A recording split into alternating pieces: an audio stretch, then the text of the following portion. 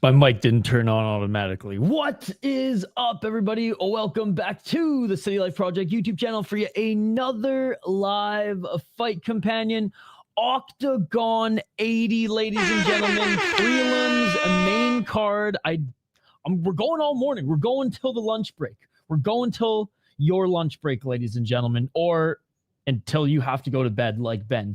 Great to see you guys. If you're new to the channel, we do live play-by-play commentary, reaction, and of course live interaction with all you amazing folks in the live chat in textbook Octagon fashion. They don't release the bout order until first thing in the morning, right before the card goes down. So the prelims are not on Tapology, but we will try to keep up with the pacing that are these prelims. By the way, this show is live on YouTube, so go check it out.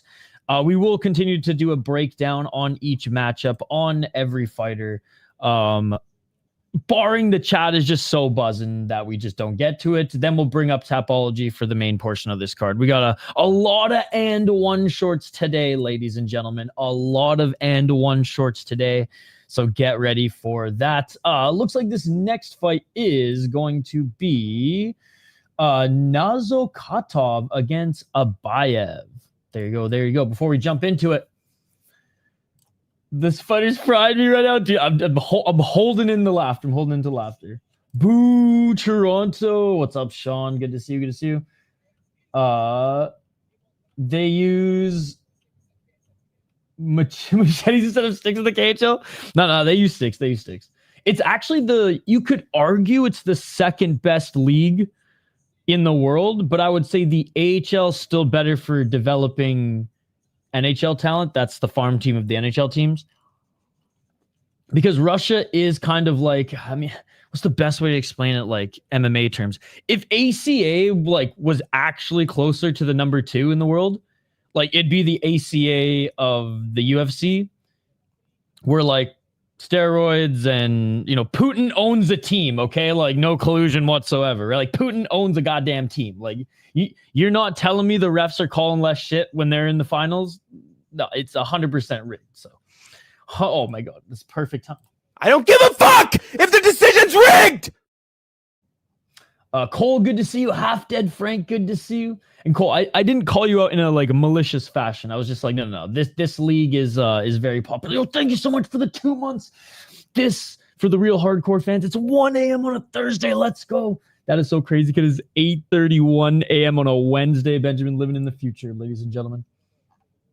Dun, dun, dun, dun, dun, dun. Yeah, Nazokatov. Okay, we'll do the breakdown and rundown, the hoedown before the next fights here, because this one's about to start. Nazokatov is going to absolutely murk this guy. Nazokatov is 1-2, by the way. Abaev is 1-1.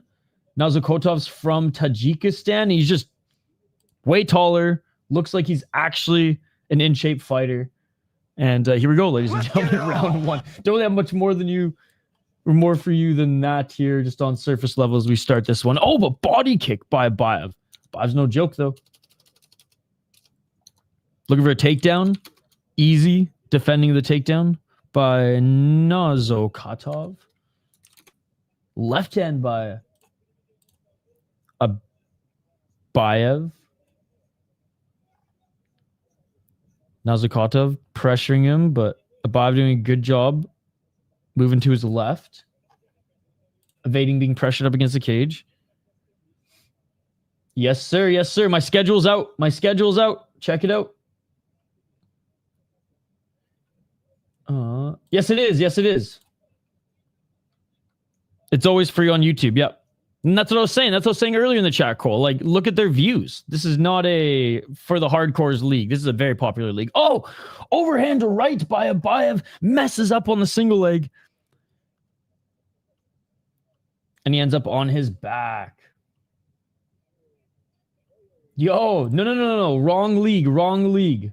Try again. It is an Octagon league, but not the one you mentioned. This some of my favorite canvases. I would say say a solid 8 out of 10 because they do always change. I mean, they might like, I think they reused one, which was funny. It was like their 79th show and they used like, oh, and it is all over. Nazokatov in the guard, ground and pound. It is all over. What the fuck? That happened so fast. But it's all good. Yes, and Ryzen will be free on Ryzen.tv. Well, there it is, ladies and gentlemen. The ref was like, no, we don't want to see anymore. We don't want to see a murder here. I mean, there's no fans, so I'm really just endorsing that. Jeez. God, I got to get that Herb Dean Minute of Pain video that I made for the show that we do not speak of anymore. I just do not know where I saved it. I like deleted like all of my everything to do with that show's drive and assets. I'm like, fuck, I'm pretty sure that fucking clip is in there.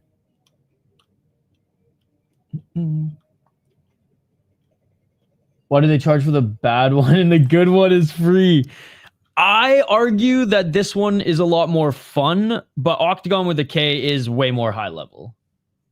Even though I think the viewing experience for this one and just the style is a lot more up my alley. If you have DAZN, I'm pretty sure you can watch Octagon with the K. Actually, wait, are they off DAZN now? I don't remember. But yeah, it's not that expensive. It's only like what, like $8 to $15, depending on where you are in the world. Which for pay, that's cheaper than a McDonald's meal these days.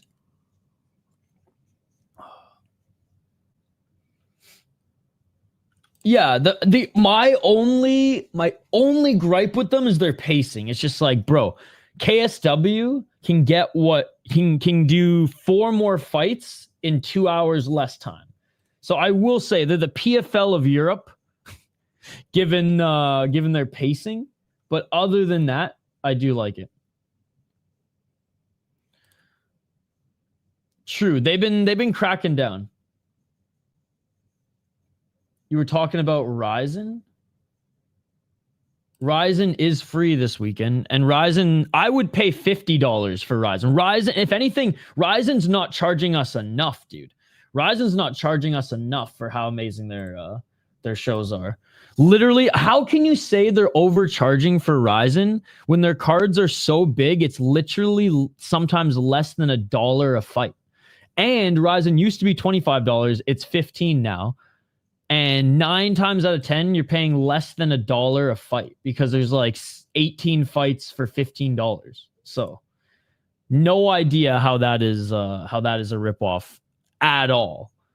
To get back to Octagon here, they got a bunch of great sponsors. They have a local TV deal and YouTube. So they just want to get that shit out there. I just buy the pay-per-views. It's spelled with a C, my friend. It's literally on screen. It's literally on screen. But Octagon with a K is the league out of the Czech Republic. This one is out of Kazakhstan. Less than $1 a fight. Because Ryzen's cards are huge. So even if you fall asleep and you wake up in the morning, you can just watch the rest of them. It's great. I think I've only fallen asleep. And it obviously wasn't on stream. But, you know, one time it kind of was. The only time I've dozed off on stream and like my mic woke me up because I think it was more center. Now it's kind of like hanging to my left. Yo, what's up, Toggle Fail? Better now that you're here. How's your week going, buddy? No, we will be doing that one this weekend. My schedule is out, guys. My schedule is out. So go check it out. Go check it out. It's a huge schedule because we're streaming into Tuesday, our last stream of the weekend or week, because we're literally going, yo, pay Cheddarhead. Hashtag pay Cheddarhead. Cheddarhead is owed, ladies and gentlemen. Cheddarhead is owed.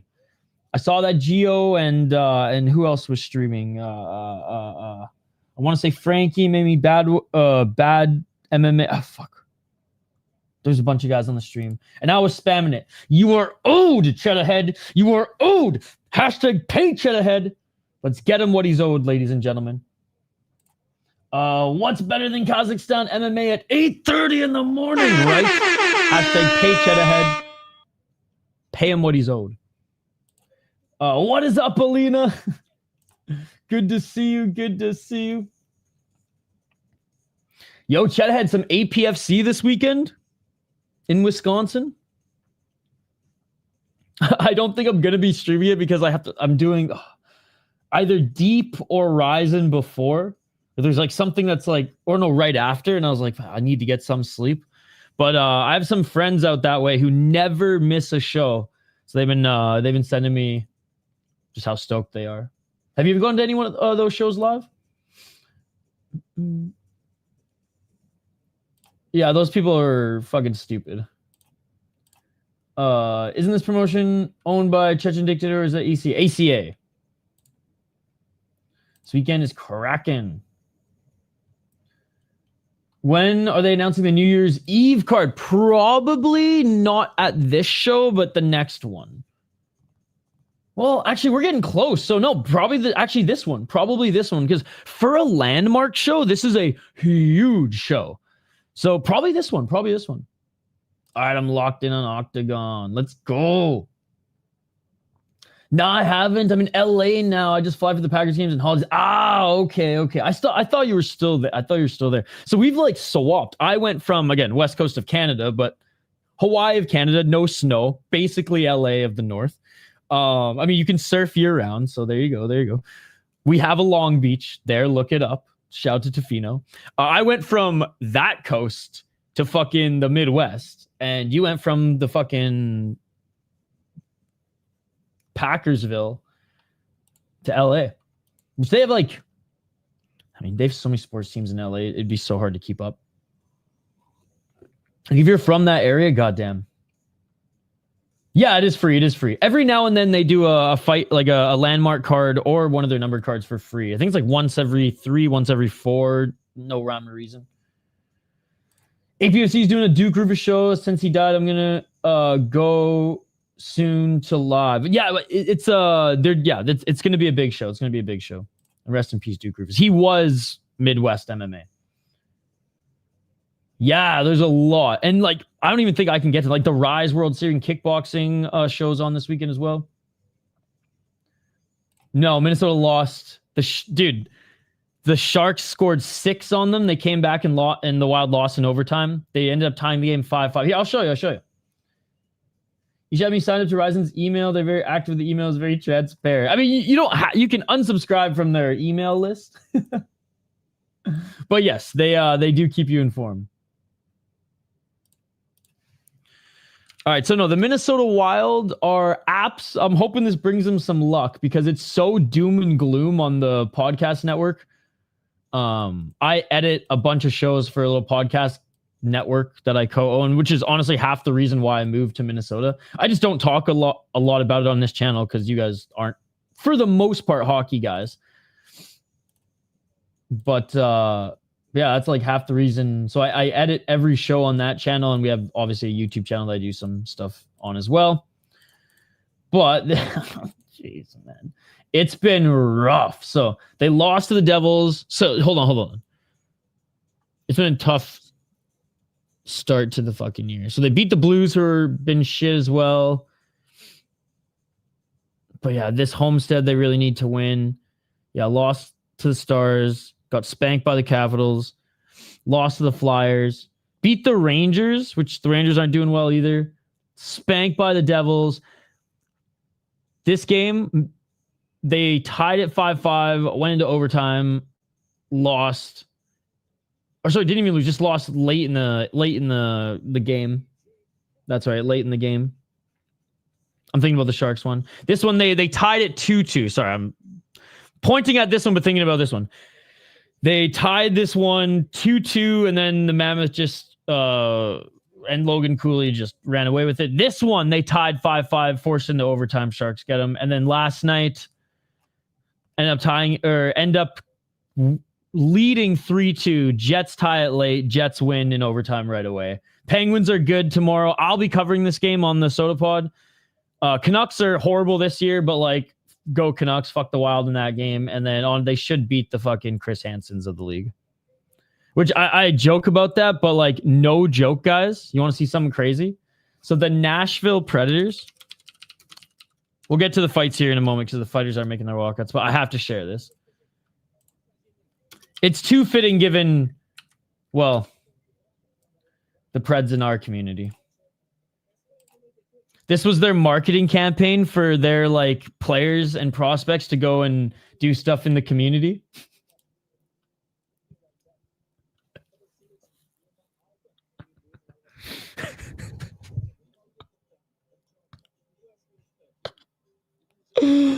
Oh, it's so bad. Yeah, they a big oops, but that's so the NHL. Like that's just oh shit, we didn't think of that. Yep.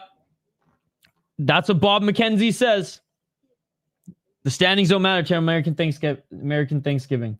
So if you go to the Soda Pod and scroll through the lives, you'll see a great thumbnail that I made for the episode in which the boys talked about that. Yeah. Jeez. I mean, if anything, like this is one of the reasons why I think they're so bad right now is just because everyone goes through ups and downs throughout a hockey season. It just sucks that almost everybody's going through their down at the same time. There's still time. They have to win. They have to win out their next homestead. But anyways, let's focus back to fights. Happy to talk about hockey since it's just like the homies and a smaller crowd here today. I am wearing the hockey jersey. I am balls deep into the National Hockey League season right now as well. So, but let's quickly do a rundown on these next guys here. Again, Tapology has the entire main card. So we will switch over to Tapology there for the matchups and for the visual. Unless you guys like this. We can just keep it like this. But the walkout music these guys have is pretty badass, I will say. All right, we have Khamzat Chapanov Uulu. He's fought in EFC Global, not the South African League.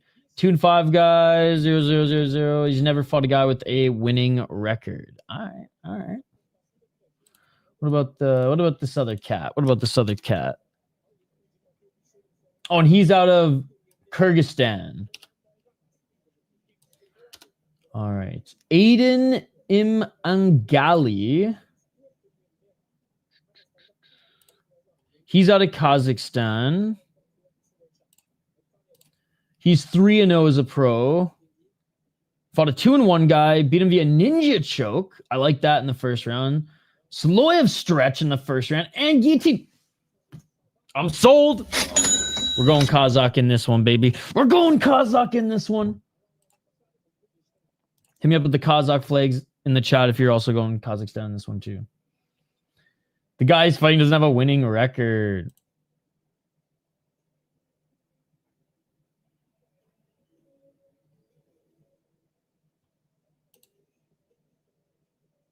Oh, wait, did they change this one up, actually? Hold on. So I think Imangali was actually supposed to... Okay, never mind. Different Imangali. There's another Imangali on this card. I'm getting confused. How do you rate the canvas? A solid... For the most part, 8 out of 10. In this particular card, I'll say a solid 7. Our work besides the Rogers Center is going to be busy. Oh, yeah. Are you a fan of baseball, Hole and Dan Sock? Are you rooting for the boys? First round meatball sub. God, I could go for a meatball sub. They showed his record as he walked out.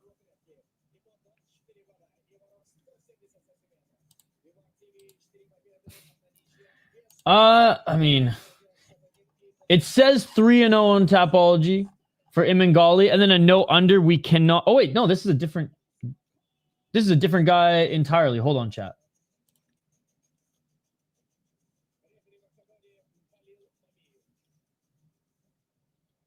Who are these guys?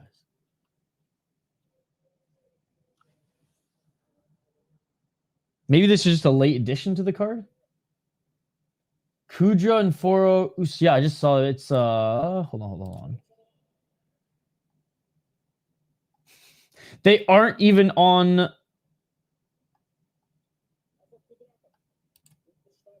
They're not even on the list. All right. I don't know who these guys are. Where we're going. We're gonna. No, these aren't even on. I'm not even looking on Tapology. I'm not even looking on Tapology. I'm straight up looking up their names. Because this one should be Alimbek Uulu versus Imangali, right? Or am I tripping? This is the fourth fight. Anyways. Oh, Kudraatov. Sorry. That's one. I am tripping. Anyways. I'm still going Kazakhstan. There's not even a Kazakh. I'm going Kyrgyzstan. For fuck's sake. Tajikistan and Kazakhstan. I really screwed the pooch on that one. Anyways. Body shot by Usu Pokzoyev. He's the Kyrgyzstani. He's the shorter one of the two in the red corner. Eating body kicks by Kudraatov. I confused myself, Chad. I confused myself. Oh, and there's a nice takedown.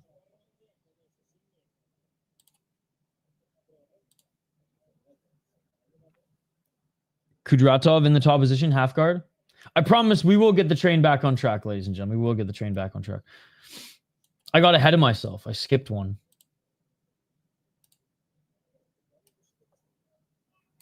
And I was like looking, and then I saw another Imangali and I got even further confused because there's one on the main card too. Still in half. Oh, trying to work into, now he's in full guard.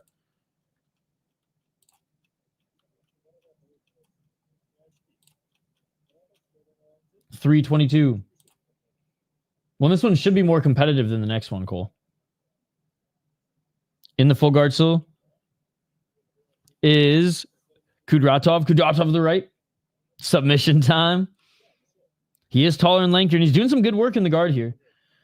I will say the refs here in Kazakhstan, not as crazy as the one in ACA who separate the guy, or who don't separate the guys. Like, if there's no action, if there's no trying to advance position, usually these refs are pretty good. By the way, Ben, thank you so much for watching the Dangerous Men video. Same with you, Home Dan Sock. I have about 6 other from the vault. So this one was new, but from the vault beer reviews that if you guys are like, I don't know, only a year subscribed to the channel, you might not have seen. So I think we posted the full video in like 2023. 225. Usab looks like a fish out of water in this fight. I mean, I don't think he looks too bad just yet. He is getting controlled, though. Elbows from the bottom. Kudraatov hasn't been able to pass yet. But doing enough to stay in the guard. And knock it stood up. 156.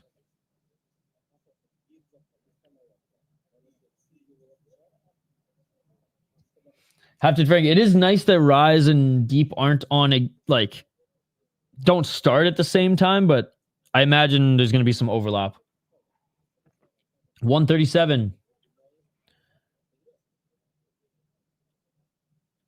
Usub Kodzoev on his feet now, trying to get into either half guard or side control. Is turning to his left is Kudraatov to try to push off Usub Kodzoev, but he is unable to get back up to his feet. 115. Am I behind you guys? I'm gonna close and refresh. I still got 1:15 on the clock. Yeah, I just closed it. Let's see. No, it's still a minute. Maybe my feed's behind. 55 seconds. Left hand to the body. Kudraatov. Well, he's found the blueprint. And right back into position. Usub Kodzoev pushed him off him for a moment, but right back on top is Kudraatov.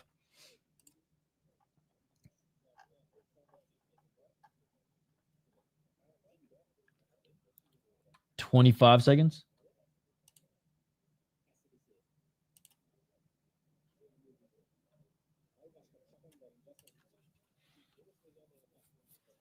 All right, maybe this ref is a little dazed and confused. Here I am talking up the Octagon refs, and this guy's literally just chilling.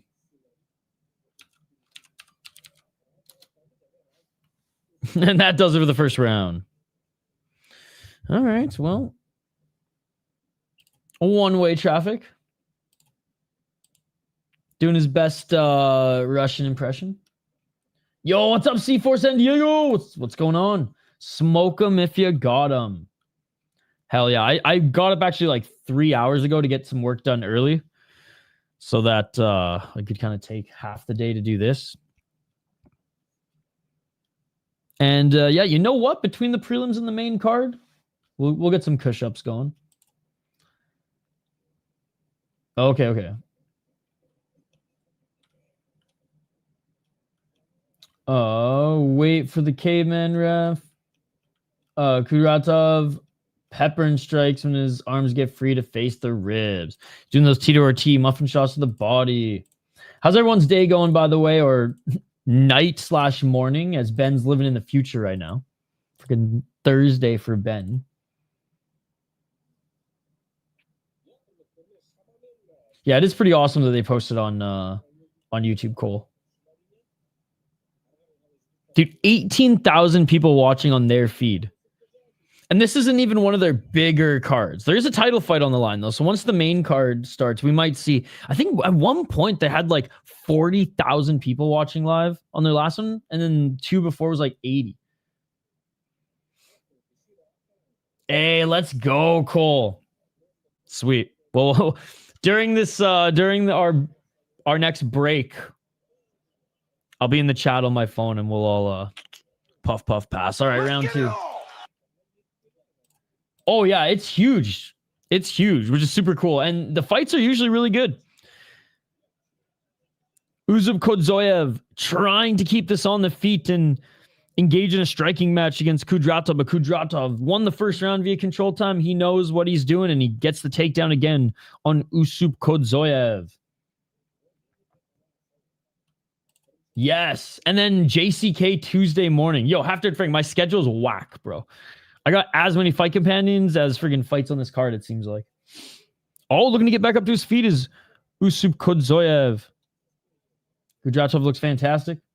Control time. Yeah, I don't know if I'm going to do Rise, or maybe I'll like jump on Skate stream and then jump over and do Deep. I don't know.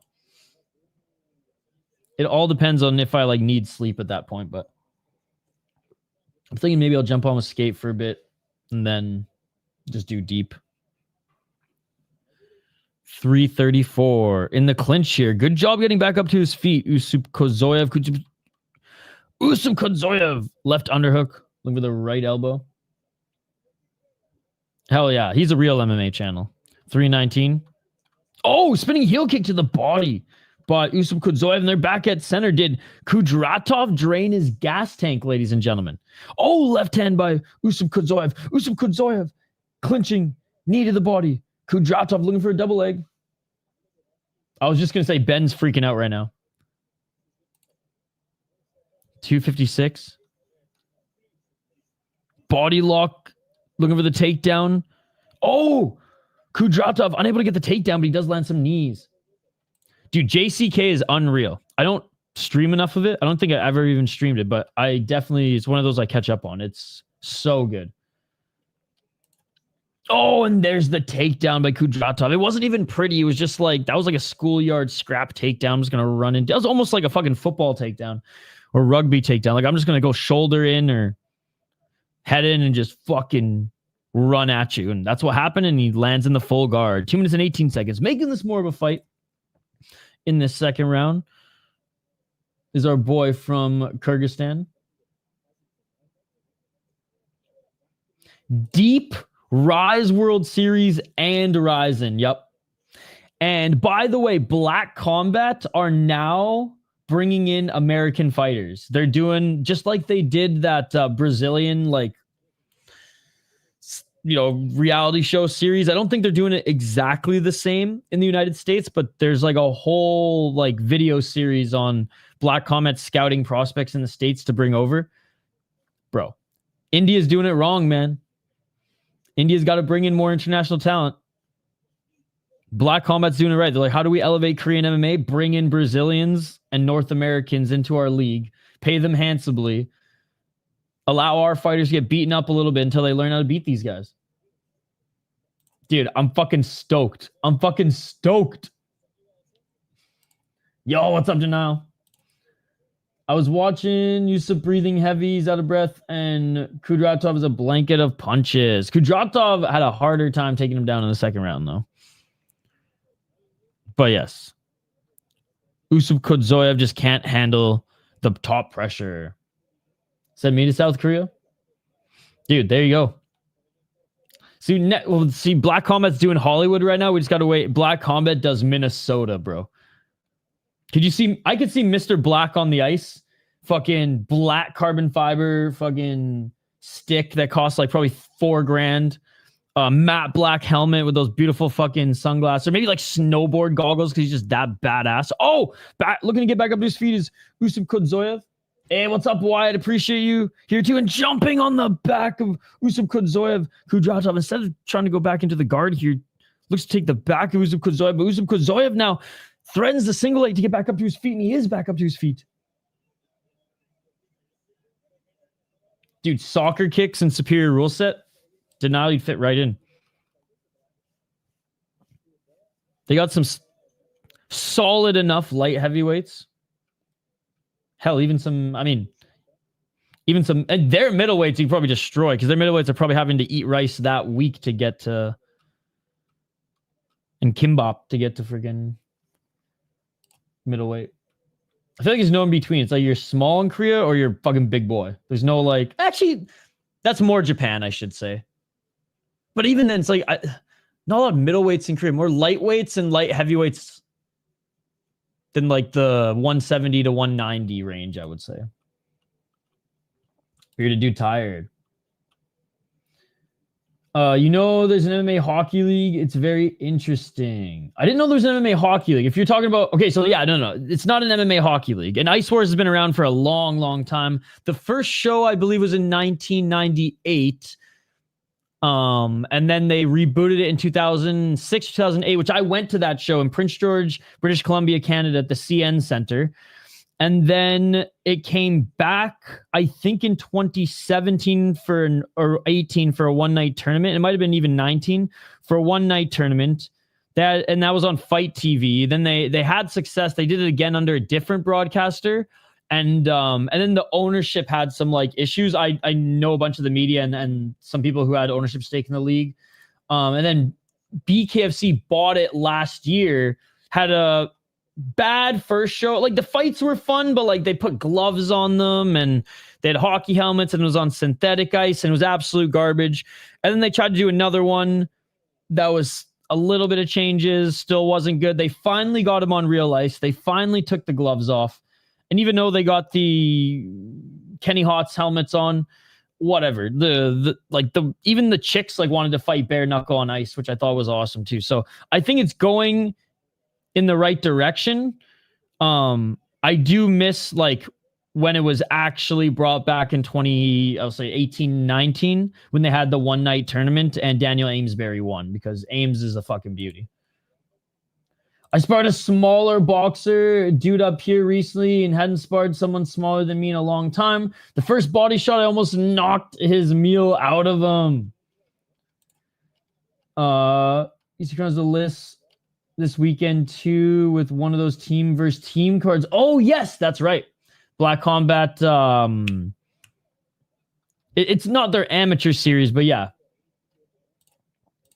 Matter is dope, dude. Always is, and I would say this isn't even like their craziest one, but I give it a solid like 7.5 out of 10 because it's pretty clean. By the way, back in the top position is Kudraatov. Surprise, surprise. 100%. No, and it's tough to skate on because it's bad. Like, it's not even tough to skate on, I shouldn't say. It's tough to fight on because it's good for skate training, especially off-season training or like some hybrid dryland and ice workouts, because you have to kind of give a little bit more when you, because I've played actually hockey on it before. You just have to give a little bit more and your stride doesn't last as long. But when you're like balancing on ice, especially if you come from hockey fight background, like if you were an enforcer or a tough guy or gal or whatever, because you still can't fight in women's leagues, but PWHL, there's been a few scraps. Like, you just can't have that resistance. The guys who can't skate look stuck, but the guys who can't skate probably prefer it. Exactly. The guys who can skate have the disadvantage. 222, laying in side control, back to guard here, now trying to get the back. No hooks in just yet. Kudraatov, left or right hook in now. Now he's looking for the back take. Left arm or right arm under, not quite under the chin, but the arms are free here. Trying to crank that neck. Only the right hook still in for Kudraatov, but he does have the back of Usup Kodziev. It's a pressure cooking right now. The one-way traffic for the most part by Kudraatov. Backpack, yeah! Dude, I can, like, Summer Olympics, I watch them. I feel like I just love any international competition. But I grew up in Canada, man. Like, the Winter Olympics is my shit. Like, that is my fucking shit, bro. From the curling to the luge to the fucking hockey. Someday Ice Wars is going to be in it. Yeah, Canada always had pretty good fucking, like, I don't even know what to call them. Like, the skating where you race. What's with the big fucking skates called? I should turn in my Canada card for this. Even the figure skating stuff, like, I don't know. I just buy into the Winter Olympics so much. I'm so fucking stoked. And the fact that NHL players are allowed back to play for their national team, holy fuck. Except for Russia, but like, whatever. They'll be back eventually. And Belarus. 42 seconds. Back up to their feet. Still holding on to the body here. And a nice takedown by Kudraatov. Usup shouldn't be sad or embarrassed. This style is really hard to counter. 100%. Short track speed skating. Jesus. I haven't even done any push-ups yet, ladies and gentlemen. Speed skating, yes.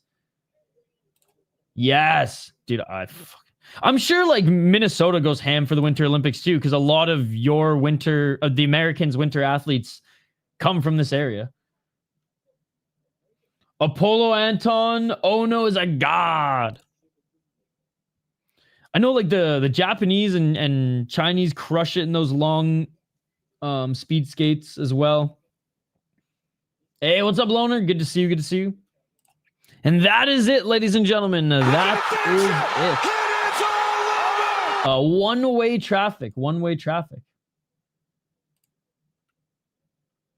going to dominate curling, I know. Dude, in our live chat, you remember Brandor in our live chat? He curls for, I don't know if he does anymore, but he curled for the Canadian national team. I don't know if he's going to, I don't think he's going to the Olympics, but I know he won provincials a few times, which in, like, BC doesn't necessarily contend with, like, the Saskatchewans where there's nothing else to do but freaking cattle, crop your freaking canola fields, and fucking curl. You want to be a professional curler? Dude, I used to work for a cabinet shop when I was in college, and we did our Christmas party. Well, we did one Christmas party there, which was fucking awesome. I'll say this, curling, way more of a tough sport than American football. There's more fights in curling than there are in the NFL. Enjoying noodles? Nice. Which fight is next? We'll get to it. It is the Imangali versus Alimbek Uulu, the fourth fight. Dude, I've never gone to a curling, even just like drop-in curling, and not seen a fight. You've seen Duluth curling setup. It's pretty dope. They have a center here in Grand Rapids as well. I've only seen the outside. I haven't gone to it, but I want to go to a Bulldog. Do you see the Bulldogs fucking swept the Gophers last weekend? Holy fuck. I want to go to Amsoil, and I want to fucking curl up in Duluth. And as we figured, ladies and gentlemen, Kudraatov wins unanimous. Cole saying he wants to curl so bad. Let's go, dude. Maybe we'll have like the first, and let's be honest, there's a lot of curling fights that go down, but probably the last City Life meetup, and we'll go play curling. Oh, that's so sick. That's so sick. Yeah, curling's awesome, man. I always went like full Canadian and spiked my Tim Hortons coffee when I played instead of having beers. Is 7-Eleven a good store? I mean, in North America, it's shit. In Japan, I hear it's like the greatest thing in the world. Quick Trip is where it's at, dude. I enjoyed it when I got to do it through school as a kid. I didn't have the shoes, so just put tape on my boots, bro. I just went in Vans. I went in my fucking Vans skate shoes. See, that's what I'm saying. Yeah. Japan in Canada and the United States, or sorry, 7-Eleven in Canada and the United States is absolute garbage. Quick Trip, Wawa, Bucky's the goats. Yo, Dr. Lemon Lime, like, hold on. I swear this has been the most non-MMA stream ever, but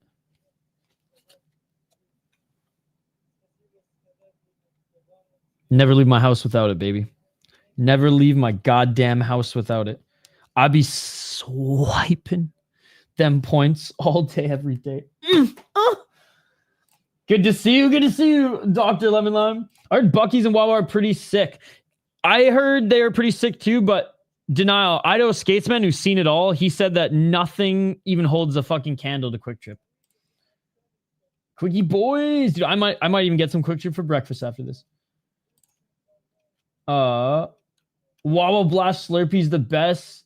Oh, the Baja Blast Slurpee's the best, but it's at Taco Bell. I've never had one. It looks like it would just melt my insides. More than Bulldog. All right, so let's get to this next one, ladies and gentlemen. We've kind of already gone over this one because this is the fight I thought the last one was. But we'll go over it again. I lost my wallet years ago, and whoever found it uses my Quick Trip card to this day. I get notifications in my email. You know what, though? Better your Quick Trip card than credit card.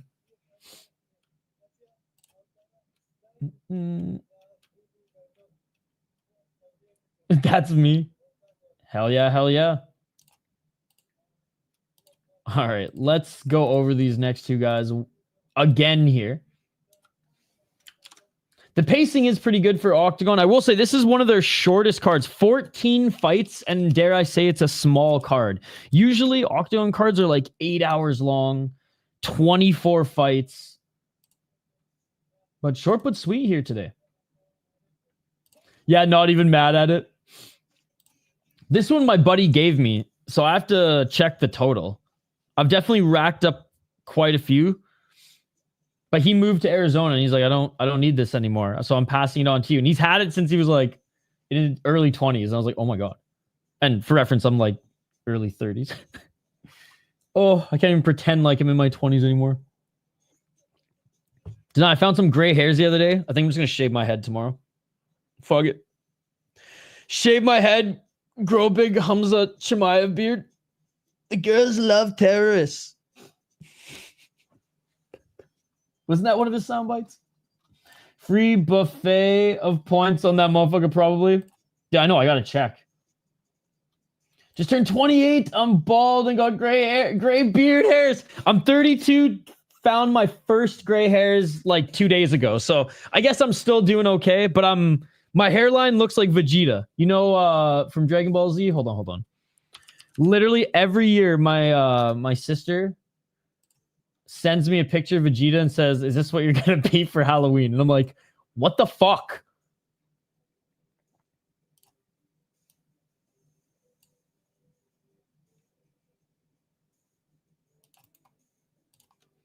It's like it, because I have long fucking hair too. If I like spiked it up, it would 100%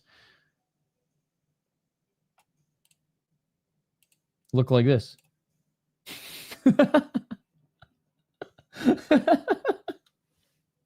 Oh, it's like I laugh because it's true. Have you seen the thing that all the characters in Dragon Ball Z are the same guy? Yes, I have. It's funny because like I am far from a weeboo. I've only watched Death Note's the only anime I've watched through. Like when I was a kid, I watched some of Full Metal Alchemist, but like again, I'm just far from an anime guy.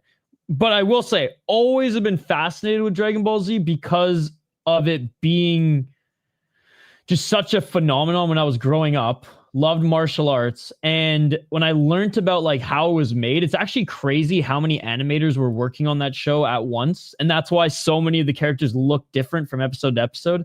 Anyway, it's just a really cool story how it was made, and it's been around since like what, the 70s and 80s, I think, maybe late 70s, 80s. So pretty cool as far as like it being one of the pioneers. So my kids made me go to the movie a few years back, and I just talked shit for 2 hours. That's hilarious. That's a good anime to watch. I mean, I remember Dragon Ball was, what did the kids say? Based.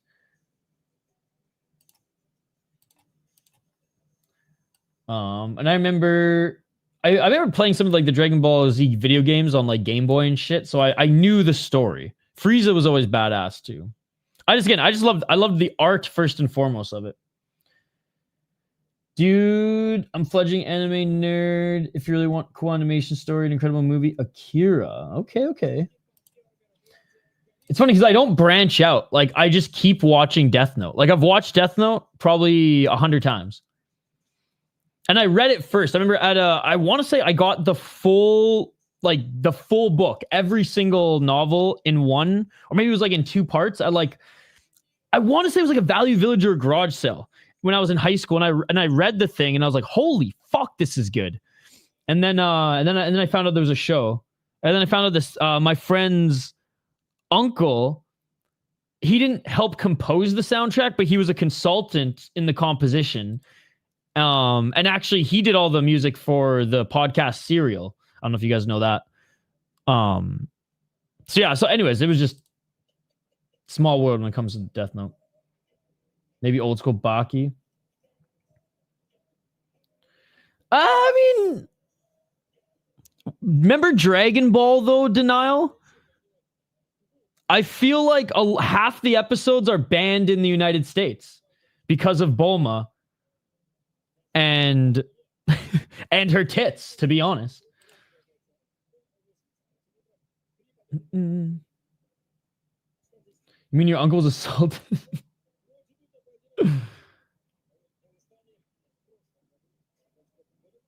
You should love Baki the Grappler. For me, I like comedy cartoons versus comedy, I guess, dramas.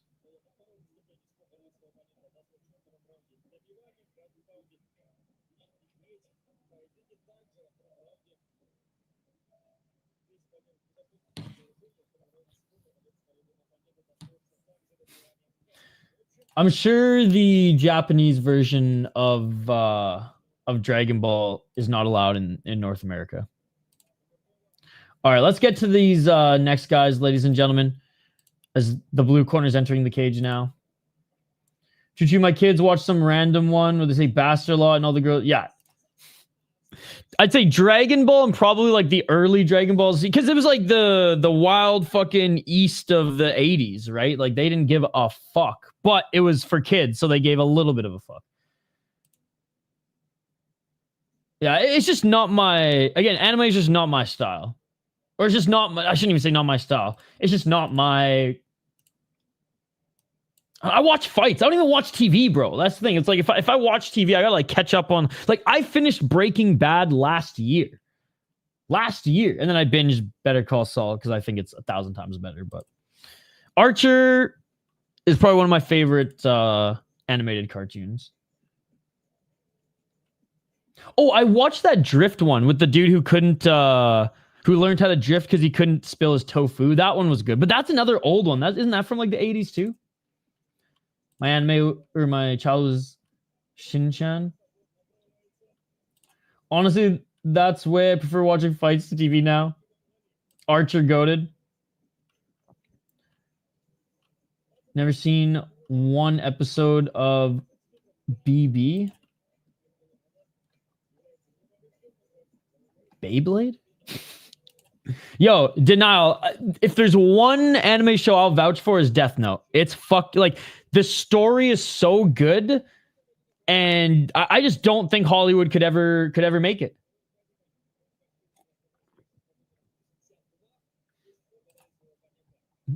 I didn't think you meant the short was horrible at all. Good to see you, by the way, Emmett. Initial D. Oh, Breaking Bad. Jesus Christ. I would say the only reason to watch it is to watch Better Call Saul, but then it's like you have to invest fucking 6 seasons to watch one show. Better Call Saul is way better, and I would just say if you're gonna watch one of the two, watch Better Call Saul. I would say Breaking Bad's not even in my top 10 shows of all time. I'd say Better Call Saul is probably like number 2 or 1. Like it's that fucking good.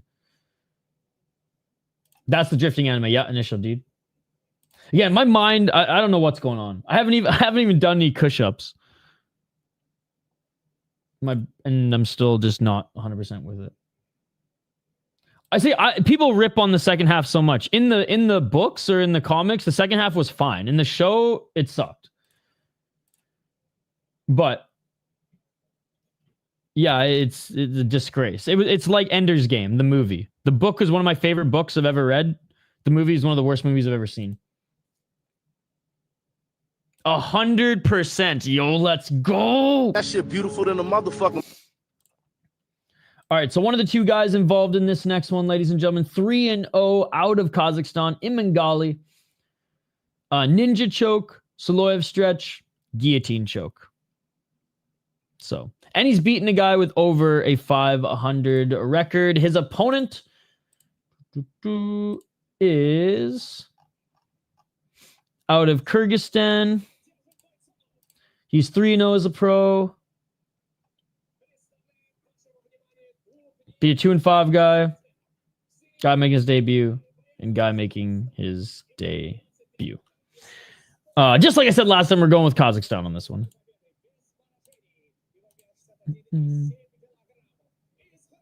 Nice, nice. What movies? I know I've seen Uulu before. I just don't remember where. There are a lot of Uulus. I'm old. Last show I watched was Sopranos, Californication, Weeds, and Entourage. Dude, the reason I wear jeans and or black pants and black shirts as my entire wardrobe is probably because of Duchovny's character in that show. I almost started smoking in college. Sopranos really good. Californication, I would say Californication is like Kenny versus Spenny. Not compared to like the shows in particular, but you either really enjoy it and understand what it is and enjoy it for what it is, or you're way too overcritical and you're like, this show is just a crass, misogynistic piece of shit. But I would say it's the same thing with Entourage. Entourage is fucking unreal. Just don't overanalyze it. It is what it is. I have 20 minutes from the Sopranos house. I've heard Ozark was good. I have not seen it. But I've heard nothing but good things. Eastbound and Down. I watched the first 2 seasons and then it lost me, but I would say the first 2 seasons are unreal. Danny McBride is just hilarious.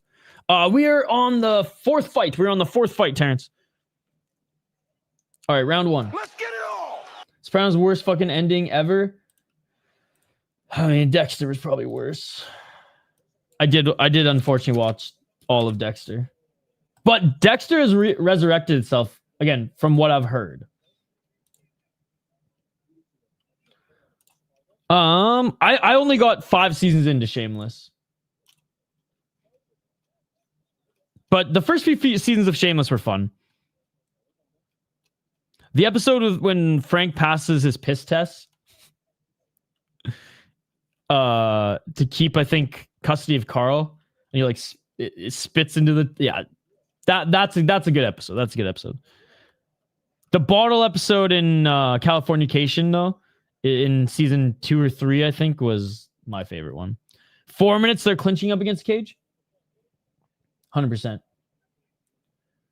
Van Morrison said it best.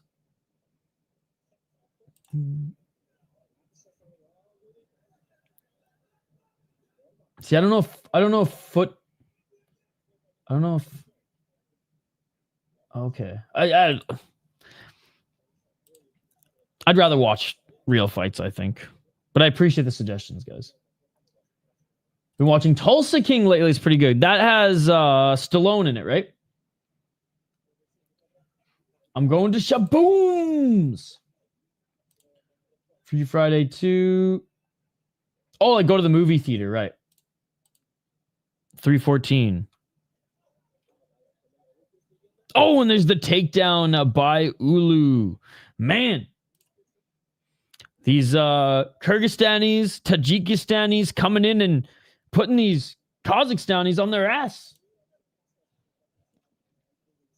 Oh, big left elbow by Uulu. Uulu in the full guard halfway through this first round. Oh, now trying to set up a guillotine from the bottom is Imangali.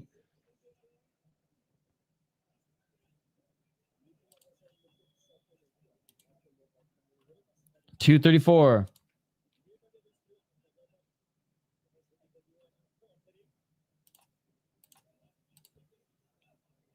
Let go of the guillotine.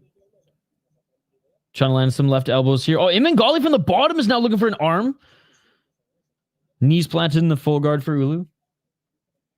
Alian Bayek started so strong to get caught in that, but Uulu couldn't finish. I don't even know who's on the card. So, no. 204. Not enough steroids. Look how clear their skin is. I know. They're just literally on the horse meat. Oh. 151. Imangali just fetching for any submission he can grab here from the bottom. He's threatening a key lock to get Uulu to move. He's not going to be able to get the submission from this angle unless that wrist pops out. Same answer. Don't even know who's on the card. 130. Continuing to push forward and stay in this top position, but now Imangali's trying to grab the guillotine again here. Bottom of the throat. He's grasping the bottom of the throat and he's just pulling in. But good job by Uulu getting into side control, half guard, and Imangali again. Moving on the bottom here, just looking for any submission he can, and he grabbed the neck yet again, forcing Uulu to reposition. Imangali so active off his back right now that Uulu just has had a hard time just staying in one position, and now Imangali rolls to look for a heel hook. Oh, okay. Not really, man. I mean, I'm going to watch the fights. Don't get me wrong, and I'll probably be stoked when I'm watching. Oh, he's going for the Zhoroev stretch again. He could either twist the ankle or use the same move that his opponent used on one of his recent foes. 19 seconds. Although the defense for the heel hook was, I'm just going to grab your leg and jank it upwards.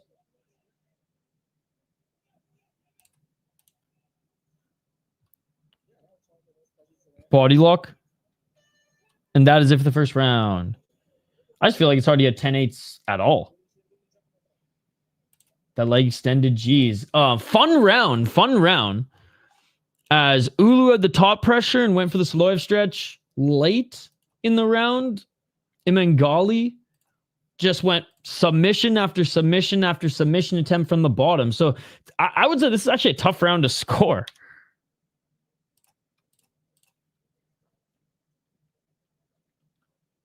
No, I like KSW more than Octagon. And I think I even like this Octagon more than that Octagon. Ooh, yes. Okay, now I'm excited. Alex. I'm more excited for Morales and Pratis than I am to watch JDM and Makhachev fight. That was funny heel hook defense. I think it should be difficult, but not near impossible.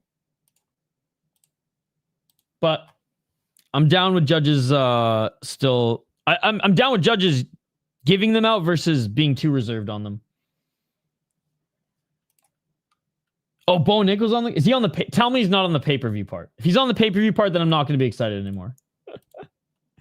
Oh, what a roller coaster of emotions. All right, we're back at it, ladies and gentlemen. Round 2. Let's get it on.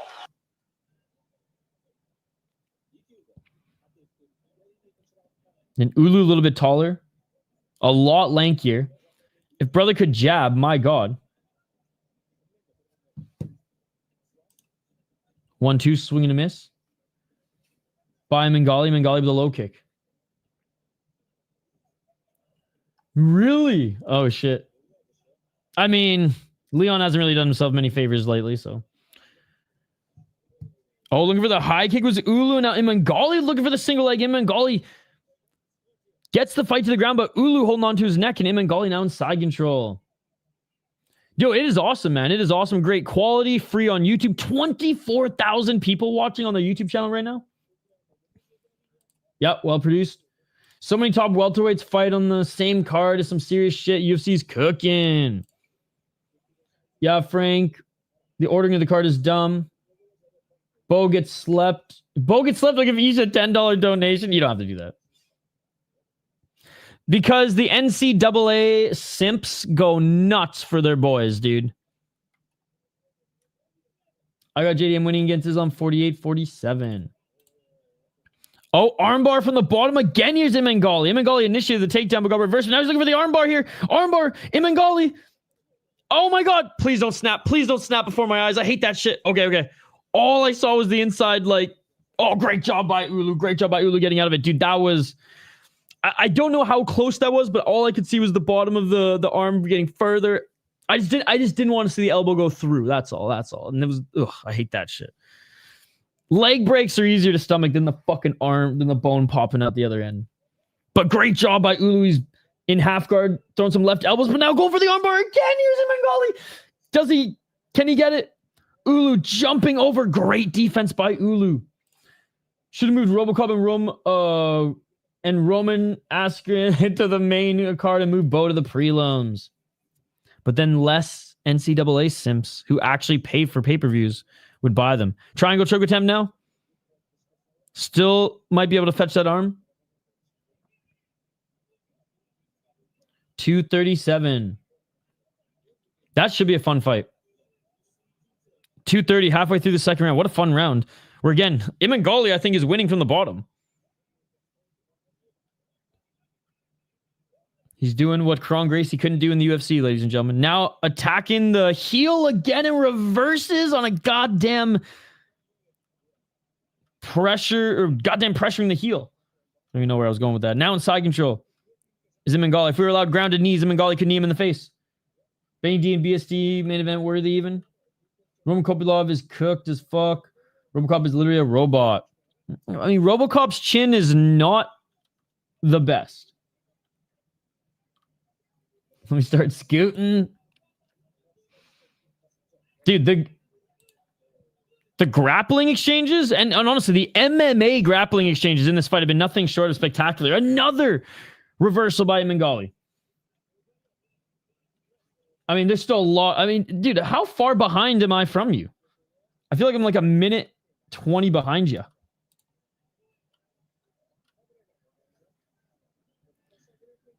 Imangali. Reverse into side control again. Toes in the cage. Fingers in the cage for Uulu. Just a lot of cheating going on there. So much energy used in this grappling. Fence grab and toes. They each grabbed it. Now looking for a back take is Imangali to try to go for a rear naked choke, but Uulu reverses, and now Uulu in the top position. Both of them are breathing heavily. He was in the UFC. 52 seconds. 45.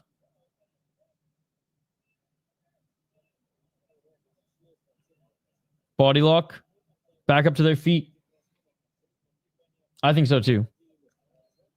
Like, he actually did pretty good in the UFC.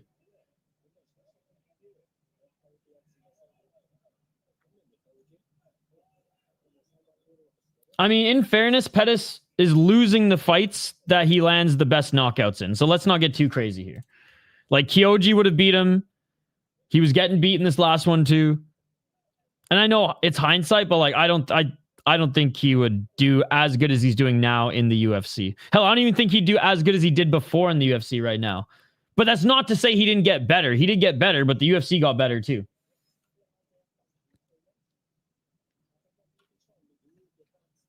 Like the mid 2000s for sure. Well, I'd say like 2006 to 2012.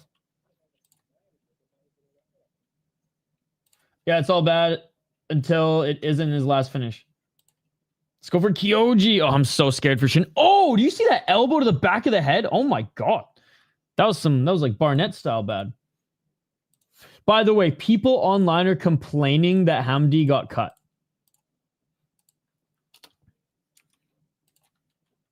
Bro, he should have been cut that night after that performance. Yo, based camera guy, the production crew. That was the most blatant fucking elbow to the back I've ever seen. Yo, and props to Uulu. He just took it and kept going. Dude, that was the worst call out I think I've ever heard. And one guy called out Miley Cyrus, but different kind of smash. Yeah, as he should have. As he should have. Sirigan style strikes. Oh, my hand broke. Then get on his fucking back and choke him out. That was one of the worst performances I've ever seen. You know what? I'll say this. That was the worst performance in the UFC I've ever seen. Right behind Chris Barnett's in that same fight. Yeah, he's horrible. Who cares? This ain't about Chris Barnett. This is about Hamdi. Round 3. Let's get it on! What the fuck has Hamdi done to deserve even being in the UFC? 3-fight win streak? Not even 3, just 3 fights in bare knuckle MMA? Oh, nice guillotine attempt there by Uulu, but Imangali picks him up and throws him to the ground right into side control. I think Barnett needs to retire, guys. He's almost 40. He's taking a lot of damage. I think this was his last hoorah to think if he still to see if he still had it, and he doesn't have it. So, like, yeah, he could go to Japan. He could go to Korea. He could go elsewhere. I think he loses anywhere he goes around. He's just too slow, and he used to be strong enough to fight with that frame. I just don't think he is anymore.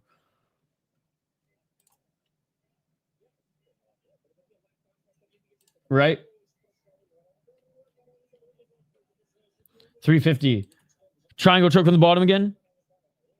Well, because he's a professional fighter. I mean, why is Arman Sarukian in the UFC then?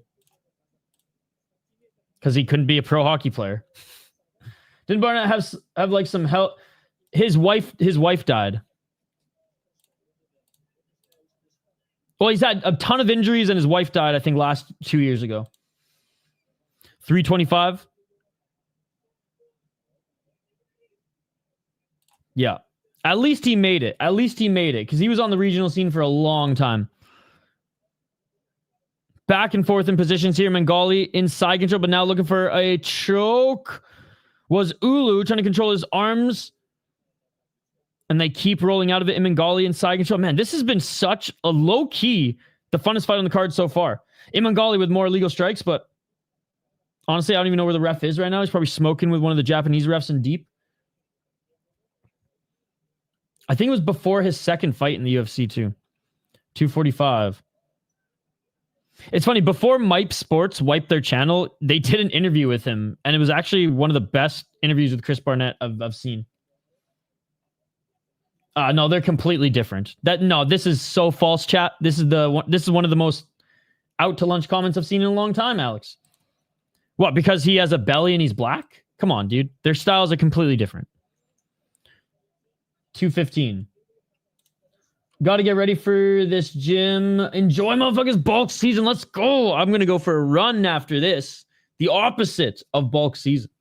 Have a good one tonight. We'll see you I don't think I'm streaming, or I'll be live on my SodaPod chat later talking wild, or SodaPod channel later talking wild. But good to see you this morning. Have a good rest of your day. Hey, grabbing the cage. Was it Imangali? I mean, the ref saw that. Still, it's fun to see on the screen as out of pocket as that statement was. Elijah Smith is a monster. 139. Uulu trying to settle in the guard, but Imangali rolling to his right now, looking for a Darce. Imangali now looking for a Darce. 125. Elijah Smith, his dad, I remember, was on The Ultimate Fighter a couple times. 114. Yeah, Jacoby Smith's sick.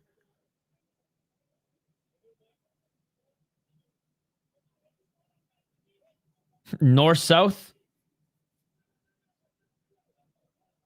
1 minute. Rolling. Imangali.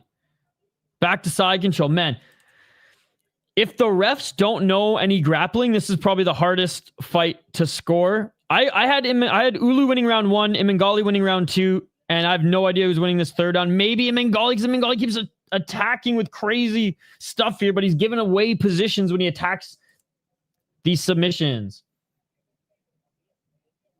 See, I disagree. I think actually he was losing the fight. Again, it was a very small sample size, but he was clearly getting outstruck before he landed that shot. Almibek did like 3 fights worth of submission attempts, right? And that's the thing. Uulu may get into the top positions after, but he's muffin shots to the body in the guard for like 10 seconds. In my opinion, doesn't override how like 30 submission attempts in this fight. And that is it, ladies and gentlemen. These guys are zooted. Great fight. Yeah, honestly, one of the best like back and forth MMA grappling affairs I've seen. And it wasn't just grappling. That's why I say MMA grappling. That was fucking awesome. That was awesome, chat. Great fight. I don't know who won. I'm giving the slight edge to the Kazakh because of that third round. I think Uulu won round 1. I think Imangali won round 2. And round 3, slight edge to Imangali, but really could go either way. Thank God it was an early stoppage in the Jubilee versus Salkit. Otherwise, Jubilee would have been KO'd out cold. That I can agree with. 3 more fights till we get to the main card, guys. And again, it's a smaller day for Octagon. Main card. 2, 3, 4, 5. 6 fights on the main card. 6 fights on the main card. We have a title fight as well, if I'm not mistaken. 2 fights, 2 title fights. Bantamweight title fight in the co-main and middleweight championship in the main event. 2 undefeated guys going at each other for the co-main event title as well, which is sick. 7-0 Kazakh versus a 10-0 Kyrgyzstani. Oh my God, it's going to be sick. Ooh, what a damn good game plan. It was really cool. Like CGI 1 had some banger grappling matches, but MMA grappling feels so much better because you can just do more. You can do more. Dude, it was cool. KSW did a card called Epic a couple years ago, and they allowed like full-on UFC 1 rules, like anything goes. And guys were showing up in gis, throwing each other around. It was wild. Brave, yes. He and it's an absolute disgrace if you ask me, because Shorty Torres fought that Kazakh for the title eliminator. The Kazakh beat Torres, Shorty Torres, and now they're giving some other guy to who's good. Don't get me wrong, but they're giving some other guy a more winnable opponent to Makaev because they don't want the Kazakh to beat him. So I truly think it's an absolute disgrace. Oh, dude, in my opinion, it's like one of the best shows I've ever seen in my life. It was KSW with superior rule sets and some Vale Tudo rules where they were allowed to wear gis, and stomps to the heads were allowed. And every fight that had superior rule set, the soccer kicks were thrown. It was awesome. Yep. Yeah, he's their champion, which shout to him. I think it's a disgrace how they made Shuri Torres and this other guy fight for a title eliminator, and then they're giving this guy from Europe the shot instead. Dude, Vale Tudo rules was superior rule set MMA in whatever clothing you want. It was amazing. And like, it was a really good event. It was a really good event. And I really want them to do another one. The UFC just didn't really like him. They didn't think he was an exciting fighter, and he had a lot of antics outside the cage that they didn't want to deal with. I think he will be back. He's a popular fighter. It's a draw. Wow. You know what? Based Octagon. I know I'm not the one who used that word a lot, but I am on this stream. Wow. You know what? I'm perfectly fine with it being a draw. Uulu is unhappy, but I think that's fine. Like the third round, I had no idea how to score it. Draw is kind of fire, especially for a fight like that. Hey, I hope all is okay, Wyatt. I'm trying to remember what promotion it is, but there's a crazy Spanish YouTuber that throws wonky events. I know, I always mention it. Oh, we've literally... I don't think I made a video on it, but like we had a members stream where I talked about and showed all the highlights from it. I know exactly what you're talking about. Is it Spanish or is it Romanian? No, it's Spanish. You're right. It's Spanish. He's just a British Khabib. Because Torres fought twice for the title before this one. They wanted fresh, but no, but Torres lost, Cole. Torres lost. That's what I'm saying. Torres lost, and they fucked over the Kazakhstani. Dogfight Wild Tournament. Yeah, I think it was like last year, or maybe like right before Christmas last year that we looked it up. Or that it occurred and we were reacting to it. All right, third last fight in the prelims. I thought blue won. See, I thought red. If I was gonna choose one, I would say Imangali. But Imangali, I think, won the second round. Uulu won the first. And then third is like submission attempts over control time. I'm going to go submission attempts, but I'm okay with it being a draw.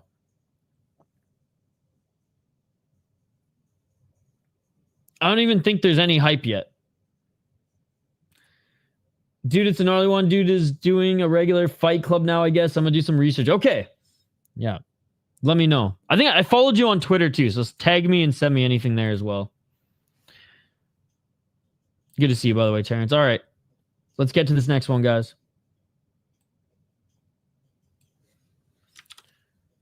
Yeah, third was tough to score. But fun fucking fight, guys. And the music for Octagon is hyped. I'm usually not like a techno guy, but this is some like... I don't even know what to call it. It sounds like how their logo looks. Just a lot of shit going on. Probably Ilya, because he's more well-rounded. I'm not mad. I was like, oh shit, new follower, king shit. Well, I mean, I think you followed me a while ago, and then I saw, I don't know, you just sort of posting some good shit, and I was like, oh, fuck. I bet this is the same Lemon Lime. And then like Half Dead Frank followed you, and I was like, yep, it's 100% him. All right, next fight, ladies and gentlemen.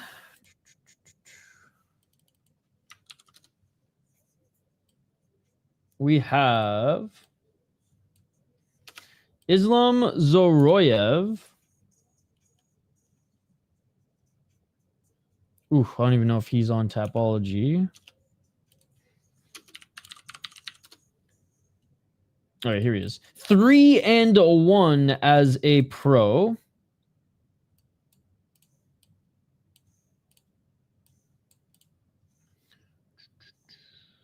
He's fought Open Fighting Championship where he fought a 3-1 guy, lost split decision. Not bad. Beat a 1-4 guy. All right, so EFC Global is not that great of a league. Knocked out the guy who was making his debut. Fair enough. 1-4 guy. Took him out in the second round. At least he finished him. Took a step up in competition. Someone around a prospect like him. Back in 2023, though. Goddamn. Split decision. So hasn't fought Oh, then came back in 2024 to beat a 3-2 guy again. This is an iffy league. It's like that league in friggin' I want to say Singapore. Anyways.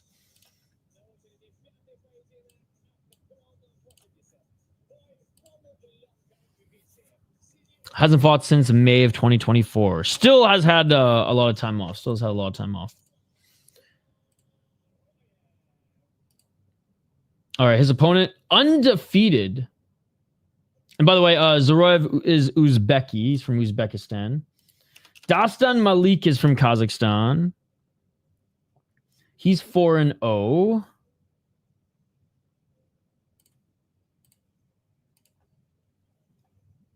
Three and 0 in Octagon. Be a 2-2 guy, 1-2, and a 6-5 guy in JCK. And beat another Uulu, who is now okay. He hasn't fought. A little bit more active, I guess. Fought in December 2024. And he lost in the IMMAF in a split decision. Oof. I don't know about this one, chat. I'll go Kazakhstan again here, but definitely more of an even matchup. It's been a little bit more active. Yeah, we'll go and still undefeated Dastan Malik. Who do you guys got?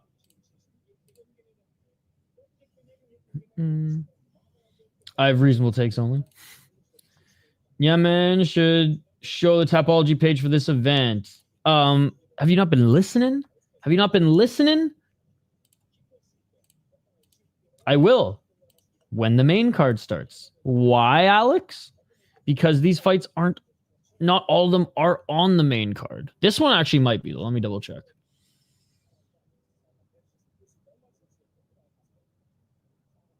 Yeah, I don't think this one is, my friend.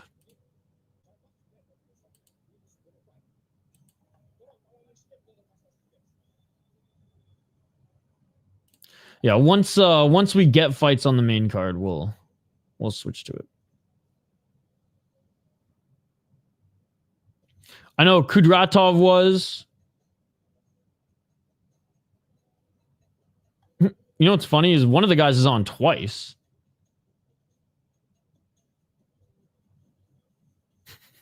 They got Nazokatov fighting two guys tonight. So yeah, the Tapology is kind of fucked until the main card, so that's why I have this up, buddy.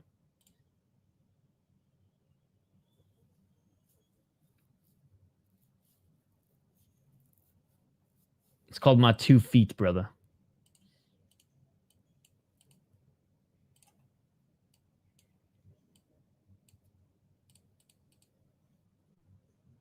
All right, Malik's making his walkout now.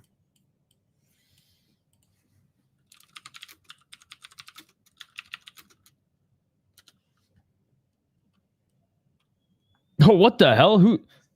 Firefighters walking out with him? He is on Batir team. He's got... Wait, I don't... Firefighters? What kind of helmets are these? I don't know. I don't know if these are firefighters or policemen walking out with him.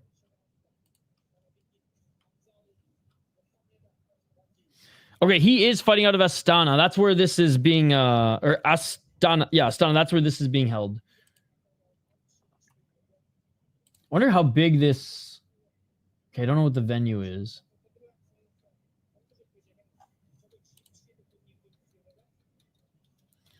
Is that Stipe Miocic with them? I don't think so. Oh, because of the firefighter. I was like, actually, like, maybe. That's a good one. That's a good one. That shit beautiful than a motherfucker. Dude, Stipe low-key hilarious on social media. And I love how he doesn't post a lot, but like when he does... Because it's like, it's not even that it's like really good. It's like that he's trying, but he's still his carefree self. And it's just, it's goofy. It's goofy. I think I'm going to make some more coffee after this fight. I said I was going to wait till the main event, but I'm getting antsy. And the fog is finally lifting. I feel like the sleep is finally falling out of my eyelids.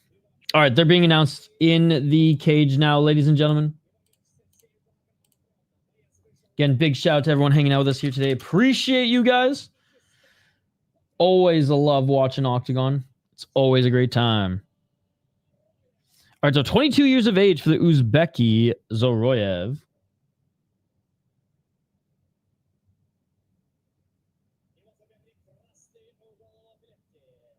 They're just announcing his opponent right now. Malik. He's 24. So two guys relatively young.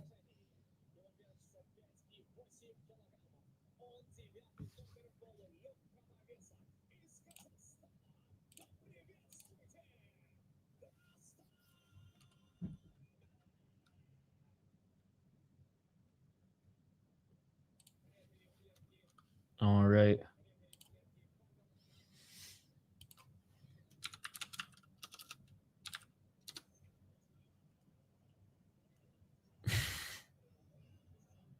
These guys aren't the biggest dudes, and this ref is like a foot shorter than both of them. Oh! And it looks like... Okay, it looks like Zhoroev actually missed weight, so he's going to start... He's going to start the fight with a point being taken away. So Malik already up a point.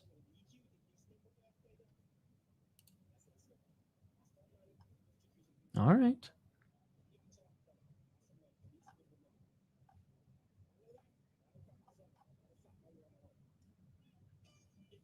All right, here we go. Round one. Let's get it on!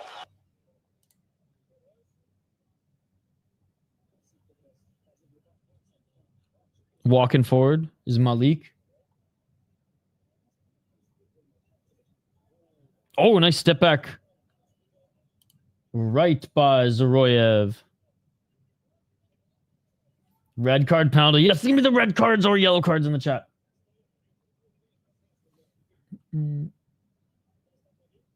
Yeah, yo, Alex, that's such a good point. That's such a good point.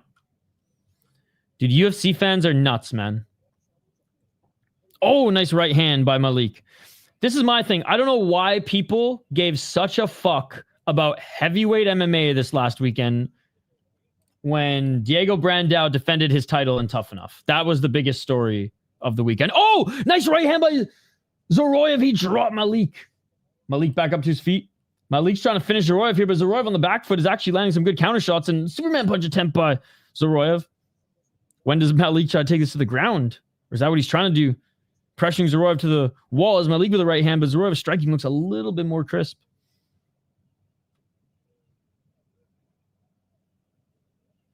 Oh, and now a takedown attempt by Zhoroev. Malik with the right underhook. Knee by Malik. He's got both the underhooks now. Malik now dragging Zhoroev to the ground. Nice wrestling there. If only we were allowed real MMA rules, Malik could just knee Zhoroev in the face, the fight would be over. Even in Kazakhstan, fake MMA rules. There's no timer in the cage. The freaking refs have to have their timer on their phone. That's hilarious. That was a mean snap down, right? Just whoop-boom! Instant. Nice sprawling of the takedown by Malik. I do like how Malik's clearly got some wrestling. Yeah, he was the one pushing forward and actually setting the tone with some striking, even though he got dropped. Zhoroev cannot take him down, though. Malik controlling the neck. See, Malik's one of those guys, man. If we were allowed real MMA rules,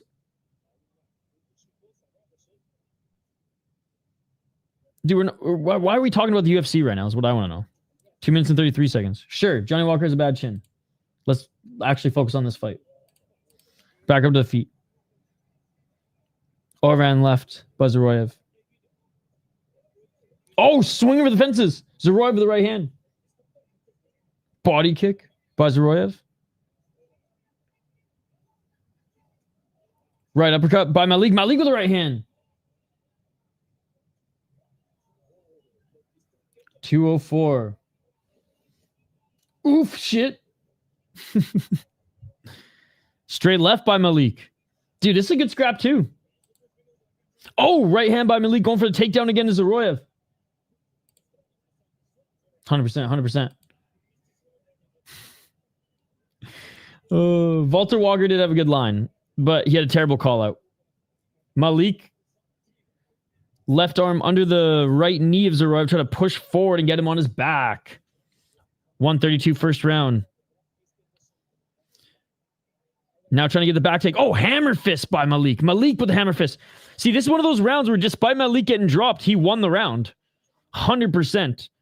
Back control, hammer fist, controlling Zhoroev and just doing damage here. Not even trying to get his back, trying to control his torso so he can continue to do damage. 109. Right hand by Malik. Left hand by Malik. More hammer fist by Malik. He doesn't even care about getting the back or a rear naked choke. He wants to fucking get a TKO. And now he gets that right arm under. I spoke too soon.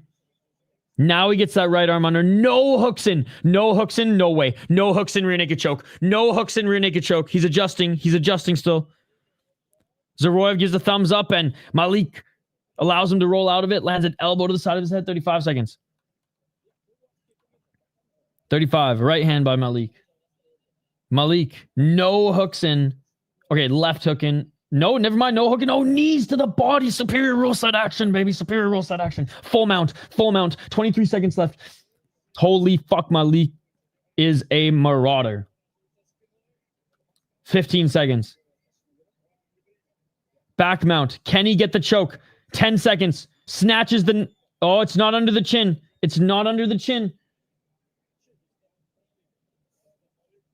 I thought he was just going to big brother choke him out there, but it was like Fluffy Hernandez style choke. And that is it for the first round. As long as Malik didn't gas himself out, he should win. He should employ the same game plan in the second, assuming he doesn't get knocked down. This dude is strong. Striking, definitely not polished, as you can see. But I love how he doesn't give a fuck if the decision's rigged. He doesn't give a fuck if the decision's rigged. He's still going to try to hurt you. He's still going to try to hurt you. I don't give a fuck if the decision's rigged! Dude, so far this card has been awesome, man. I fucking love Octagon. I don't care if we get 100 viewers or 15,000. It's worth it every time.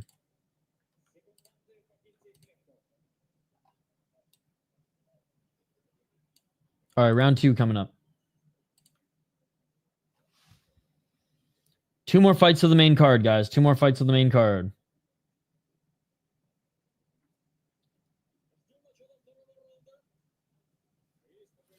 My brain is at soundbites stored permanently now, I think. Dude, it's in my fucking dreams and nightmares. Let's get it Round 2. I literally had a dream I missed a flight home, and over the intercom, it was that over and over again. And then I ran into Hank and he was just laughing. And I was like, oh my God, please wake up. And I woke up in fucking cold sweats. It was fucked. Oh, big right and left by Malik. It's like I'm a sleeper agent. As soon as you say it, the sound shoots back into my memory banks. 420. Smoke him if you got him, which I will after this fight. A left jab by Malik. Pressuring Zhoroev back again like he did in the first round. All right, now the crowd is full. I will say the Octagon crowd didn't show up for the first 2 prelims. I know. And in pretty bad fashion. Oh, right hand by Malik, man. Malik's just kind of brooding his way forward. Low kick by Malik. 1-2 by Malik. So you're a kickboxer now. Zhoroev just might be too tired from that grappling exchange in the first round. Right to the body by Malik. Left jab by Malik. Zhoroev eats a right hand. He's got no counter. Bakoyev by cardiac arrest was really sad. It's like the UFC Bakoyev, he faded. He turned back into the LFA Bakoyev, who was like a top guy who was too boring to get into the UFC, and now he was winning. I still think he's an absolute beauty, and I'm going to continue to support him. And it's fun that he's like interacts with the fans on social. Front kick by Malik. Anybody watching DBX tomorrow night? I'm streaming hockey, so I won't be able to watch it, but... Oh! Punch to the dick! Punch to the dick! Punch to the dick! The ref didn't see it. Are you kidding me? Dude. Malik was trying to enter the guard of Zhoroev and literally punched him right in the dick. 244. Malik now, body lock. As Zhoroev, knees planted. I love learning about his culture. Yeah, he's so awesome. He's so awesome. He's got a good sense of humor. He's been in North America long enough that like he's got our sense of humor too. Nice, nice, Sean. You watching it all? Hammer Fist by Malik. It's a pretty good show. Pretty good show. Left hands by Malik. Malik only has the right hook in. Or not even. This guy doesn't even like to throw hooks. Or to put those hooks in when he's controlling the back. Just gets one arm around the torso and just starts landing elbows. Hammer fists. 156. Dragging. Zhoroev back.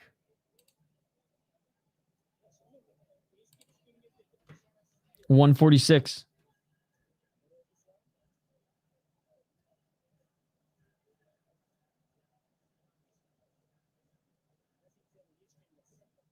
Oh, another. I don't even know if you call that a snap. That was just a throwdown by Malik, and you can tell Zhoroev he's completely gassed. Malik shot to the body as Zhoroev rolls right back to his side. Yeah, I know Aisha's a woman's name in Africa too, but in Farsi it's a male's name.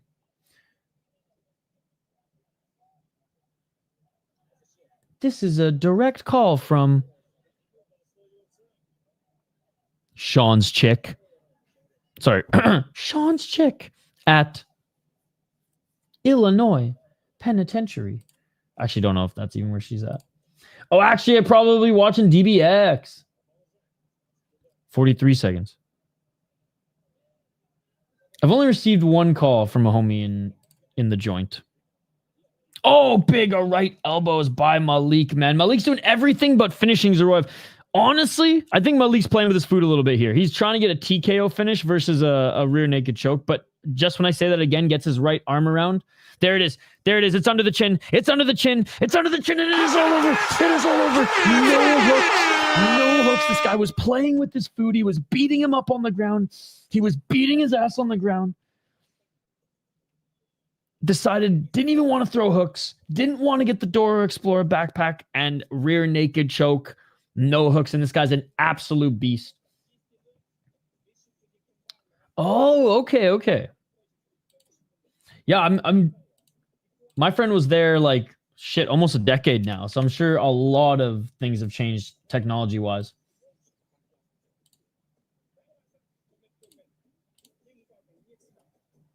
Damn.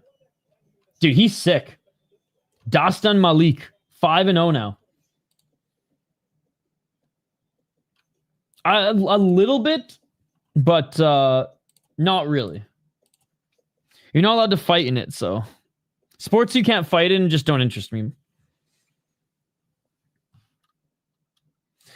Malik won, yes. Rear naked choke in the second round. End of the second round, too. Dude, again, all this Octagon music is awesome. And it's a variation, like.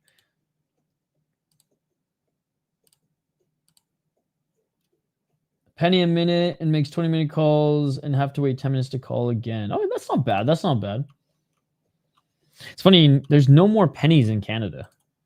They're eliminated. They will not take them. They're still around, but they will not take them.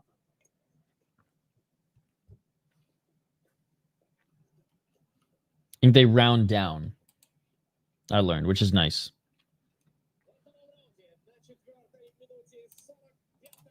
Like to the 5 cents.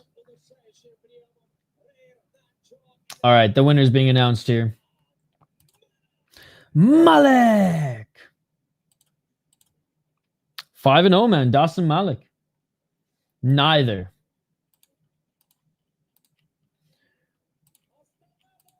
but I lived in Vancouver for a little bit. I never lived in Montreal, but I spent a summer in Quebec City. All right, is this next one on Tapology? I think it is. I think this next one might be on Tapology. Yep, it is. So let's bring it up on screen.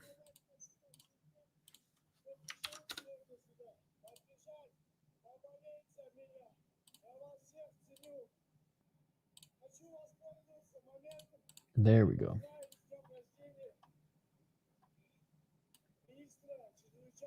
13 community picks, so take this with a grain of salt. All 13 are Hank the Tank.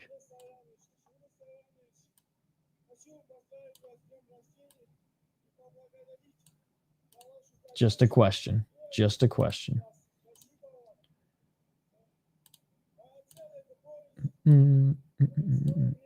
Ask Hockey from Home. All right, guys, I'm going to take a quick break. And then we'll be right back on the other side to highlight these next two fighters here.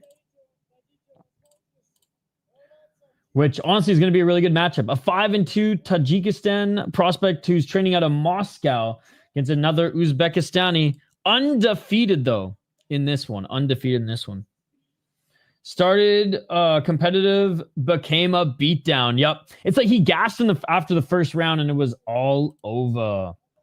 I love this league, Terrence. I love that it's such good quality for how free it is. Completely. Yeah, it's awesome. I dig it. I dig it. Anyways, guys, we're taking a quick break. I'll be right back. I'm just going to grab some more coffee on the other side. More violence, 2 more prelims, and then a 6-fight main card. Probably another 2.5, 3, probably another 3.5 hours of fights. So get another coffee in you, drain the main vein. Hell, make some toast if it's the morning for you. Slap some peanut butter and Mizarmalade or whatever.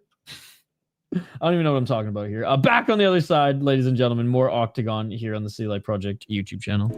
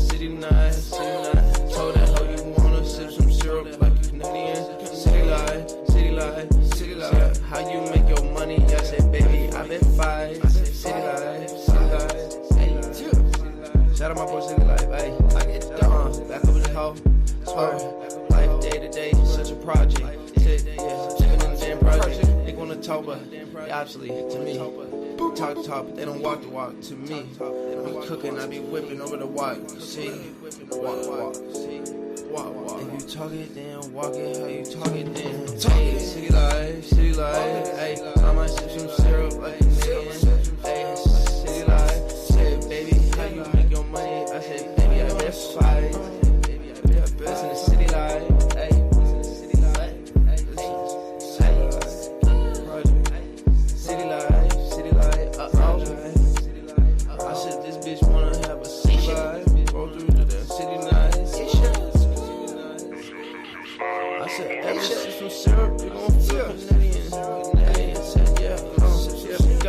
America, I'm American.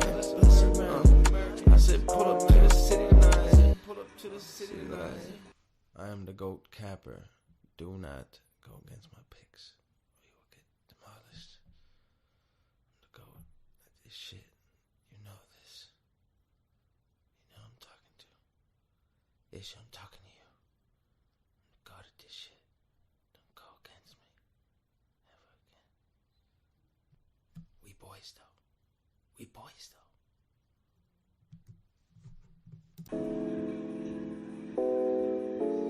Yeah, that's all right.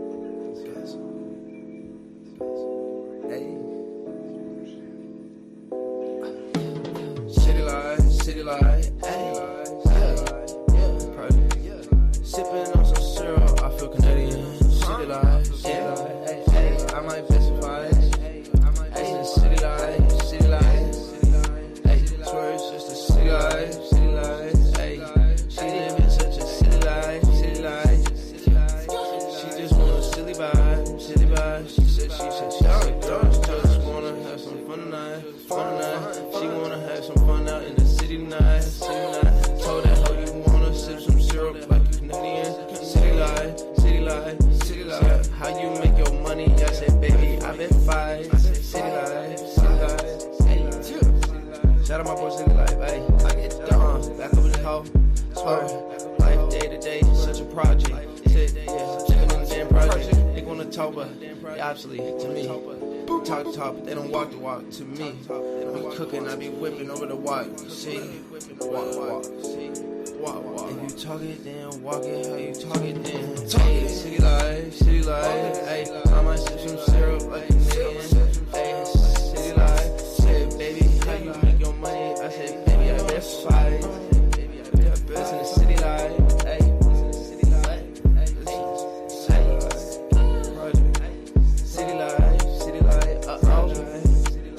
I said, this bitch wanna have a city life. Roll through to the city night.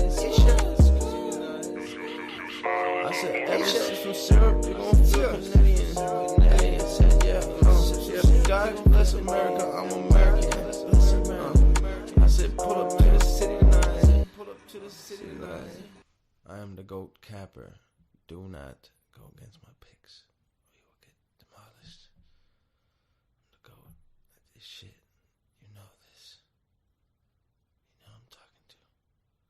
Ish, I'm talking to you. I'm the GOAT at this shit. Don't go against me. Ever again. We boys though.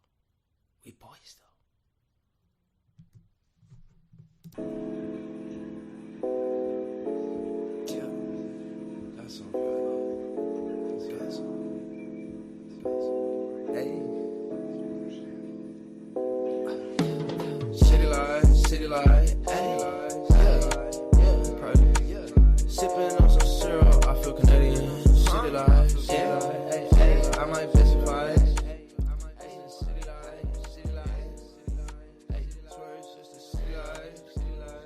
You guys sick of the song yet? We are back, ladies and gentlemen, live here on the City Life Project YouTube channel. Thank you so much for your patience as grabbed another cup of Joe. All right, let's get to this next fight here.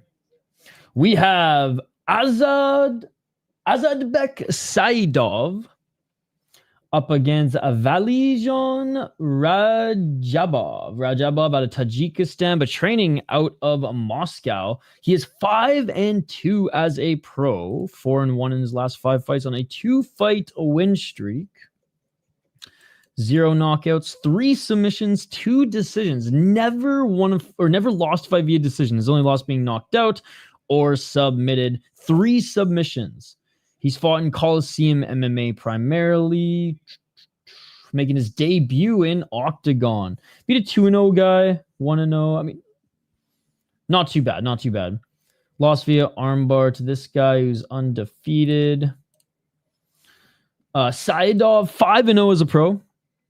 Out of Uzbekistan, 3-0 in Octagon. Beat a 3-0 guy, 4-0 guy, 3-0. And yeah, fought a 2-3 guy in his last fight, but knocked him out in the first round. All right, I'm going with Saidov on this one. Again, this one might be grappler versus striker again, but 5-0 against pretty good competition. I imagine that he's more well-rounded. Again, all Hank the Tank, but still. Yeah, I'm going with Saidov. Who do you guys got?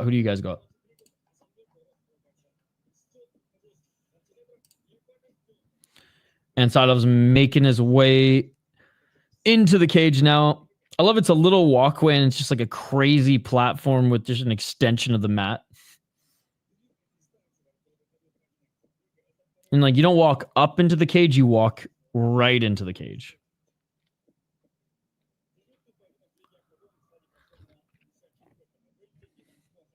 Yeah, the ref who's just checking on him, like the cutman style, he was friggin', speaking of Joe, he was Sleepy Joe in the last fight that he refed. So, and I was talking up the refs before this show, but honestly, the ones they got for this card have not been great.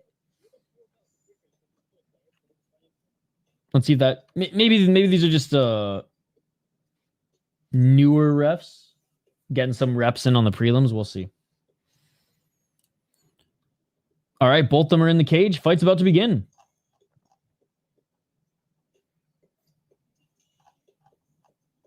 I guess like the music, you could just say European or Eastern European hip hop beats. Like not something I usually listen to as far as hip hop, but it's fitting for this fight league.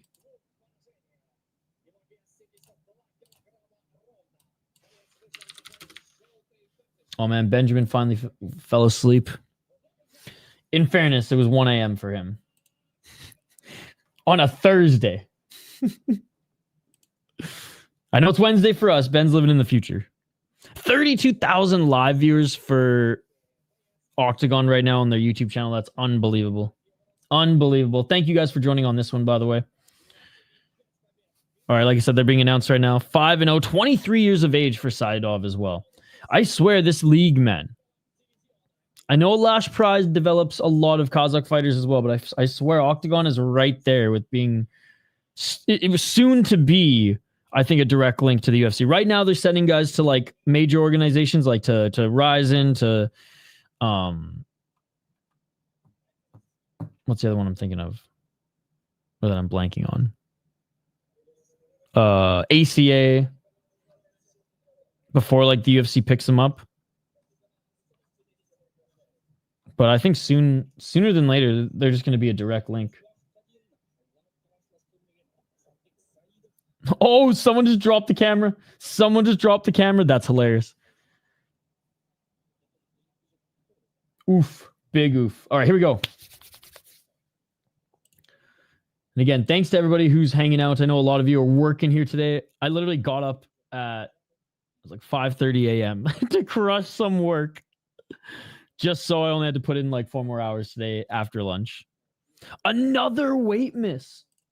Bro, the Tajikistani missed weight. So he's coming in with the point deduction. Guys, give me some yellow or red cards in the live chat.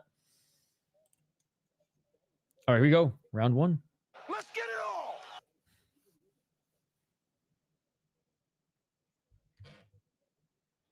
Oh, I need some WD-40. Low kick by Radzhabov and Saidov with a nice overhand right. Radzhabov eats a low kick. Saidov with the 1-2 that left straight through the guard of Radzhabov. Low kick by Radzhabov. 420. Smoke him if you got him. Low kick by Saidov. Oh, high kick by Saidov. All right, he's a good kickboxer. He's got that wide stance where you know he can just shoot in for a double leg if he wants to. Low kicks by each of them. Another low kick by Saidov. Radzhabov switched stances and Saidov with the left hand. Whew, Saidov's good, man. You can see this kid's talented already. I sound like Dana White. Body kick by Saidov. Soon my head will be shaved like him too, goddammit. Front kick by Radzhabov. 1-2 by Saidov, but Radzhabov lands a nice right hand. Saidov looking for that spinning elbow, as everyone is these days. Front kick by Saidov. Oh, they each land a right hand. Big right hand by Radzhabov. Oh my god. Low kick by Saidov. Saidov ate that, but that was a huge shot. And blitzing is Radzhabov. I'll say this. Radzhabov, doesn't have the best like technique. Oh, soccer kick on his way up. It was totally legal, but Superior Rule set action by Saidov. Rise and sign him instantly. Hey, what's up, Hole and Dan Sock? Hope you're having a good day too, my friend. 257. How you doing? Radzhabov looking for the takedown. I'm looking for another kick to the body there with Saidov. Saidov with a kick to the body. He's back up on his feet though. Left by Saidov. Oh, Saidov looking for the head kick. 1-2 by Saidov. Radzhabov's hurt. Radzhabov's hurt. Right hand by Saidov. Left by Saidov.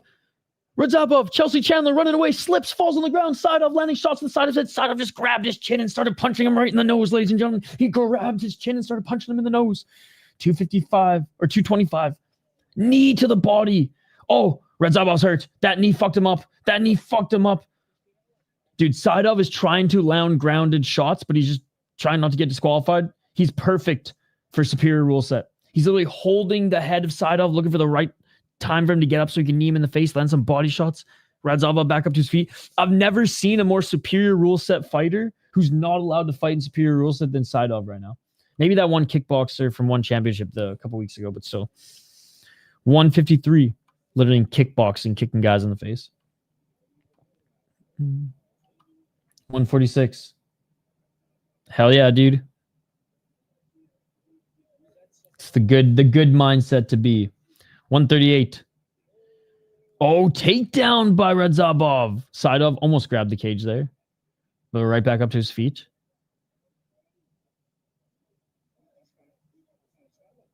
$124.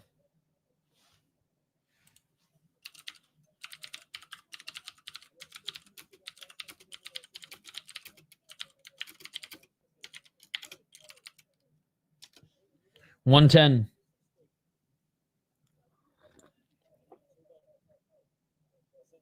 Looking for the double leg. Radzhabov. Oh, eating elbows now to the side of the head. Saidov, right knee planted, back up to his feet. Body lock by Radzhabov, drags him back down. Knee by Radzhabov, 51 seconds. Nice little comeback at the end of the round, but definitely not enough to win this round. Saidov basically beat him everywhere for nearly 4 minutes.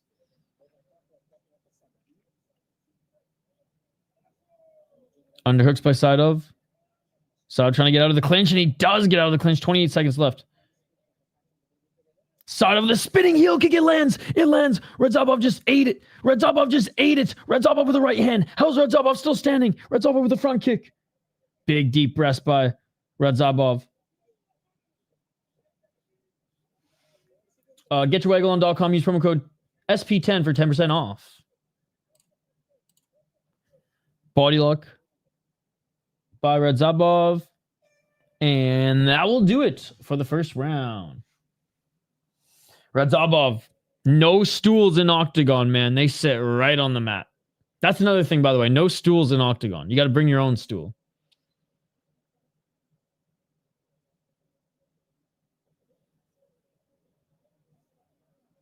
Yeah, I mean, this one was all Saidov. I don't know how Radzhabov ate some of the shots that he did. Great first round. Great first round. Unfortunately, the only way Radzhabov, I think, is going to win this fight is by, I hate to use the word lucky, so like well-timed counter shot or a grapple fuck for the next 2 rounds. Because if he has some space, Saidov's hitting you. Doesn't matter if it's up against the cage. Doesn't matter if it's at range. Doesn't matter if it's a kick, spinning kick, punch, spinning punch. It doesn't matter. He's hitting you with something. 44,000 people watching on Octagon. It's amazing. I'm literally getting goosebumps. It's so awesome to see this league grow as much as it has and just be as popular as it is.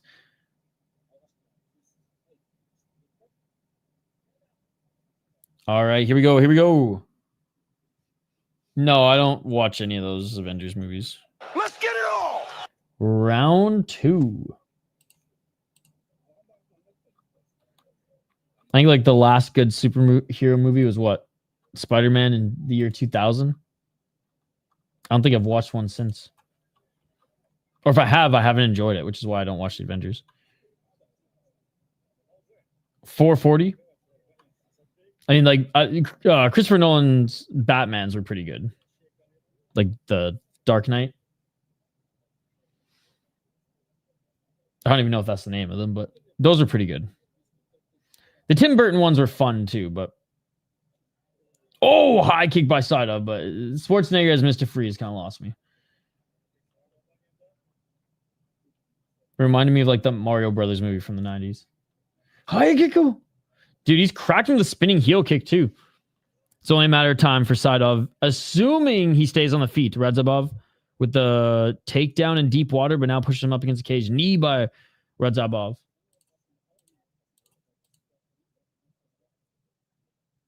I'm not lying, Alex, when I say all I really watch is fights, my man. Fights and hockey. 346. Or hockey fights. Side control for Radzhabov. Great takedown, and this is where he thrives. He's a very good grappler. He's got some nasty submissions. Let's see if Saidov can get back up to his feet. Saidov, good job getting... Well, good job sitting up. Let's see if he can posture up here. He does get back up to his feet, but Radzhabov jumps on his back, controlling his shoulder, and Saidov continuing to be dragged to the ground. Back up to his feet, though. Body lock by Radzhabov. Is he going to take down Saidov again? It looks like he's just going to grapple, and stay on him like a fucking magnet in this round.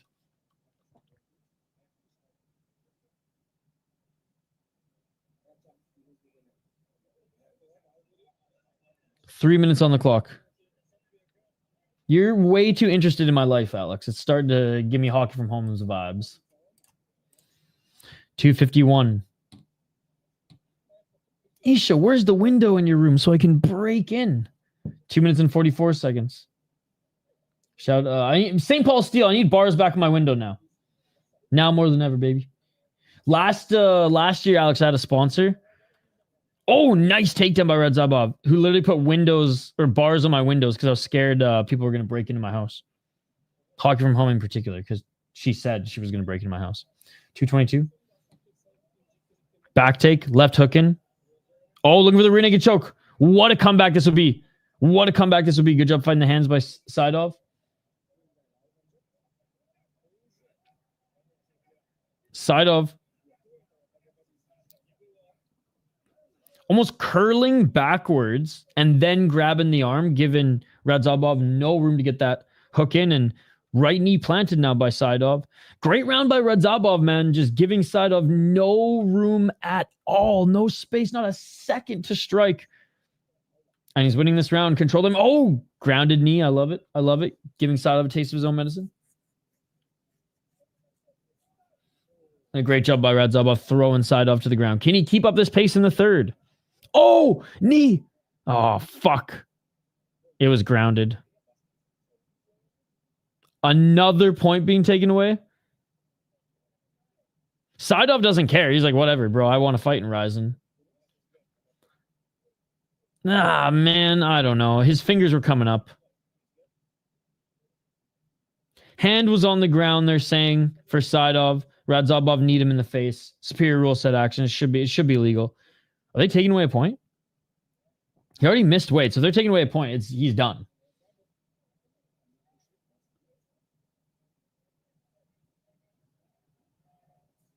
Saidov looks fine. He's just like, oh yeah, bro. Like I was made for Ryzen. I was trying to soccer kick this motherfucker too. Saidov does get some recovery time here though, and he's taking it. I would too. All right, he's back up on his feet.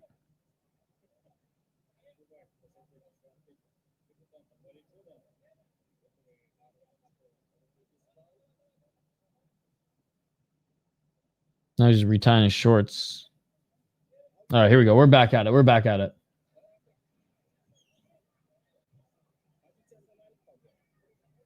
And Saidov walking forward. Saidov with the knee. Saidov tie clinch. Oh, nice knee by Saidov. Saidov now looking for the takedown. He wants to give him a taste of his own medicine. Underhooks by Radzhabov.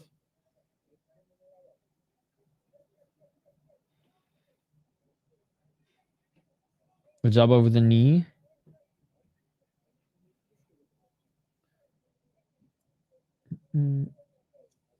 It's all good, buddy. I'm just teasing. Hockey from home's in another country too.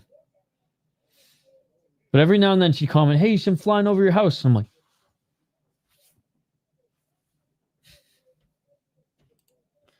but yeah, we did have, it was funny because we legit had St. Paul Steel, which was amazing. We miss you, St. Paul Steel. We miss you. 25 seconds. I literally went to them and I was like, I do YouTube stuff and people are threatening to break into my house. I need bars on my window. And they're like, and I was like, you can be my sponsor. And they were so down. 10 seconds. The craziest thing though is like, I think I streamed in a different room once and Hockey's like, oh, there's no bars on those windows. And I was like, oh my God, you're right. And that is it for the second round. Well, first round is going to be a 10-8 for Saidov because of, well, the point being taken away off the bat for the weight miss. Round 2 goes to Radzhabov. So right now it is oh my God, how did he eat that? So right now I think Saidov is still up. Radzhabov needs to finish him or win this round for the draw.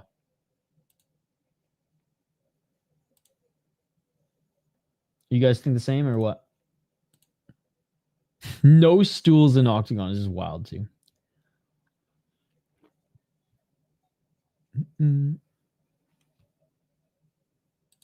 Hockey from home.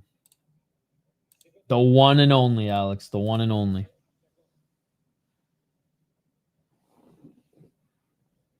All right, here we go. Third and final round.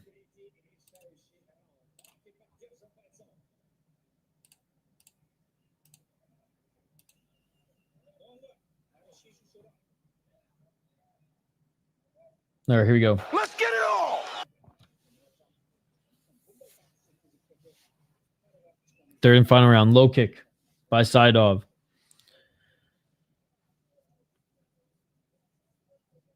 Front kick to the body by Saidov. Left hand by Saidov. Reminding Radzhabov why he was forced to grapple him in that second round. Radzhabov gets the takedown, but right back up to his feet is Saidov. Saidov with a knee. Yo, what's up, flopping around?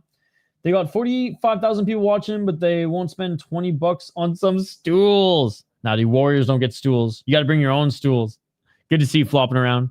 Yo, I would say 40. Now it's at 47. I'd say 47,000 is still low. I saw them have 150 for one of their recent shows.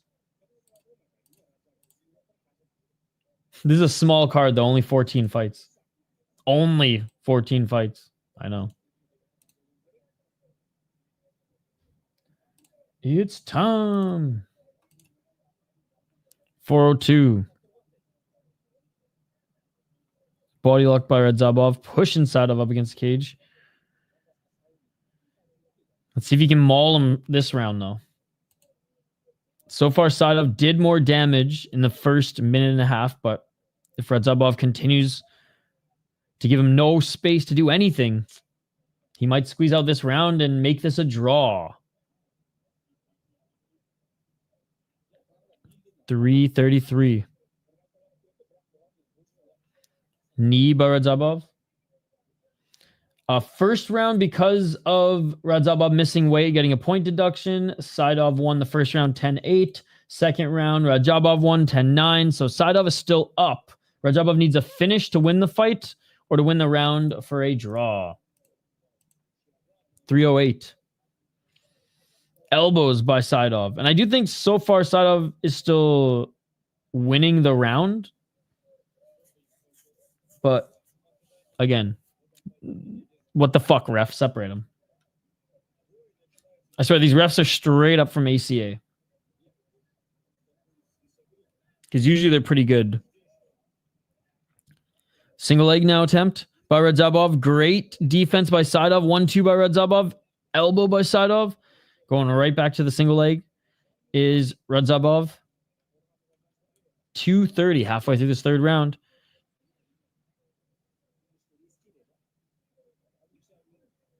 I mean, you can't win a round off failed takedowns. Especially when Saidov has outstruck you so far. ACA is a good promotion. Like there's good fighters and good fights. It's run by a piece of shit dictator, and the refs don't separate guys really at all. Oh, ref separates him. Big shot by Saidov. Radzhabov went for a takedown. Radzhabov went for a takedown. Saidov cracked him. Saidov now spamming head kicks. Radzhabov's chin is insane. Saidov with a spinning elbow and gets caught back up in the clinch. Saidov needs to break this clinch and just throw big shots. Right elbow by Saidov. Radzhabov's hurt. Knee to the body. Knee to the head. Right hand by Saidov. Knee by Saidov. Knee to the body by Saidov. More knees. Saidov right elbow. Saidov, why are you going for a takedown? Saidov gets the takedown. Oh, man, I don't know why Saidov went for the takedown here. Radzhabov was pretty much out. He was pretty much out on his feet. And Saidov now, I guess, 100% securing the round, but 1 minute 14 seconds. Right hand by Saidov. Right elbow by Saidov. You know what? He's in the top position landing shots here, so who am I to judge? Left hand by Saidov. 1 minute left, and he's going to win this round. He's going to win this round. I will say, Radzhabov's chin is insane. Oh, Arena Elite Championship? I never heard of it.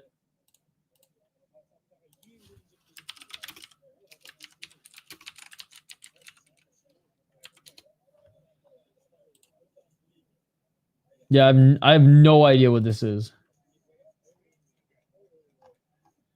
It's out of France? Looks like they have some guys. But mostly just good amateurs. The knockout card is all KO, unlimited rule, superior rule set, but 1 scrap. Oh, fuck. Okay, maybe we do that instead. I thought it was just like an amateur series. We might do that. Because isn't it free on YouTube? Oh, big left by Saidov. Yeah, Saidov's destroying him in the third. Ground and pound. And that is it for the third round, ladies and gentlemen. Saidov's going to win this one. Won the first round 10-8. Due to the point deduction for missing weight. Lost the second round 10-9. Won the third round 10-9. Again, that's my scoring, but it's pretty evident. All right, featured prelim after this, but interested to see if those score cards align with mine.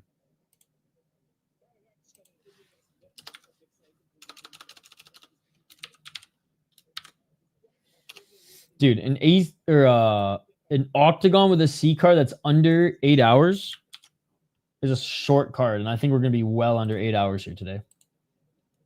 We're still awaiting the decision.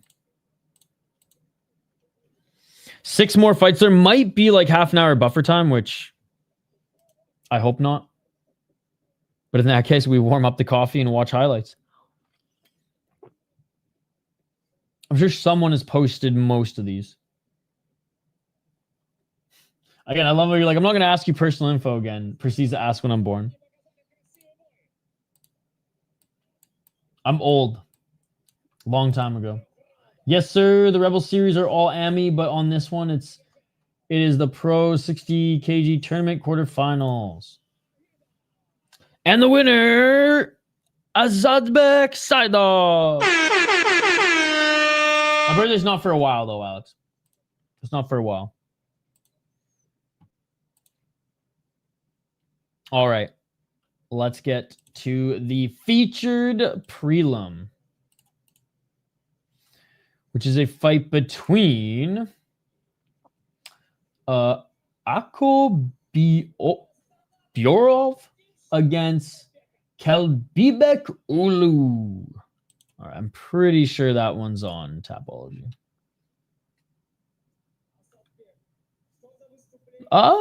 Maybe not actually. The featured prelim's not even on Tapology. Of course. All right, well, we'll look these two cats up.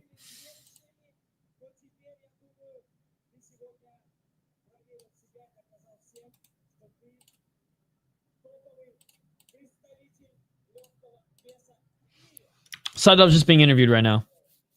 By the way, this interviewer, there's like line brawl or camp brawls and shit that go down every now and then in Octagon, and this guy, man, he hasn't had to throw hands yet, but like he's ready. He's ready to throw hands if needed. All right.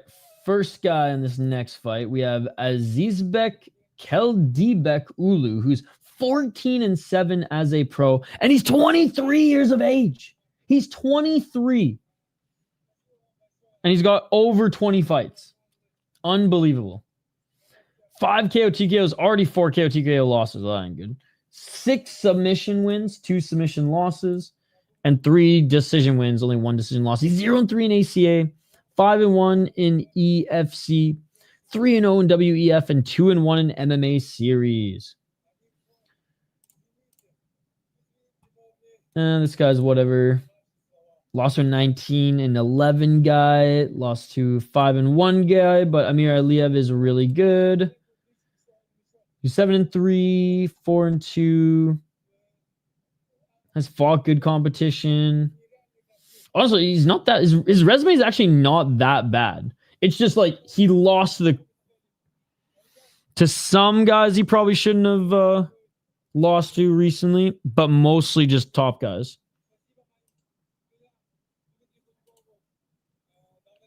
Oh, maybe Radzhabov took this fight on short notice. Maybe that's why he missed weight. Anyways, he's giving props to him there in the cage.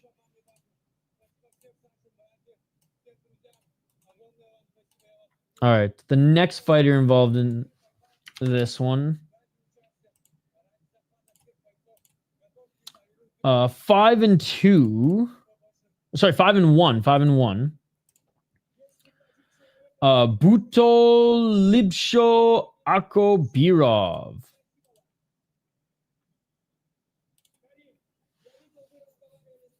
Two KO TKOs, never been knocked out. 1 submission, never been submitted. 2 decisions, 1 decision lost. He's fought in Uulu Fang. And he fought in Brave. He lost a decision against 6-1 guy. 14-5 guy. You know, honestly, the guys he fought in Uulu Fang way better than what I expected. Way better than what I expected. Who do I go with here, chat? Right? Do we go with the experience? But who's maybe damaged? Or do I go with this guy? Basmak.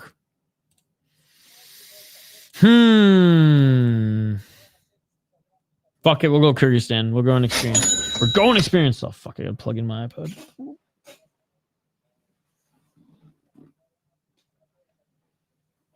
Oh.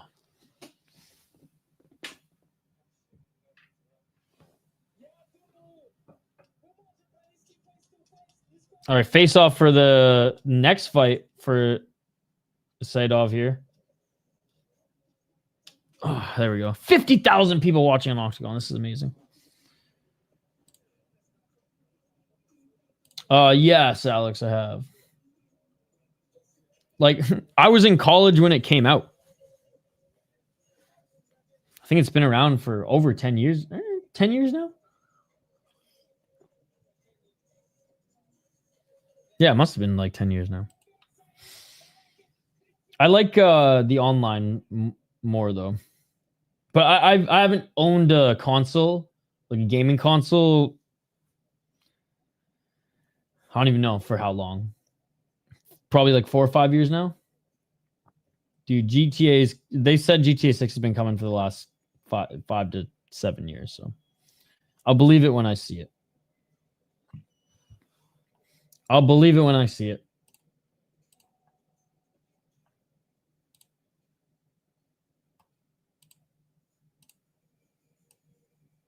All right. Let's get the ticker going here. Who do you guys got in this one?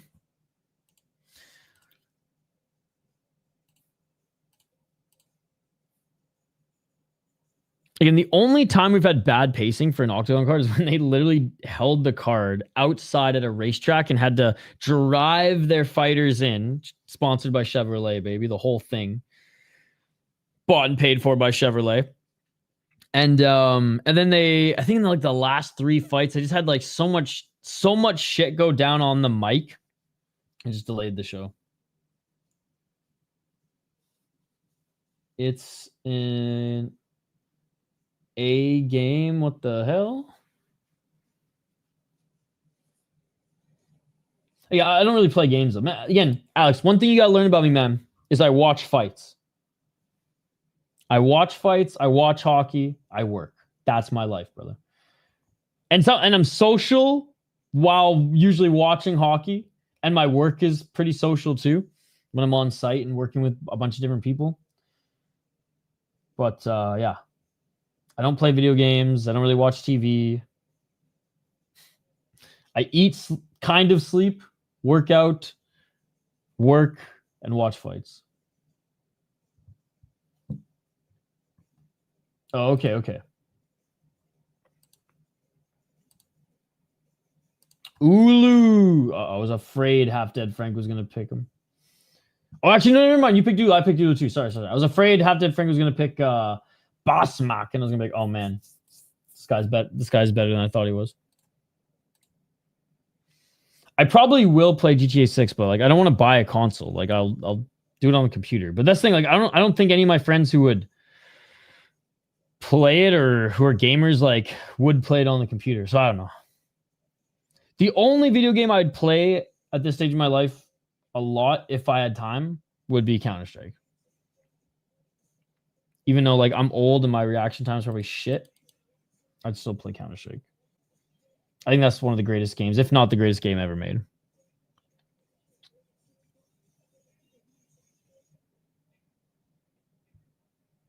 All right, next fighter's making their walkouts now. Oh, are they announcing the next one? No, this is just a general commercial. I thought for a sec they were announcing the next card.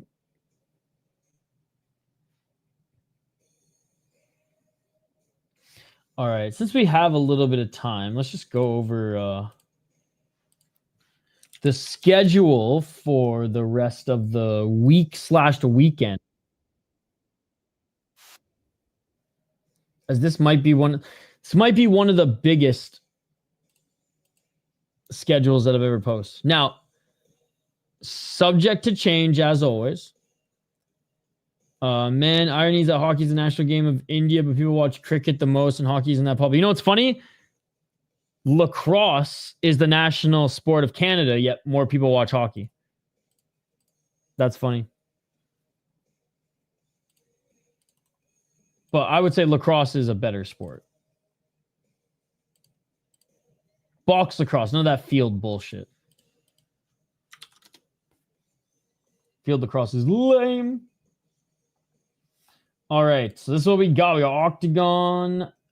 Then Thursday, I'm doing some hockey on my second channel. One Friday fights on Friday. Karate Combat Friday night. Okay, Okay, we are doing Knockout. There we go. Octagon with a K on Saturday. UFC. I probably won't host this on my channel. I might. We'll see. Definitely doing Deep. Definitely doing Ryzen, definitely doing JCK. So like JCK Tuesday, Ryzen Monday, Deep also Monday. Rise move, we'll see. UFC Saturday,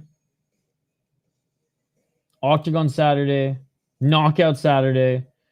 Friday we got Karate Combat and one championship. And Thursday, we got some hockey on my second channel. If I wasn't streaming this hockey game, I'd do DBX, but I am doing stuff on my second channel. So there you go. There you go. I don't think there's any Indian-born hockey player in the National Hockey League. I know Jujakar. I mean, there's a lot of East Indians, but they're like East Indian Canadian. They're all from Vancouver. No, I shouldn't say all, but most of them are from Vancouver. By the way, guys, if you haven't already, my UFC prospect highlight video, check it out.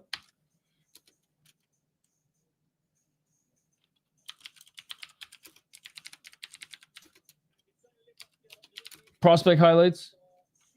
Yeah. Canada has a lot of everything, which is why Canada's so dope.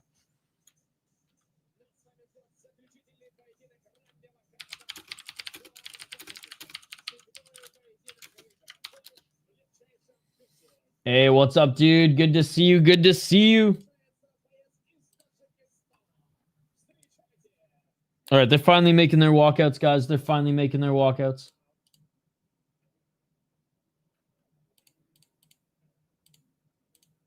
Yo, what's up? Dolimov, good to see you. Okay, okay. How you guys doing? How you guys doing?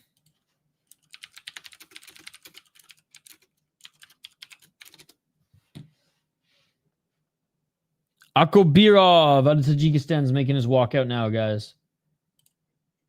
Let me know who you think is going to win this in this one. You know what? Fuck it. We'll do that. We'll have engaging poll questions for every matchup moving forward. Because why not? Why not, chat?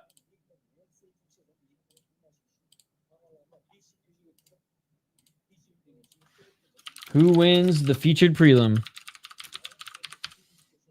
Frank, you think there's going to be buffer time between these two? Like between the main card and the prelims?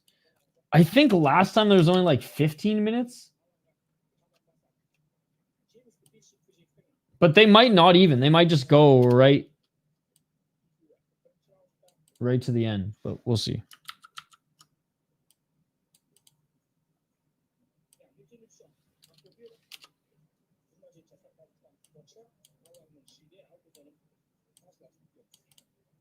Oh my god, why is this so hard? Because emojis were involved in my copying and pasting. It just fucked everything up. All right.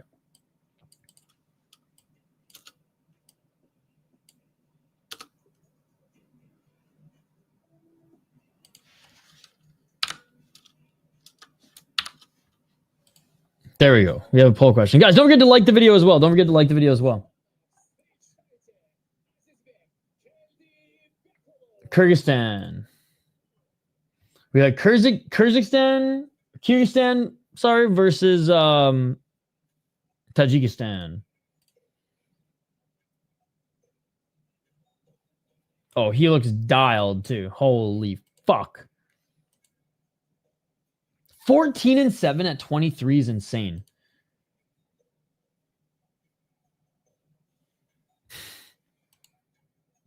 Like, I'm almost 10 years older than this cat. Almost. Not quite.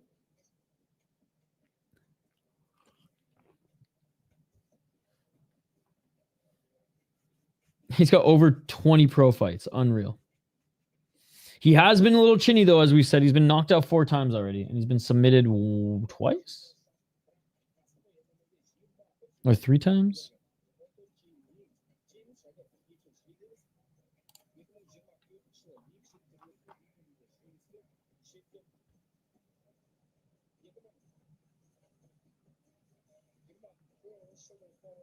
All right, Cutman looking at him right now. Can't wait to get into this one, guys. And then we have a fun main card. 2 title fights.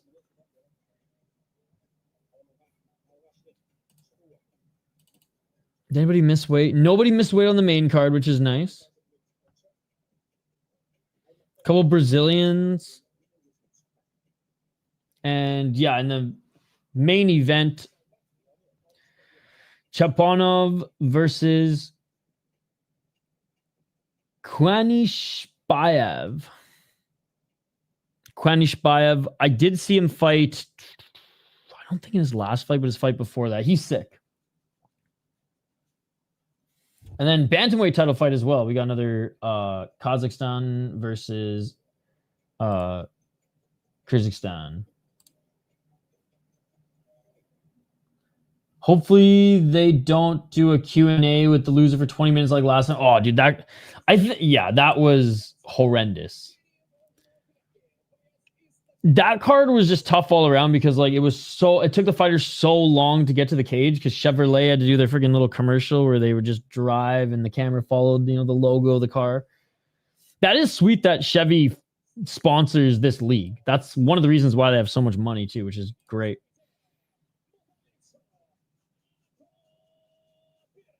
Obviously, the UFC helping them a lot too, which is nice. But yeah, that shit was fucked, dude. That was like, that made me hate that fighter. Next time I see him, like, I'm just booing him the whole time. 31,000 now? It dropped a little bit for this fight. It was at 50,000 a little bit ago. I still can't believe, man. 14-7 at 23 years of age. All right, here we go. Round one's coming up, guys. Round one's coming up.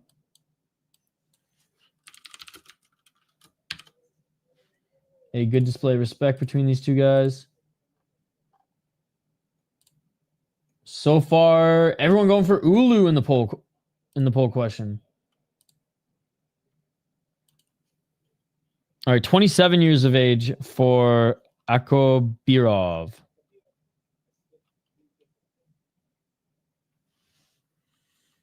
All right, round one. Let's get it all. I don't like this ref, by the way. I don't think he's done a good job tonight. At center. Oh, low kick by Uulu and counter shots right off the bat by Akobirov. Uulu missing with the high kick. The N1 Shorts Special League, by the way. Everyone's got N1 shorts. Uulu eats a body kick by Akobirov.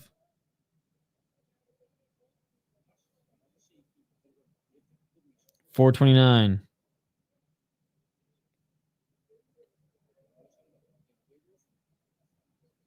Feints by Uulu. Low kick by Akobirov and Uulu with the counter right.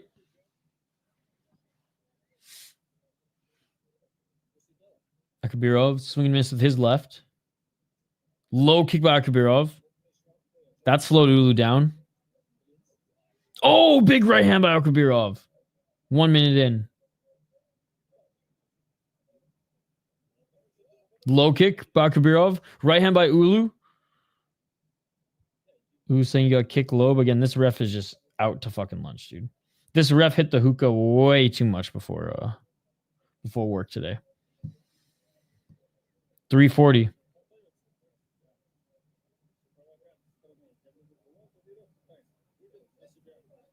Right hand by Akobirov. Yo, what's up, Archer? It's been really good, actually. It's been really good. Oh, big knees by Uulu. I think there was only one fight that was kind of a stinker. The rest have been good, fun finishes or just excellent scraps. Low kick by Uulu. Main card's next. 6-fight main card. Don't know if there's going to be a break, but we'll see. It's either there's not going to be a break at all, or it's going to be like top of the hour. The next hour. Oh, big step in right uppercut by Akobirov. My God.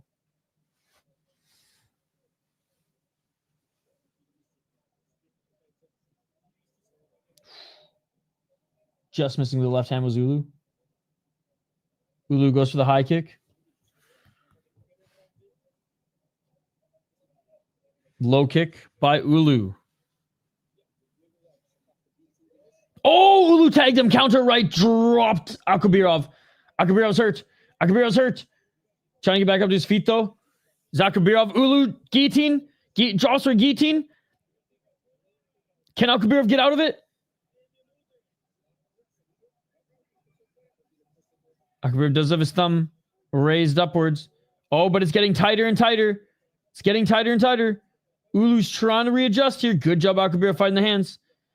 Uulu squeezing with everything he's got. Uulu squeezing with everything he's got. Akobirov. Oh, he gets out of it and he pops out of it. Great job, Akobirov, getting out of that. That was nasty. Elbows from the bottom by Uulu now. 1 minute 39 seconds.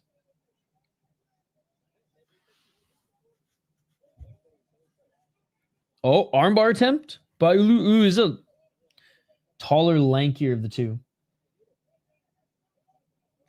124. Close guard now. Good defense from the bottom. Akobirov hasn't been able to really even throw one punch here in the guard, or in the full guard of Uulu. There's a punch by Akobirov to the body. Uulu butt scooting, ass the mat back to the cage. Akobirov trying to pull him off. And Ulu's right back up to his feet.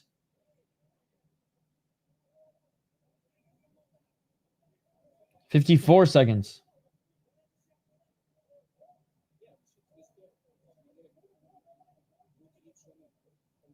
45, body lock by Akobirov.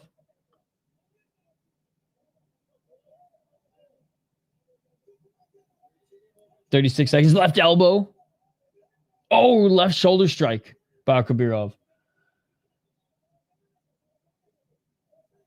27 seconds.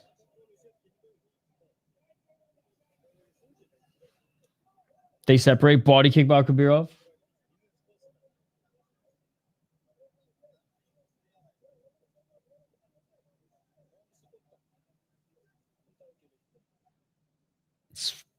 Doesn't really pull the trigger on the low kick. There's Akobirov trying to get one more shot in his Uulu with the right hand, and that is it for round one. That is it for round one. Uulu wins the first round. Akobirov has got good grappling. He does have some speed in his shots, but Uulu cracked him and got the better of him on the feet. They did each land a lot of low kicks. And legit submission attempt from Uulu as well. So Uulu dropped him, landed, or had a legit submission attempt.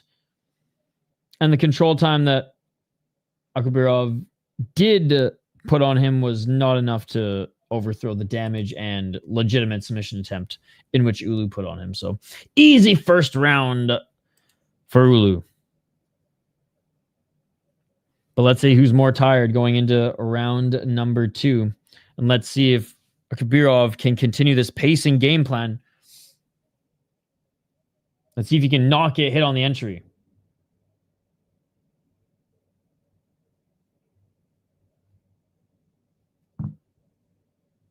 All right, guys, here we go. Round 2.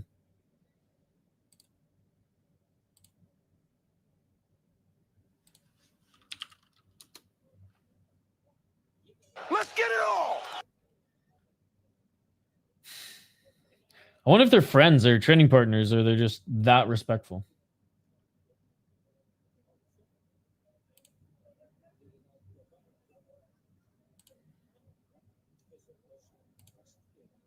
$443.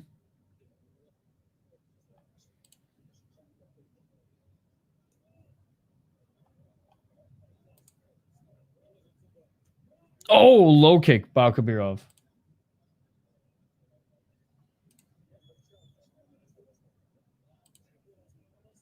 Pushing forward. Uulu, left underhook.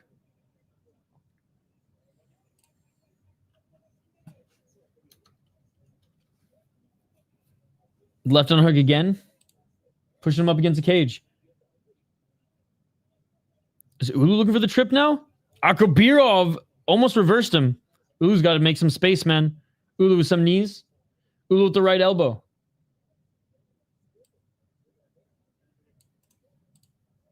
They separate back at center.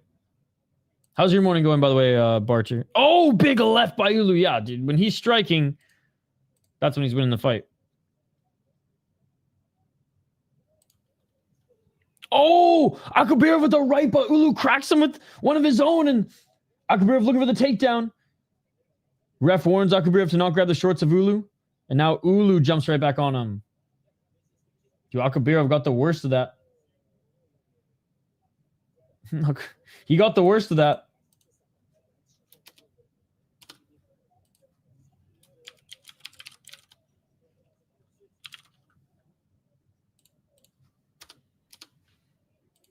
They're back up against the cage, and Uulu with the right elbow.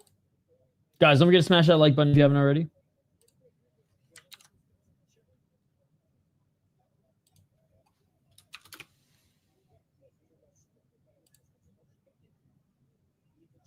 $250.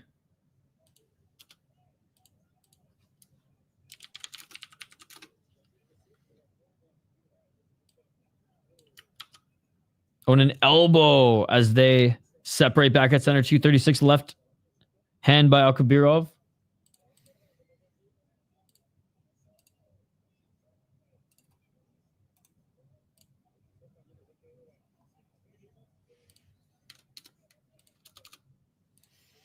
$219. Oblique kick by Akobirov. Uulu starting to slow down a little bit here, but oh, just when I said that, Uulu with the right hand. Tie clinch. Uulu with some knees. More knees by Uulu. Right hand by Uulu. 206.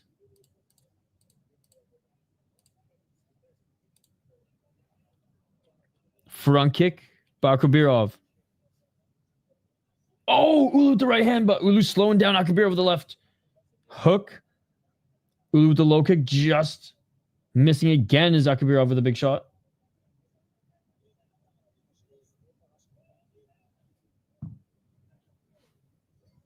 $138.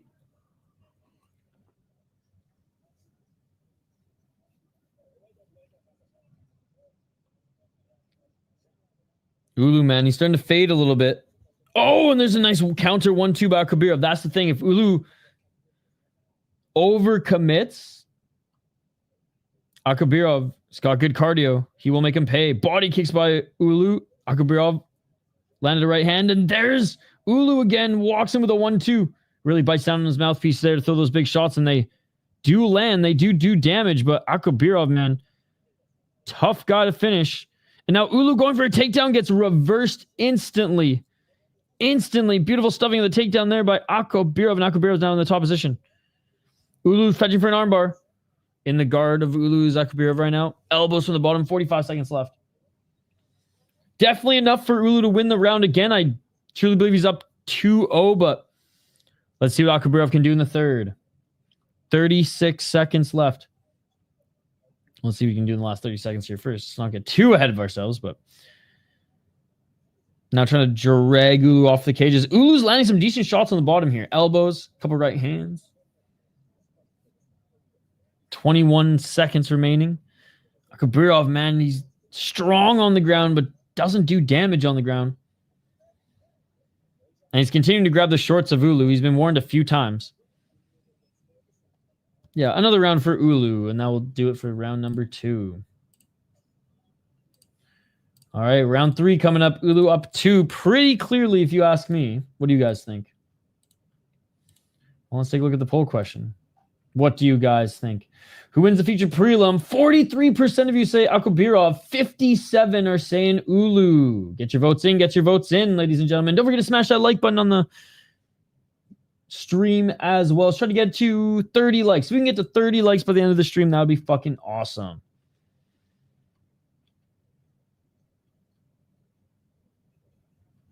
Let's see what Uulu's speed looks like. As he was huffing and puffing at the end of that second round. And where Uulu has had more success was on the feet, but if he overcommits or he's enters or exits a little sloppy, Akobirov's good. And he's still tagging him. All right, third and final round.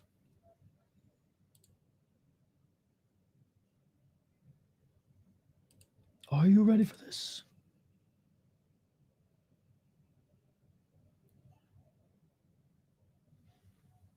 Let's get it all!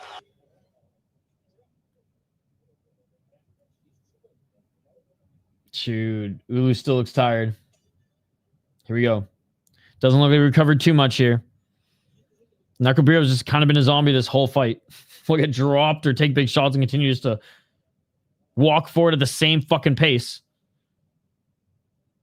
446, which isn't a crazy pace, but still, it's been maintained. Spinning heel kick attempt by Uulu. And all these shots that Uulu's throwing in the first round are just sloppy and slower now.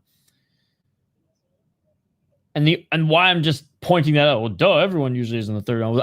Akobirov is taking advantage of it, and he did at the end of the second. Body kick by Akobirov, left hand by Uulu. 417. If Akobirov can hold his own until Uulu's a little bit more tired, you'll be able to take him down with ease and maybe secure takedown, secure the round, which again, I still think 1 and 2 are pretty clear for Uulu, but maybe some rogue judge gave number 2 to Akobirov. We'll see. Body kick by Uulu. Front kick by Akobirov. Uulu got a submission attempt and dropped Akobirov in the first round, so there's no way he's losing the first round. Uulu with a nice left. Another left hook by Uulu. Low kick by Uulu. 341.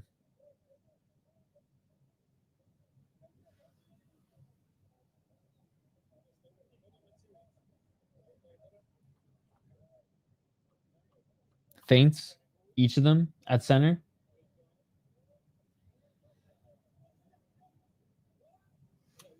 Oh, going for the takedown is Akobirov. Oh, can't get it. Nice knee by Uulu.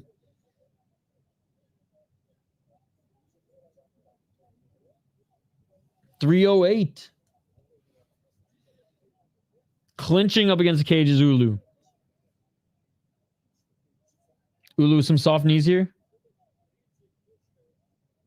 More muffin shots by Uulu, but doing enough to gain back some control time, beat Akobirov at his own game.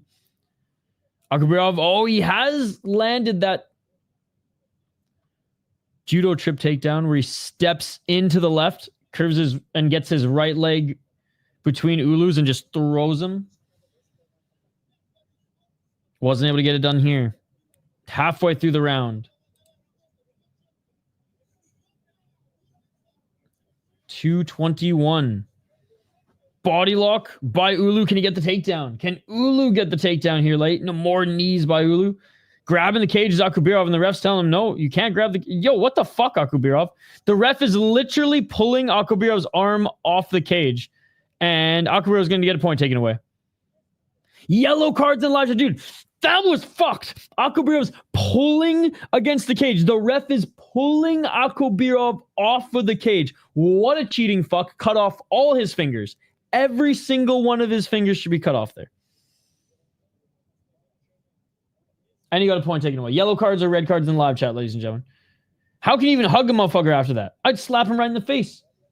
Uulu. Doesn't even... I don't even know if he wanted the position back, but whatever. They're back at center.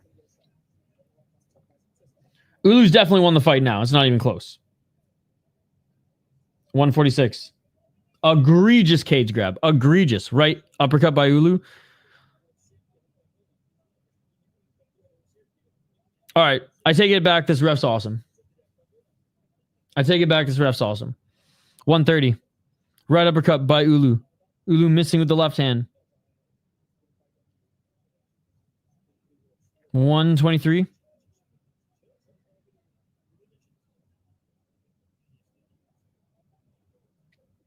Uulu looking for that left jab. Oh, right hand by Akobirov. Akobirov with the front kick.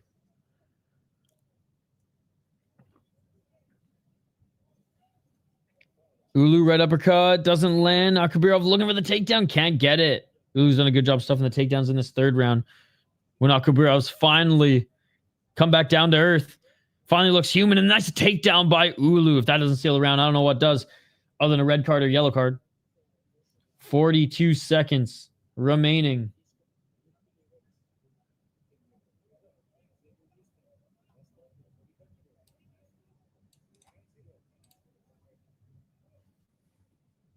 Elbows, shots to the body now by Uulu on Akobirov. 25 seconds remaining in this fight, ladies and gentlemen. Fight where Uulu, with or without the point deduction on Akobirov, was going to win this fight. But this should seal it, ladies and gentlemen. 10 seconds. The audacity cheated in the referee's face. Not only the referee was pulling his arm off of the cage. And he went, no, no. And that's it. My thing is he just didn't want to be in the clinch anymore. And he was like, I will just do whatever I can so that the ref gets me off of the clinch so I can maybe land a Hail Mary knockout. But I don't know. That was kind of fucked. Uulu clearly won that fight in my opinion. All right, now guys, just pray we don't have 45 minutes of buffer time. Pray we do not have 45 minutes of buffer time next. Yeah, I think Ulu's number one in this one. 23 years of age for Uulu, by the way. Soon to be 15 and 7. So nuts. I hate Colby Covington. Yeah, he's not really been in a good fight in a long time. I would argue since the first, maybe even second Usman fight. That Masvidal fight sucked so much.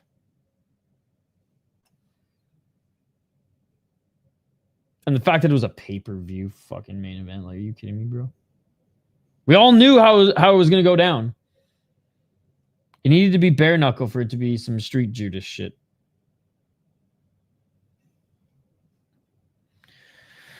All right, enough tummy sticks, boys. Let's fucking announce the winner here. You don't need to fix your hair, Uulu.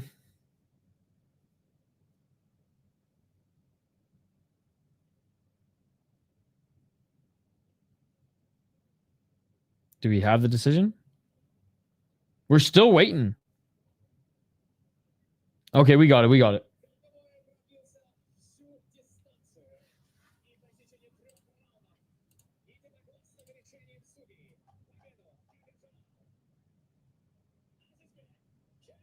And the winner is Azizbek, Keldibek, Uulu. That shit beautiful than a motherfucking. That shit is beautiful as a motherfucker.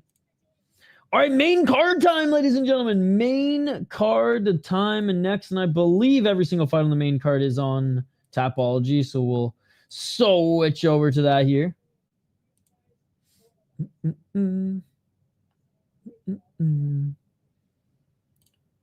Yeah, he definitely sells fights in a wannabe Chael Sonnen way.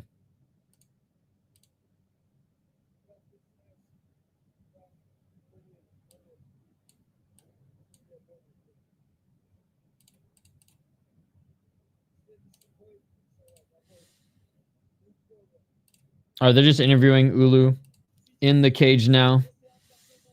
I just want to find out before we get too far and before I like fire up Twitter and get some highlights for you guys and drain the main vein here quick. I just want to know how long this is going to be.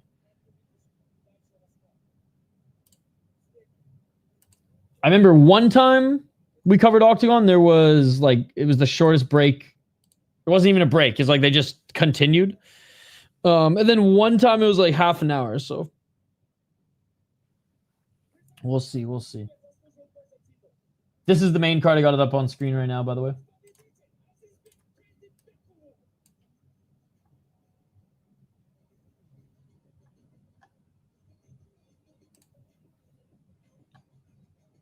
That was like some Middle Eastern rap. No.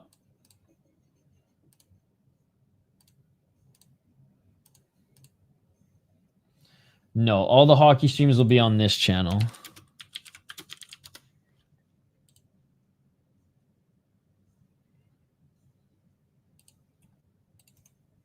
I already have the next stream set up here. I'll just share the link with you.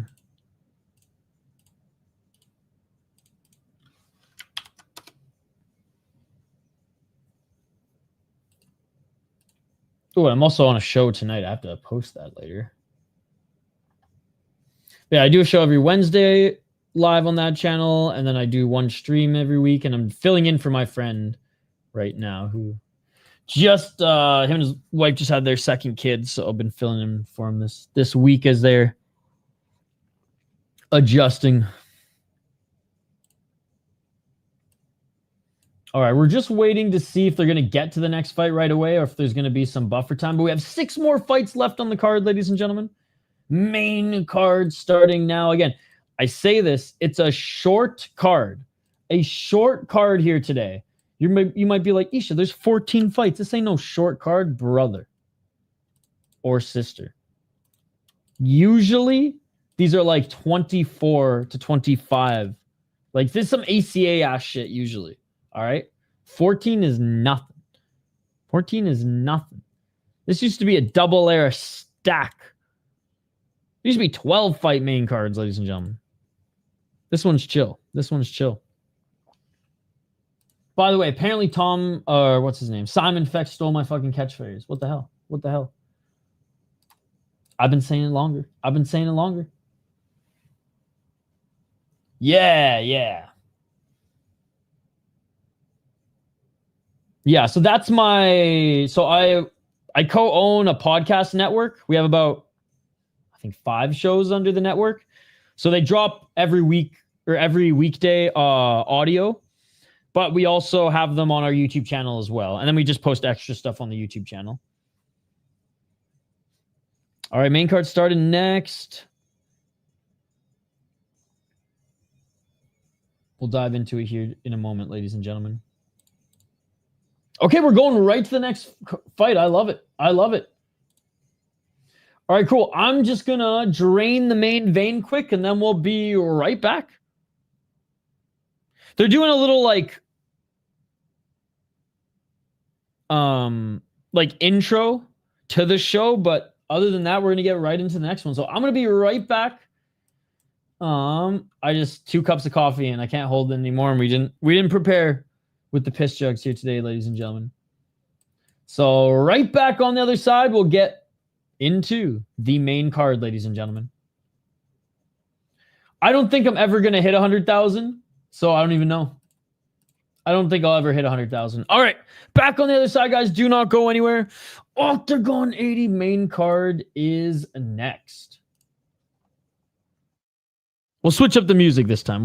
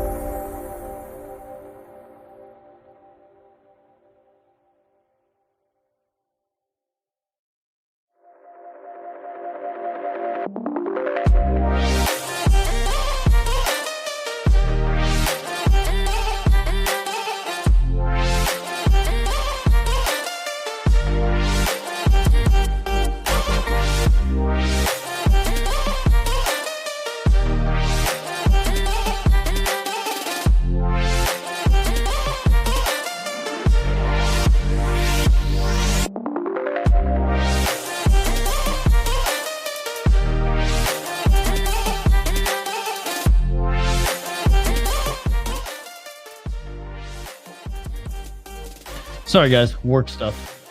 It is in fact, what the fuck day is it?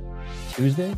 It is in fact Wednesday. It is in fact a Wednesday. It is in fact a Wednesday. So sorry about that. But we are back here, ladies and gentlemen. We are back. And we have the main card coming up next. And it looks like they're showing reels upon reels upon reels. But we should get to the top of the... We should get to the start of the card here. Oh, right on time. Right on time.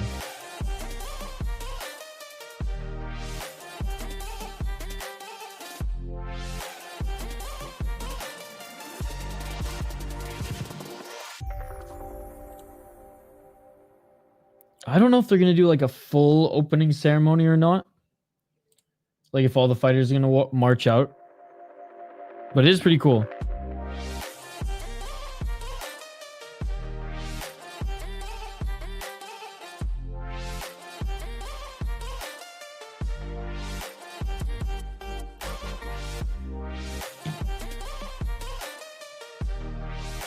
Okay. Showing the flag of everybody who's participating.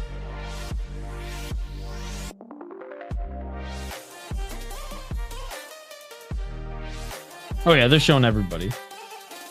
So they're not walking out. They're just showing on the screen. Everybody who's fighting on this main card. 6 fights. Another Imangali, yep.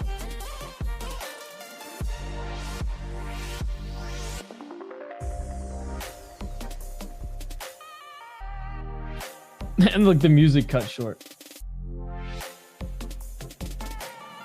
Or like it...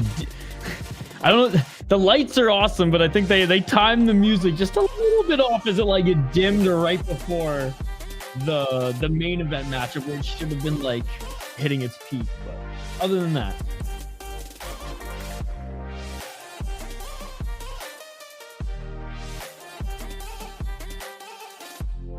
Oh, actually, you know what? I think the audio coming in on YouTube is like a few seconds behind. So maybe it was perfect. Maybe it was perfect, chat.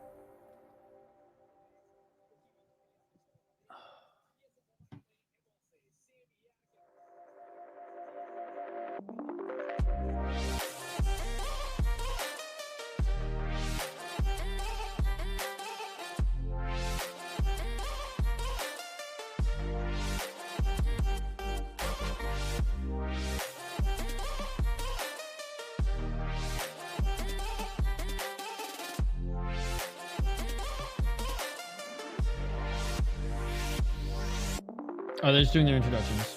Sorry, chat. I'll be 100% back engaged here in a moment.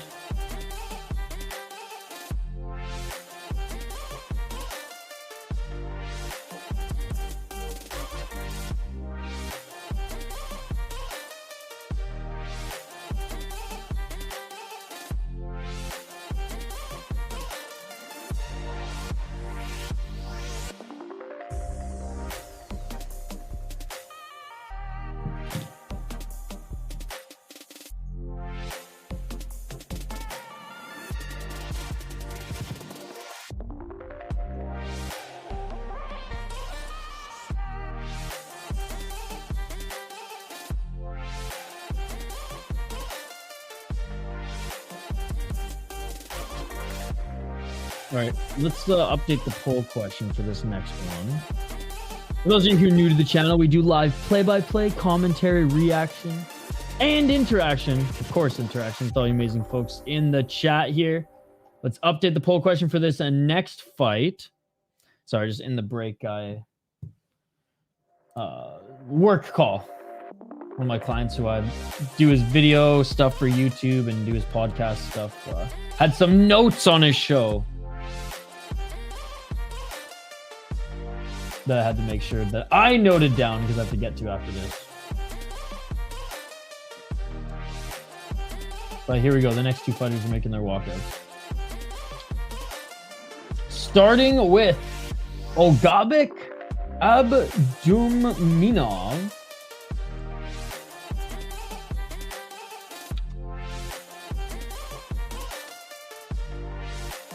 And he's taking on Marselen Kamate.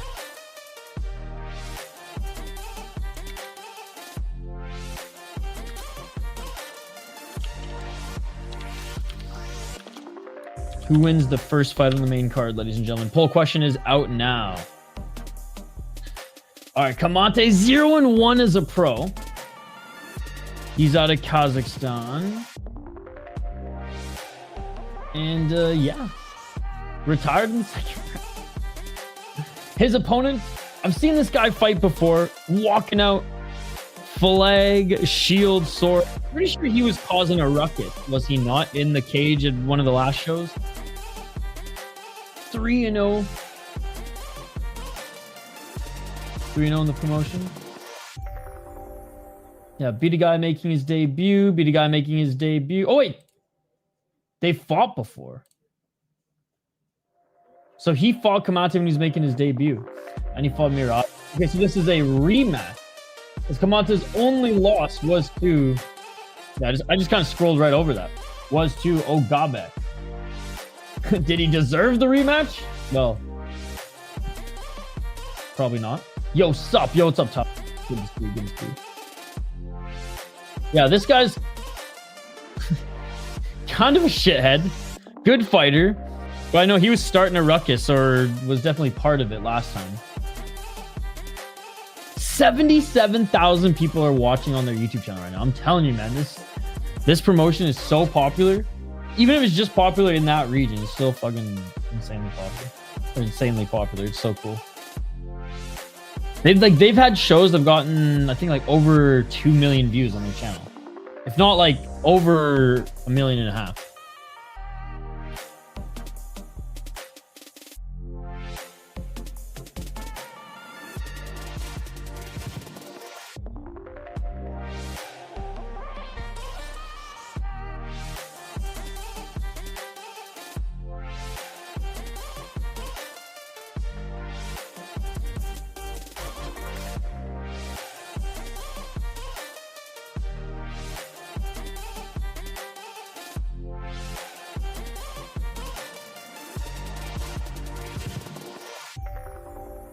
Tie bets. Have you been watching this since the prelims? I mean, he is the away fighter. Ogabek should be in the red corner, but he's in the blue for this one.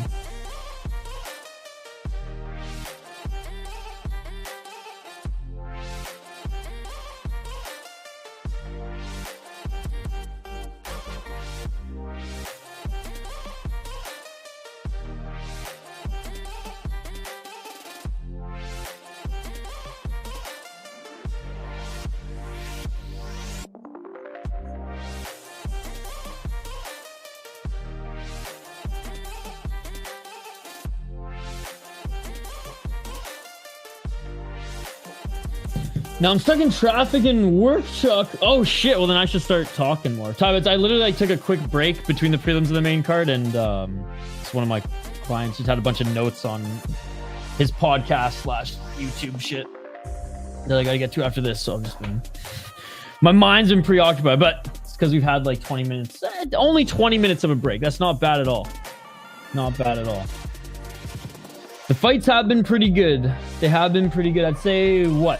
One stinker, one like UFC level, which is like okay. Not that entertaining, but okay. And then the rest have been awesome.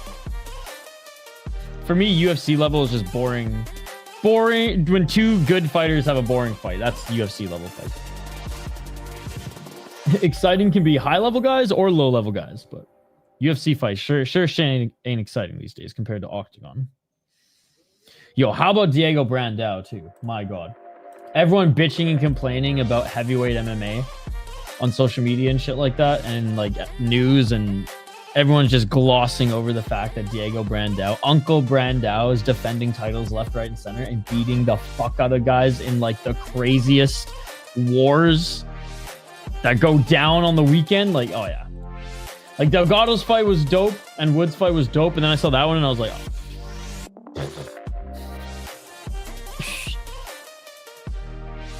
All right, a very slow walkout here for Kamate. Again, lost his first ever fight to Ogabek Abdumuminov. Say that 10 times fast. All right, so Kamate is a boxer more than an MMA fighter, they're saying. He must be popular in the region, or must have been at least a name boxing enough to get him on the main card here. And a rematch. Like 5 months ago, he got finished. Got fought 3 months ago as well. All right, here we go. About to enter the cage is Kamate.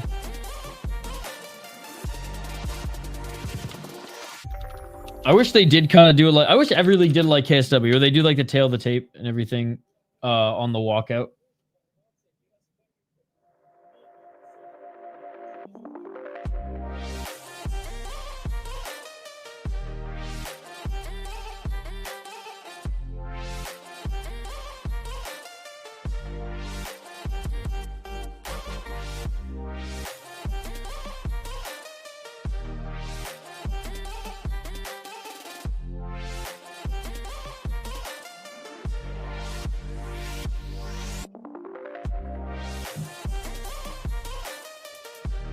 Man, he's even walking slow into the cage, bro. Yo, what's up, dude? How's it going?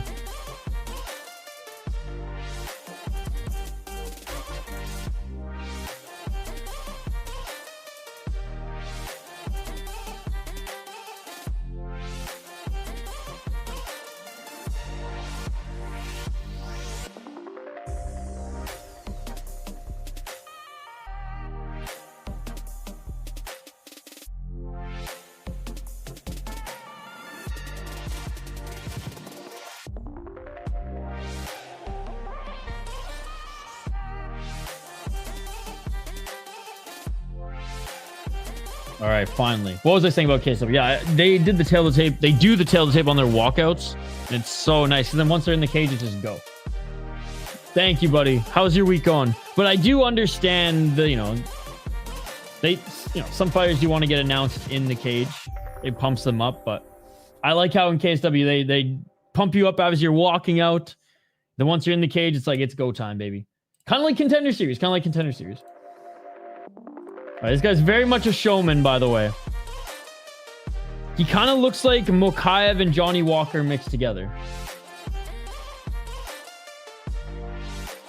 And they play music after they announce them too. Let me know in the chat, who are you guys going with? Yeah, I mean, the 13% who picked Kamate, I mean, you guys are, bless your soul. But yeah, I'm going Ogabek in this one too.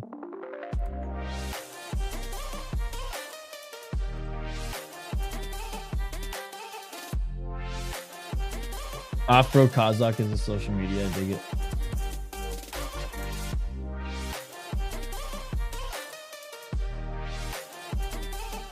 Dude.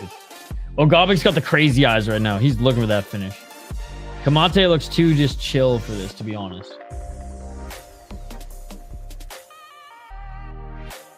It's the rematch. One's more of a boxer. One's more of a just well-rounded MMA fighter. All right, they touch gloves.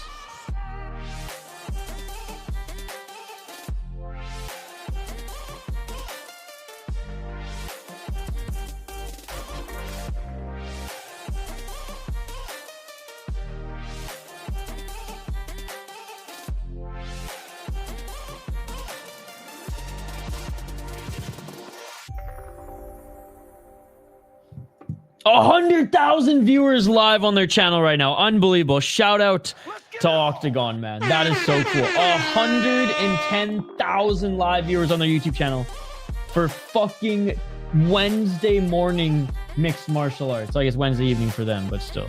Round one, ladies and gentlemen. Oh, 1-2 by Kamate, who again, boxer. Oh, big left hook by Kamate. Kamate's going for the kill early. Kamate with a low kick. Front kick. Oh, big shot by Kamate. Heard with the low kick. Kamate running forward with the left hook. in the clinch. Kamate looking for the takedown, and he gets it. Kamate gets the takedown. He's in full mount. Kamate's in full mount. Are you kidding me? Yo, what's up, Captain? Good to see you. This is crazy. Kamate full mount. He's landing some big shots. 4 minutes and 50 seconds. Oh my God, he's landing some right hands. Oh my God. Rolling. Giving up his back. Ogabek giving up his back. Kamate trying to go for the rear naked choke, but now back in full mount. Now back in full mount. This is absolutely insane. This is absolutely insane. 4 minutes. Kamate, big right hands. Staying in full mount is Kamate. 355. Full mount still. How you doing, Captain? Holding on for dear life is Ogabek right now. Ref right on there. Kamate grabbed the cage for a second. He got his hands freaking swatted. Shots to the body here by Kamate. Ogabek is trying to go for a left single leg. 328. More shots to the body by Kamate. More shots to the body. This is crazy. Can't grab the cage. Kamate's gonna have his fingers chopped off and or point taken away. Ref warns him, you do that one more time. 315, as he should. Ref saying, let's work, let's work. Kamate continuing to throw shots to the body of Ogabek. If anything, though, if the ref stands him up here, that just helps Kamate. Back up to their feet. Ogabek, he is continuing to try to go for that left single leg. Elbows by Kamate. Kamate defending, but the ref might separate them if Ogabek cannot get the takedown. This is insane, ladies and gentlemen. Can he get it? Oh, he almost got it there, and he gets the takedown. Ogabek gets the takedown. He's in the top position. This is where he's going to work. This is where he should find success. Kamate trying to roll to his left and out of it, but Ogabek stays on top. Kamate almost grabbed the cage one more time and stopped himself. 218. Oh, Kamate turning left, reverses back up to his feet. They're back up to their feet. 2 minutes and 12 seconds. Best fight of the card so far. Best fight of the card so far, ladies and gentlemen. Ogabek with his hands up. Kamate ready to go. Step back right.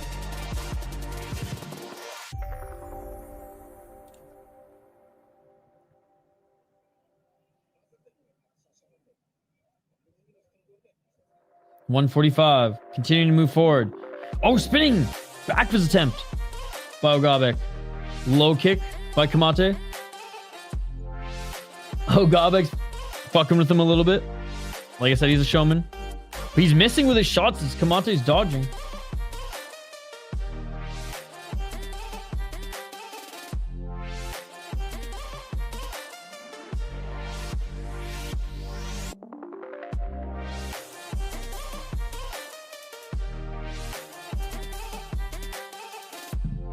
What's up, dude?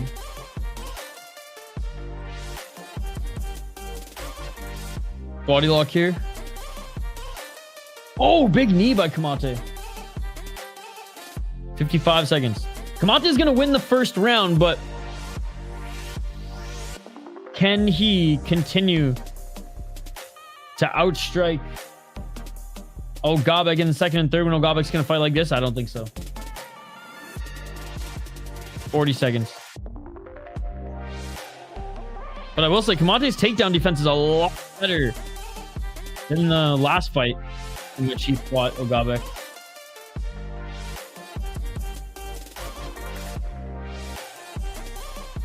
$23 seconds. Ogabek can't take... Oh, right when I say can't take him down. He takes him down. Trips up his left leg. Takes him down. Ass to the mat. Back to the cage.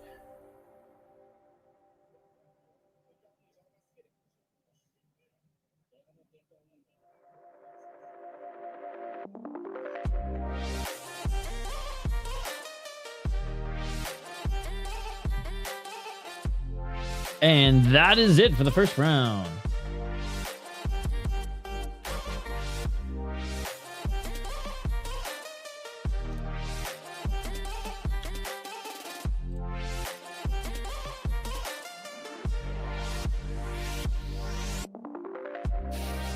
Just looked like Ogabek was stunned that he got knocked down.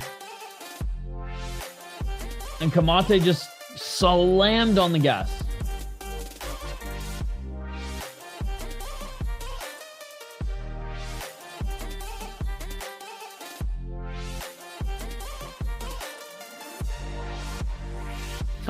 I love it. No stools in this league. It's like you sit on the ground or you stand. It's hilarious.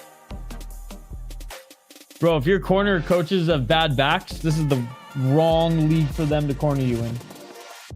They're gonna be bending over this whole time. All right, here we go, guys. Round 2. What a crazy first round. So far, fight of the card, but let's see how round 2 and 3 play out here. Round 2. If we get to a round 3. Something wrong with Kamate? What's going on here? Oh, okay, we're good. We're good. Oh. What's going on? Okay. Ref signals fight.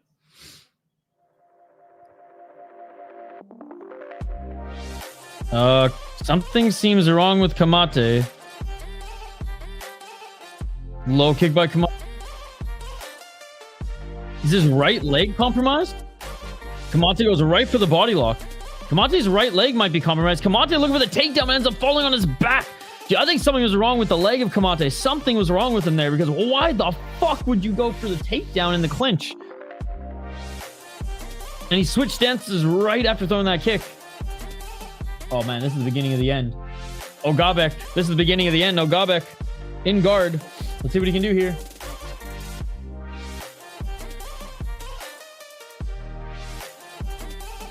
What the fuck's going on?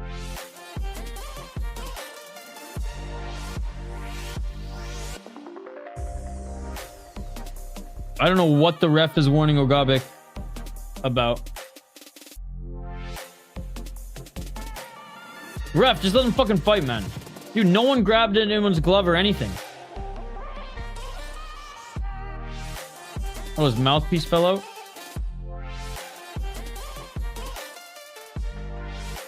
I don't know. Something happened with Kamate there. Maybe he spat out his mouthpiece or something like that. Maybe ref telling him to keep his mouth closed. But Ogabek's camp or corner is right next to them, and they're talking shit, and Kamate's getting pissed. 328. 137,000 watching on Octagon's YouTube channel. That was unreal.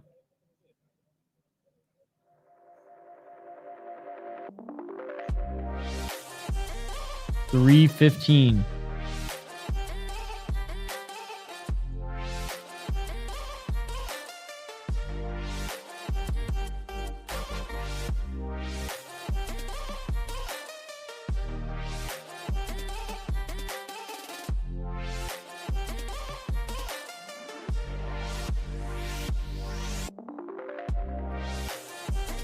$248.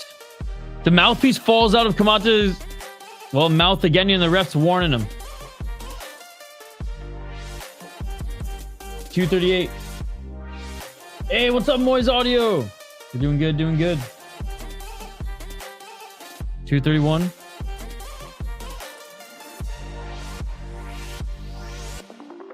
Dude, what the fuck, dude? This isn't hockey. His mouthpiece is gonna fall out again.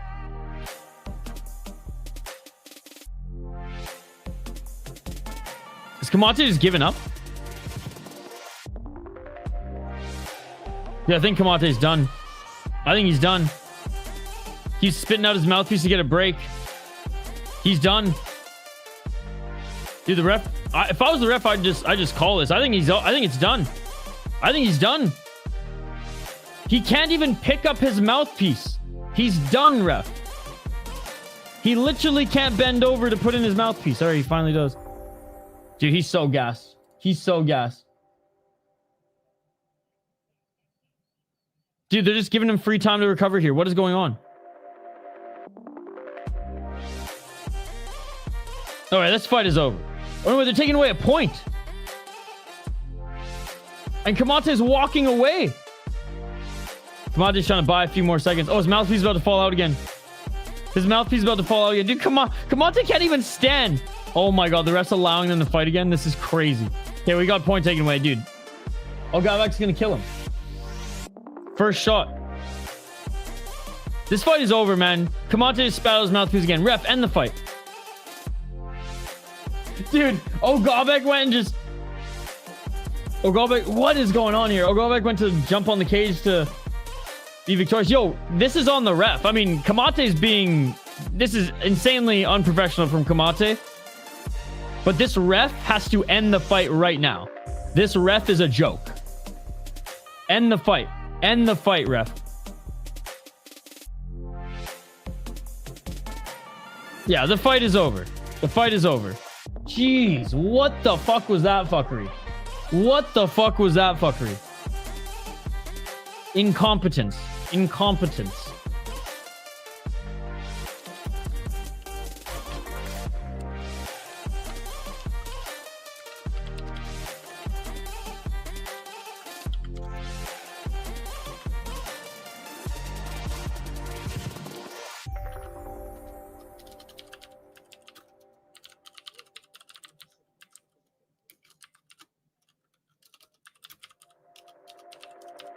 I'm just tweeting about this.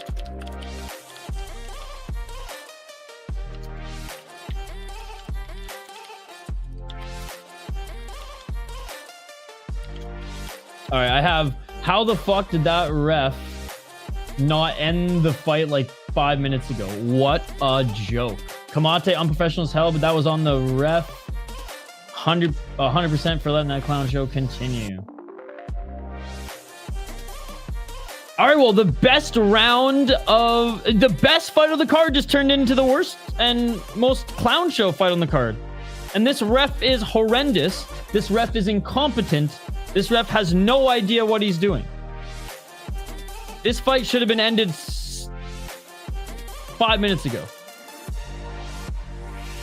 Ogabek, he survived the first round, did enough in the second to make Kamate spit out his mouthpiece 100 times.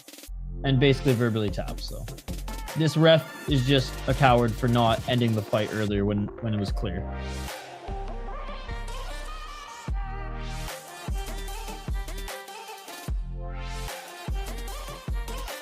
All right, next fight, ladies and gentlemen. Next fight.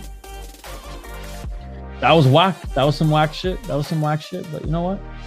It's gonna happen. It's gonna happen. All right, next fight we have Urmat Kenzhebekov against Kaisar Zhaugashar. This is the only like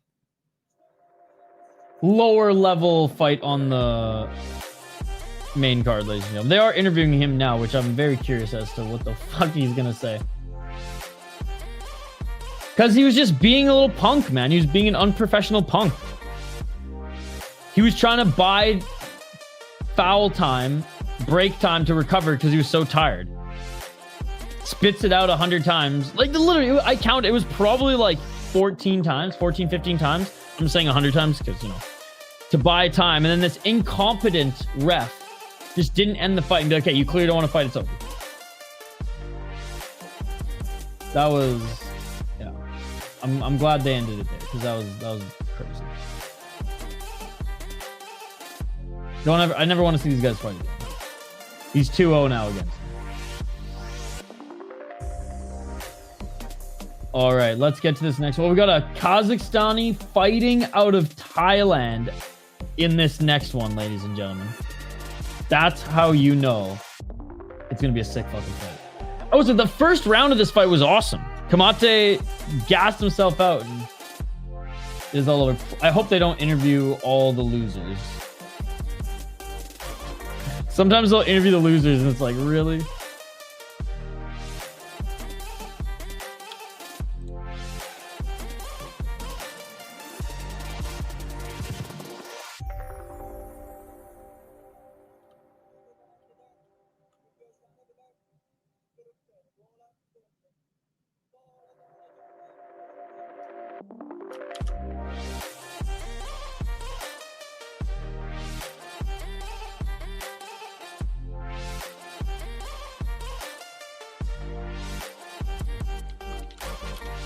All right, this interview's turning into a friggin' speech, but as we get to the co-main and main, there's gonna be a lot of yapping in the cage after. All right, well, again, Can't really knock him at all. He did his job. He did his job.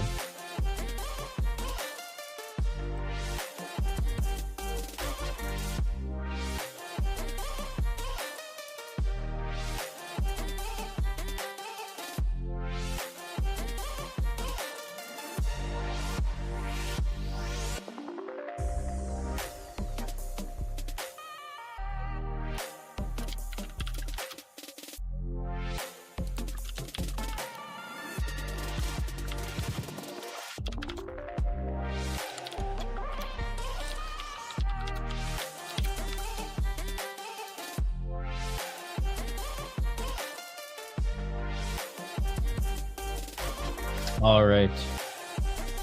Ooh, we have some highlights to react to, by the way, today.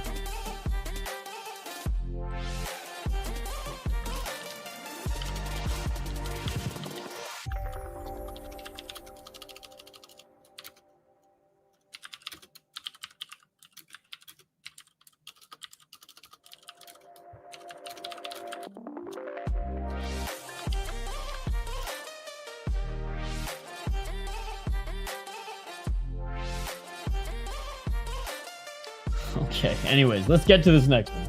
Urmat Kenzhebekov, 2-0 as a pro.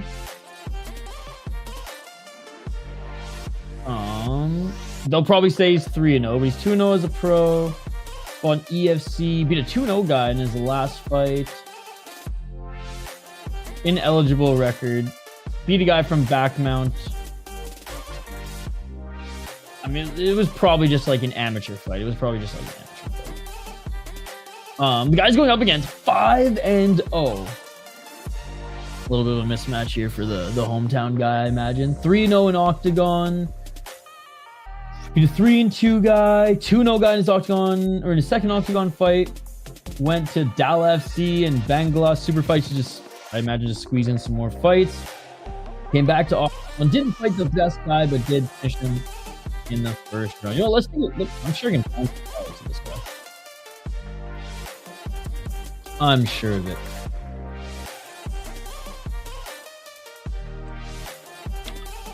And I'll update the poll question here as well. Who all voted? 7% voted for Kamate. I'm sure in the first round everyone was like, "Oh my god, this shit's crazy." But yeah, that second round, it went from the highest of highs to like the most disgraceful of lows there. So quickly. So quickly.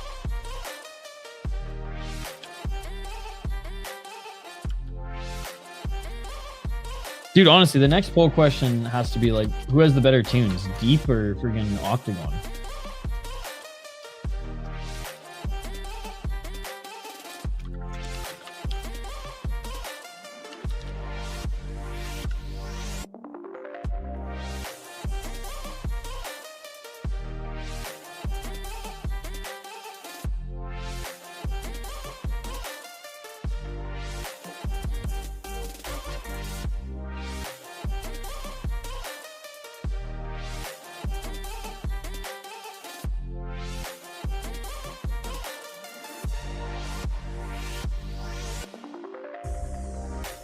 All right, introduction for the next fight coming up here in just a moment, guys.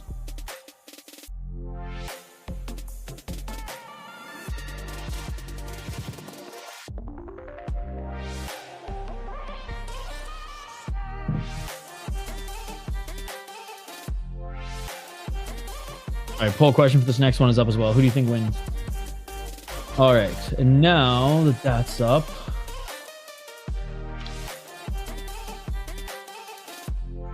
oh, fuck. I literally spelled this last name.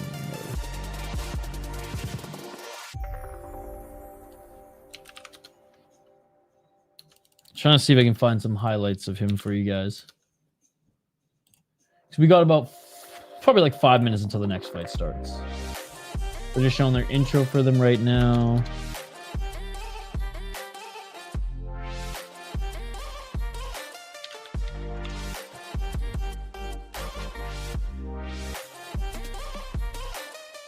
Damn, whoever put together... Oh, it's a...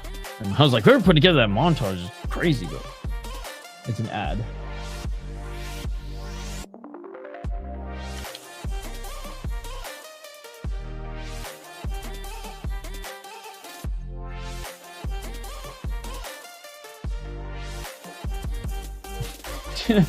I literally looked up this guy's name and a completely different fighter pops up. That's so fun. They're like, their names are similar, but like not the same.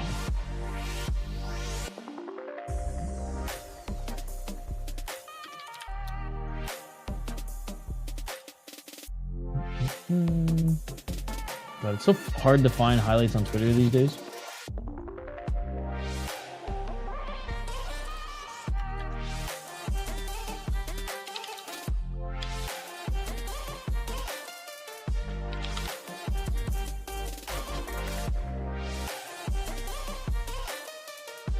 I was hoping that we'd watch highlights to pass the time, but now we're passing time with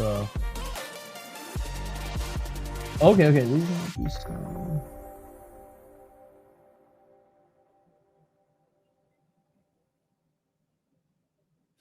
Not as readily available as I thought, ladies and gentlemen. Anyways, they're making their walkouts now. Twitter used to be so easy. I'd put MMA, the name of the fighter, every time you'd find a list. Now it's, I don't even know how their search engine works, to be honest, anymore.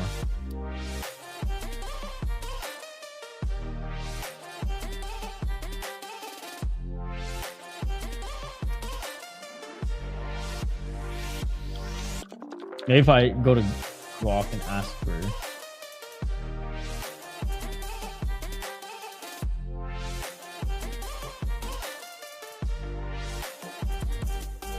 Apparently there's not a lot of footage on him. Oh, there you go.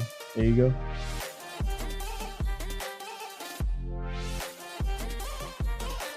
All right, the first of the two making their walkouts is from Kyrgyzstan. Octagon makes really nice production, good hype video. Absolutely. And honestly, it's just getting better and better. It's just getting better and better. Creep into their 100th show, and they do quite a bit of shows. Like they do, God, I would say that they do way more shows than Ryzen, right? Like they'll do, you're guaranteed what, like 3 every 2 months, 3 or 4 every 2 months. Which Ryzen, it's 1 every month and a half, 2 months.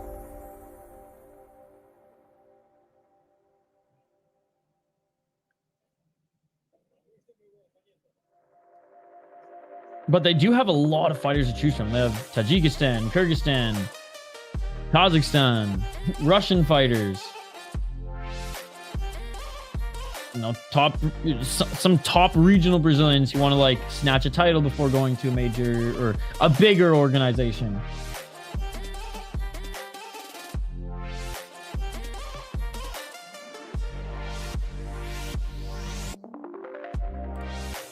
All right, Kenzhebekov has entered the cage.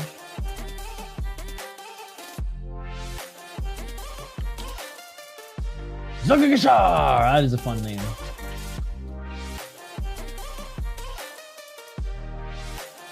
So let's see if he's posted highlights on his Instagram. Sometimes they do. All right, here's one. Honestly, half the time when I'm making my highlight videos for Contender Series or for the UFC, I'll go to the fighter's Instagram and just pull from there.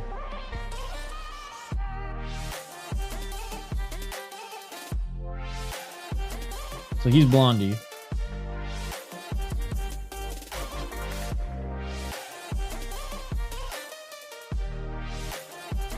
Oh, all right. So he's a pretty good striker. This is exactly what I was looking for too. Not really even. Like it's more of a feeder league for, I wouldn't even say it's a feeder league. It's starting to be more and more, which is good. But I would say most guys from Octagon who do well go to a Ryzen, go to a One, go to a PFL, ACA, win a fight or two, and then get to the UFC. But because that's kind of like the Alash Pride way of doing it. That's the other top league in Kazakhstan. But now more and more fighters are coming right out of Octagon to Contender Series, right out of Octagon to the UFC. And the UFC has invested in it a little bit as well. Like, I'm surprised that they're not on UFC Fight Pass. I think that they just make enough money that they're like, we'll take your UFC gym sponsorship and we'll just keep doing our own thing. I gotta imagine that UFC is offer. And like, their production is, they don't even need the UFC's help. Like, their production's already as good or better than what we see on Fight Pass. But having said that, maybe the UFC give them a deal they can't refuse down the road. Their 100 show is going to be insane, though, Terrence. Like, I'm predicting 5 million views on their YouTube channel. I'm predicting 5 million views on their YouTube channel for Octagon 100. I wonder who's going to be available for them to fight, too. Probably not going to be for another year, like 2027, I'd imagine, is when they'll probably hit it, but... Oh, and of course, yeah. He's out of Astana, and that's where this is being held. 22 years of age. Wait, they're saying he's 3-0.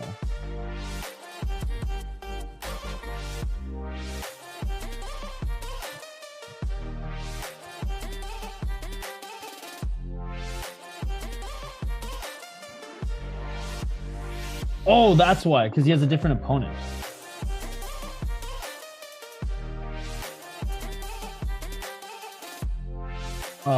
Urmat Kenzhebekov. That's why. This guy, I guess, was originally supposed to fight him, but... And this is why Tapology is just not... Regardless, I still have Kaiser to win, but he's fighting a different Kyrgyzstani.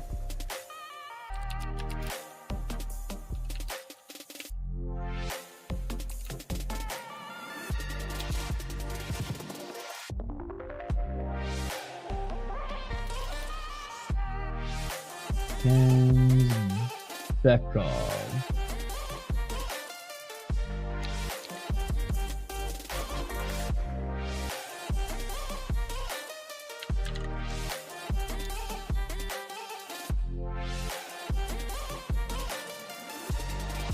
Not popping up on Tapology. Kenzhebekov. Tapology doesn't even know who this guy is. All right. Round one.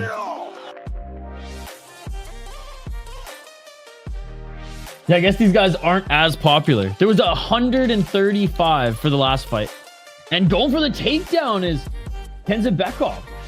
Kenzhebekov back up to their feet. Walking forward. Kaiser.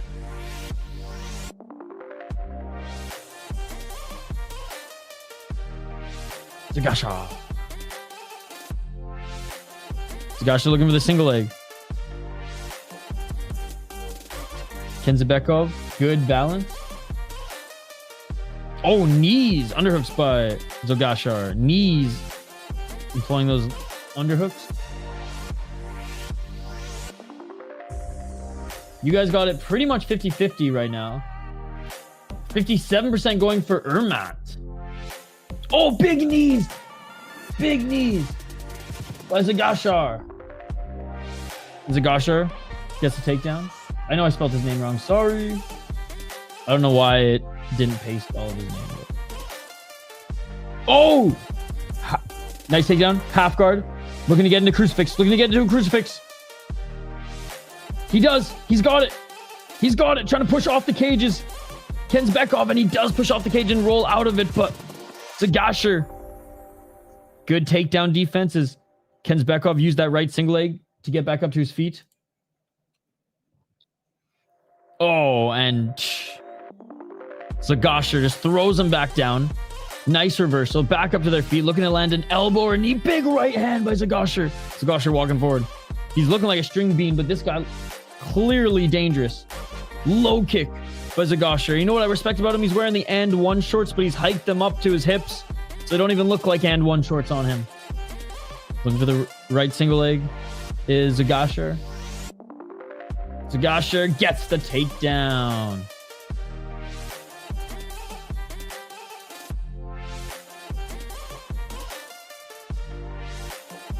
Half guard, left hands. Oh, looking for a Darce.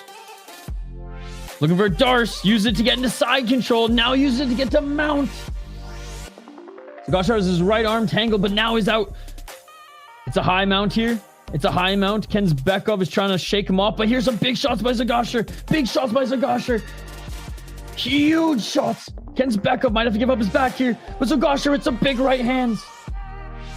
Oh, right hand by Zhaugashar. Still in mount. Oh, not anymore as Kenzhebekov rolled out of it, but Zhaugashar still in the top position. Elbows to the body.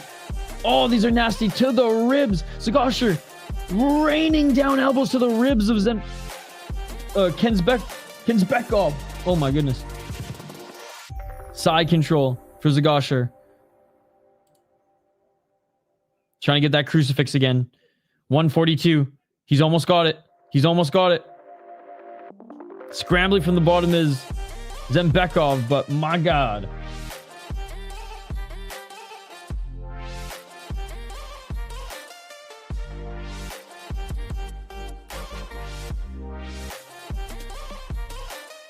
Oh, more elbows by Zhaugashar, who's back in full mount. Back in full mount. Huge shots by Zhaugashar here. Huge shots. Ground and pound. The ref's going to call this. The ref's going to call this. I don't think Kenzhebekov is going to get out of this. Oh, he rolls to his back here, but Zhaugashar still landing some huge shots. 1 minute remaining. Holding on to the torso for dear life is Kenzhebekov. Just trying to survive the round, but Zhaugashar, more shots here. Oh my God. Zhaugashar with the lefts. He's playing the bongo drums on his fucking face. More right hands. Trying to roll, but he can't. Elbows. Zhaugashar. If this was the UFC, would have been ended 30 seconds ago, but shout out to the referees letting Kenzhebekov at least try to defend himself here, but now raining down elbows is Zhaugashar. 30 seconds. Zhaugashar. I mean, Zhaugashar probably getting himself a little tired too. What does Zhaugashar have to do to end this fight? Oh, more left hands. Giving up his back might have been worse for Kenzhebekov here as he's eating cleaner shots. 10 seconds left. Zhaugashar now rolls the rear naked choke. I don't think he's going to get it. There's not enough time. Zhaugashar did everything but finish the fight, and he might have gassed himself out there trying to get it. Round 2.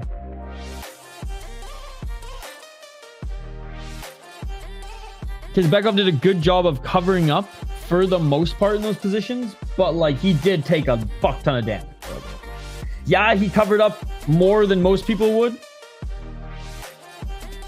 and enough for this ref to let the fight continue. Again, in the UFC, that probably would have been stopped, but I'm okay with it continuing. But he still took a fuck ton of damage. Like, there's no denying that. He blocked a lot of shots, but he still fucking got fucked up. Fuckity fuck. All right. Round 2 coming up. Did Zhaugashar gas himself out? That is the question. That is the question. Just a question. I feel like, and Simon Feck's taking my lines. Hank's taking my lines.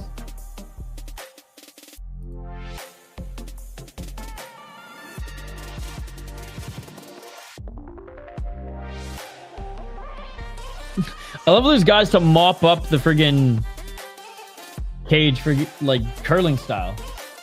Right on cue, since we were talking about that earlier. All right, round 2. Let's get it on! Low kick by Zhaugashar.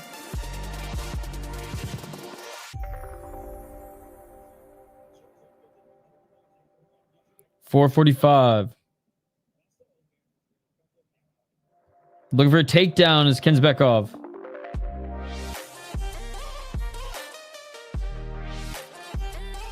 Kenzhebekov gets the takedown. Back up to his feet. Zhaugashar. Some left hands. Zhaugashar. Takedown defense. pretty good in this fight. Oh, nice reversal as Zhaugashar just tosses Kenzhebekov. The right shoulder. Kenzhebekov back up to his feet. 407. Ref saying, let's work. Let's work. Kenzhebekov really trying to get that right single leg, but even trying to trip Zhaugashar, just cannot get it. Zhaugashar going to break free here. Zhaugashar landing some strikes on Kenzhebekov. And then Zhaugashar, to humiliate him, lands a takedown right after. In such an easy looking fashion.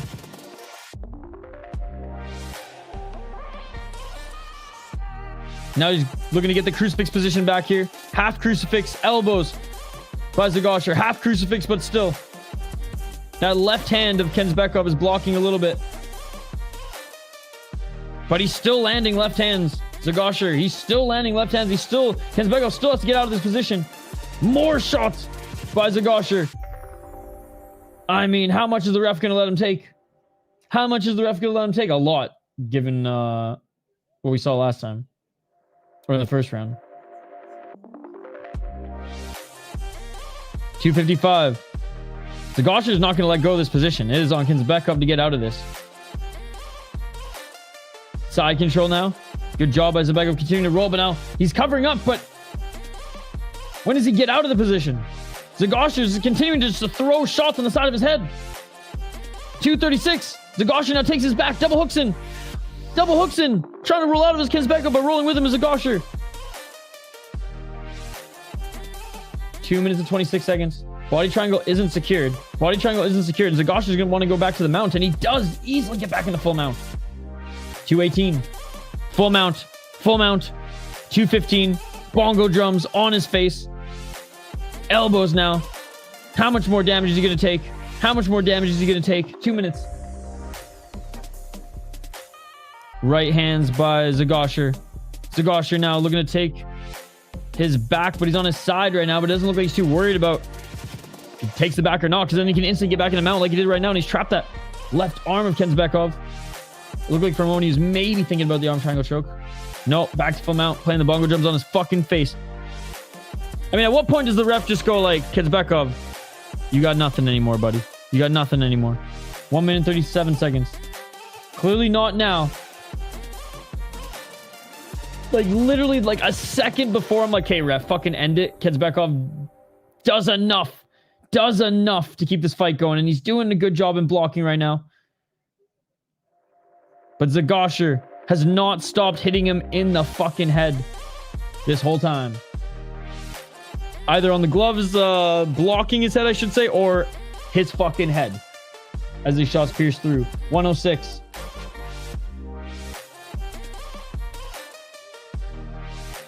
Oh, man, like, some of these elbows are getting through. He's thrown like 14 elbows. All right, this fight is over. The ref has seen enough. This fight is over. The ref has seen enough. Dude, this kid is something special, man. 6-0 now. 6-0. It looked like he has looked like he had cardio for days. And you look at Urmat.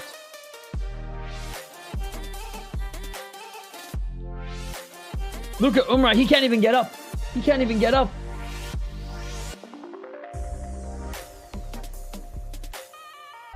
Wow. What a performance. What a performance by Zhaugashar. He looks like he could go another 3 rounds. Bro. And Urmat can't even get back up to his feet. He's still on the ground. He's overheating. They got ice packs all over him. The ref called it, as he should have. I was just like, how much more? Like, I know he's blocking some of these shots, but like, he's done. He's fucking done, man. Wow. Great performance by this kid. He's 22, 23, they said. Trains out of Thailand, and he's that good of a grappler. Holy shit.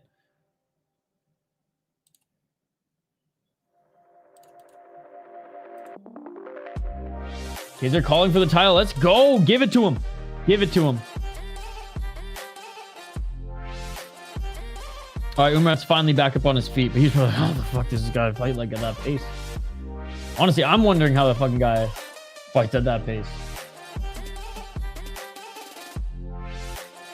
All right, next is Alencar and Tolenov.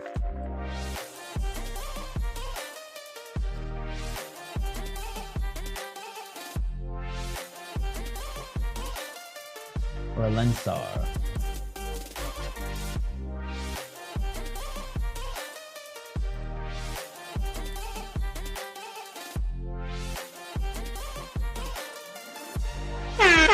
Kaiser just announced as the winner.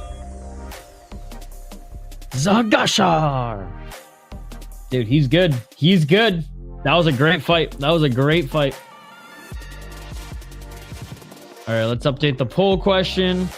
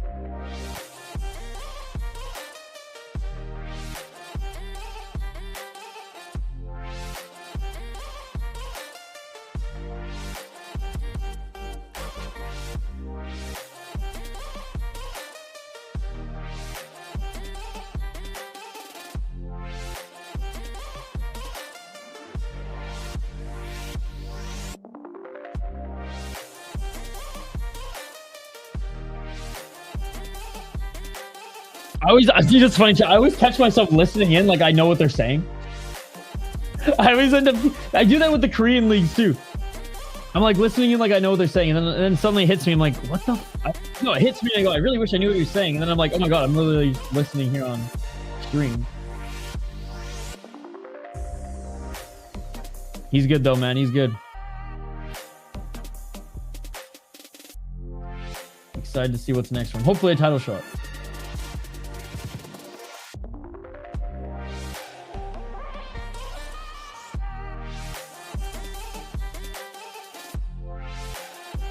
He's calling for it.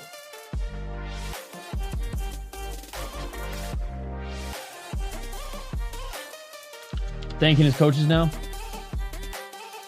And he's a hometown guy too. Like they're fighting in his hometown.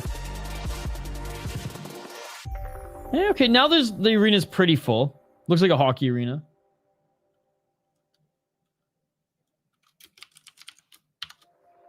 Four more fights left, ladies and gentlemen. A little bit more work than I planned to do today. I gotta do some corrections on this last podcast. So I am down for 4 more finishes, ladies and gentlemen. Judging by record, I would say Damir has it.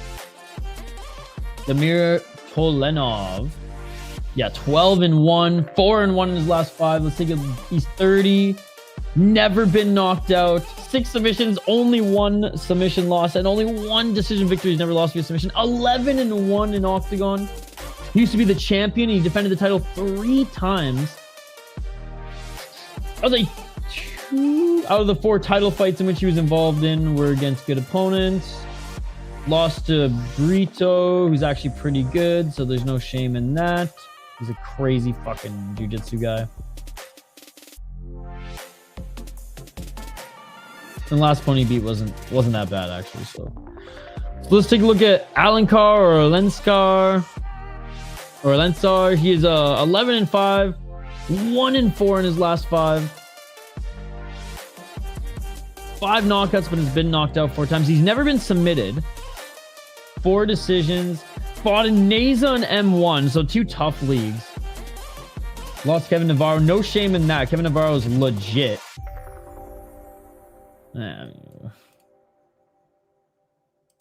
Fought Tamirov in Neza. No shame in that. He's in the UFC. Abaev, isn't he in the UFC? Dude, literally the last 3 guys he's lost to have been fucking unreal.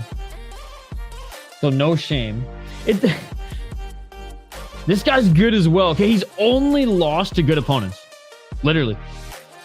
And he's beaten some good guys too. Michael Costa. Where the fuck this guy is. 5-1. Nah, 9-5 now too, but it's not like he just fought. It's not like he just beat Cans and only lost to good opponents. He lost to like the best guys that he could face on the regionals and beat the guys he was supposed to be as far as Cans and some decent competition as well.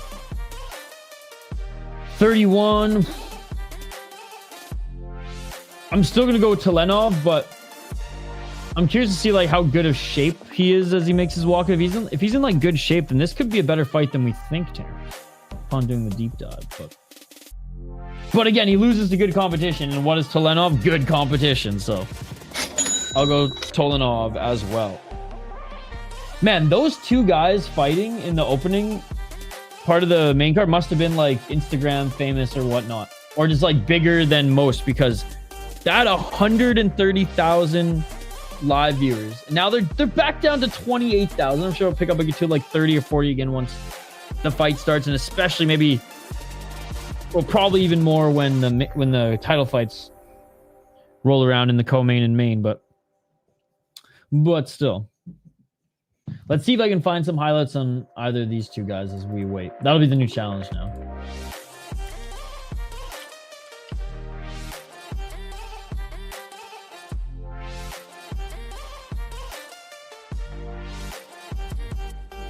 The only one that comes up is Brito beating him. That's funny.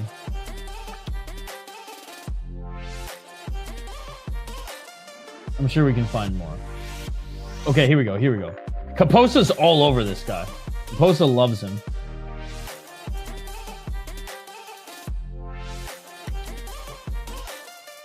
We're just waiting for the fighters to make their walkout, so we're going to react to some highlights. If it loads. If it loads. There we go.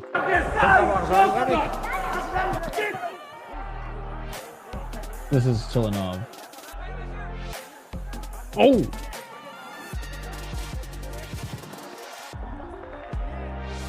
Jeez! Absolutely mauling him. Love the elbows. Making his opponent run away like Chelsea Chandler. Fuck yeah. Big knees. Alright, this hopefully is going to be a sick fight. This is getting me excited. Right into mount. As most of these guys can get into pretty easily.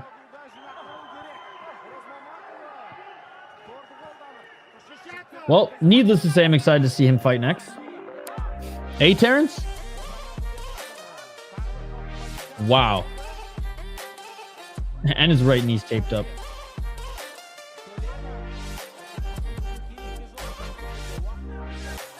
He gets the choke. After all that, he gets the choke? Damn. Yup. He's sick.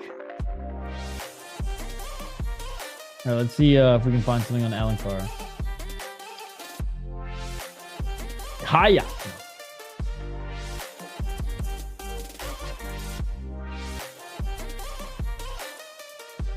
There's just a bunch of them losing again. Come on, we need one of him winning.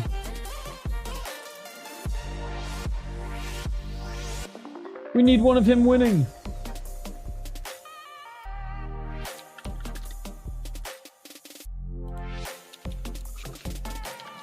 Alright, he looks like he's in good shape for this one. I got none of him winning, guys. Let me try his Instagram.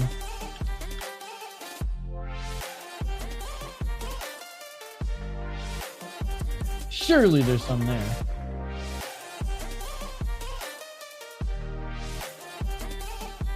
Got some kickboxing highlights.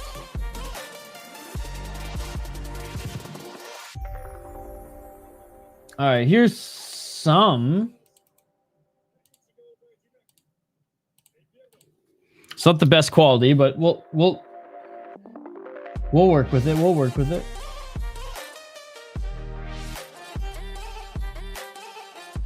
So I guess that was just a sick takedown.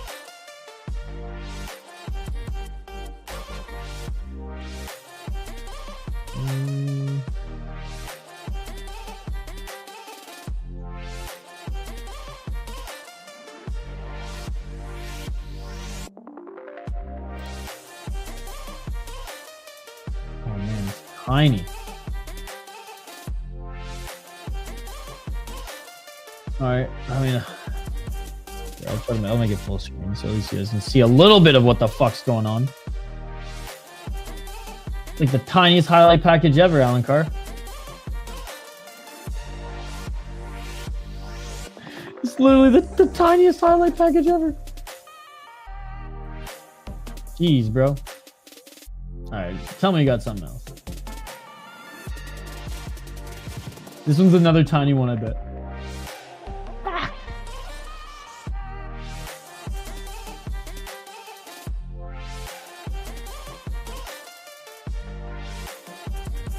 All these M1 ones are tiny, bro. Oh, for fuck's sake.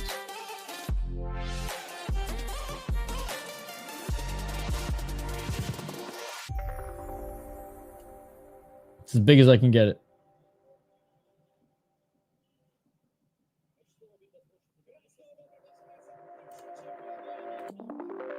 Anyways, they're both in the cage. I'm glad we found that one from Tolenov, though. Okay, he's making his walkout now, but I'm glad we found that one from Tolenov. Let's see if I can find one more from him. Alencar, a notable opponent, but he ain't no Tolenov. That's what I'm coming to know right now. That's what I'm coming to realize.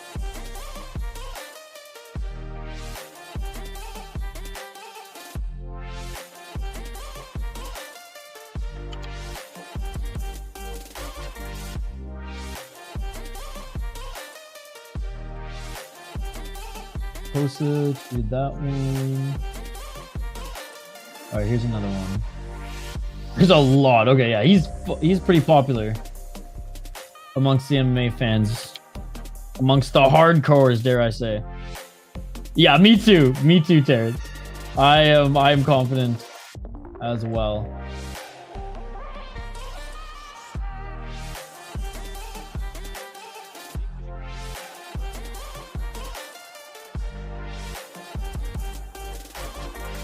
Oh!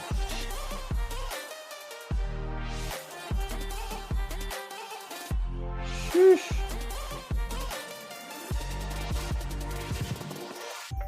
He's been like an Octagon staple. Been with them since 2018. Back before their mat was Shadow Realm like.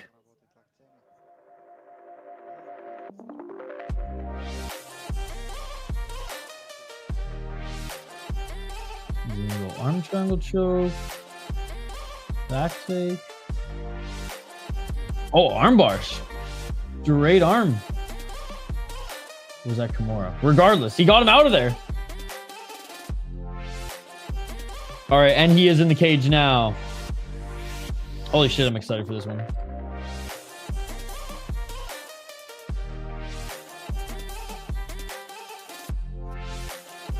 All right, they're being announced now.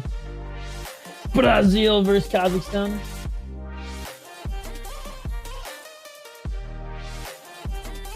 At 11-5, 31 years of age. Flyweights here, so you know it's gonna be all action.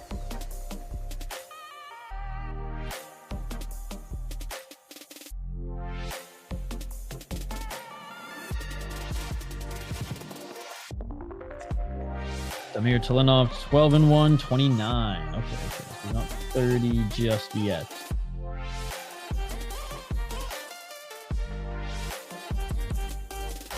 Tolenov.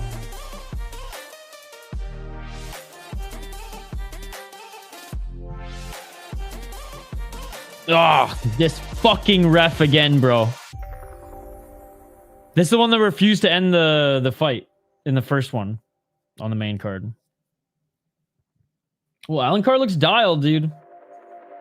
Yeah, don't give me this shit, ref. Fuck you, dude. I know he was talking to me directly, guys. I know. All right, round one is upon us. God, I'm so excited for this fight. Let's get it all. Coming off a loss is Alencar. I mean, back into the win column with 2 big wins for Tolenov.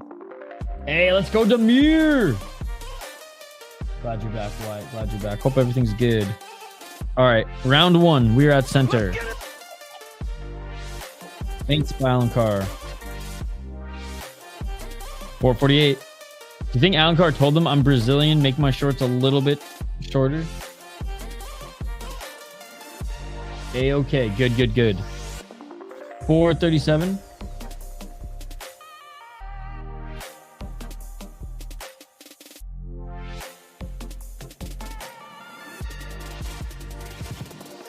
$425.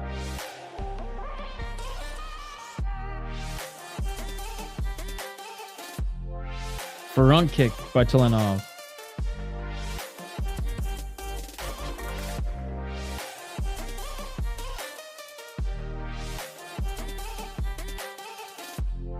Low kick by Alencar.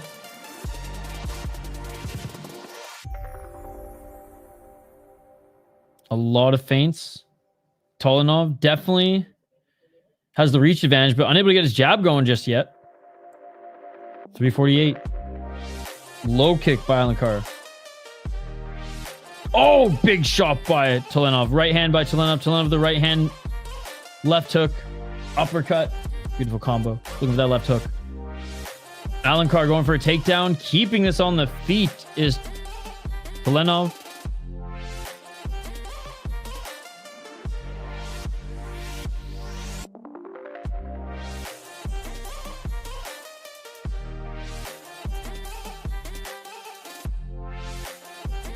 Oh, heel hook.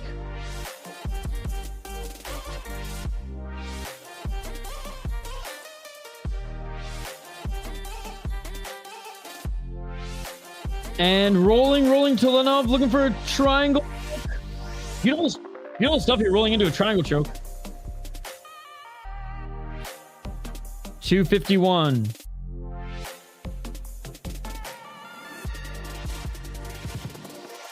$244. And it is all over.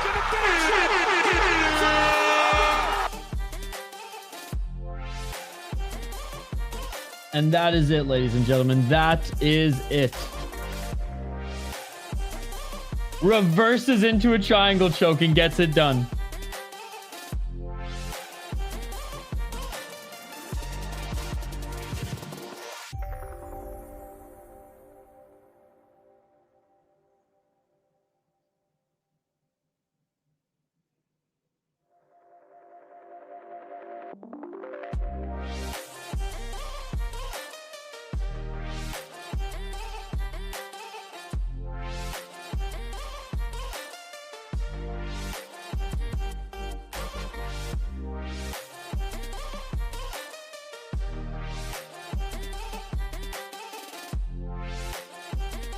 Caught him in a triangle. Great jiu-jitsu scrambles indeed.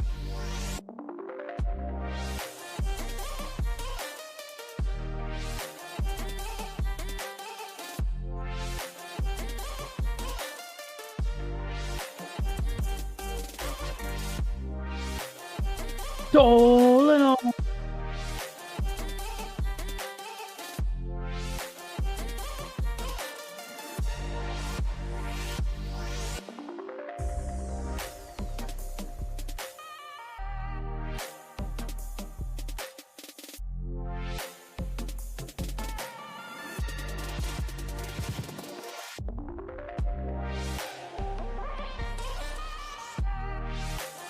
What did we say? Got to get back to work here soon. We need more finishes. Although I would have been fine if this was a friggin' 3-round war. I'm not going to lie, but I'll also take it.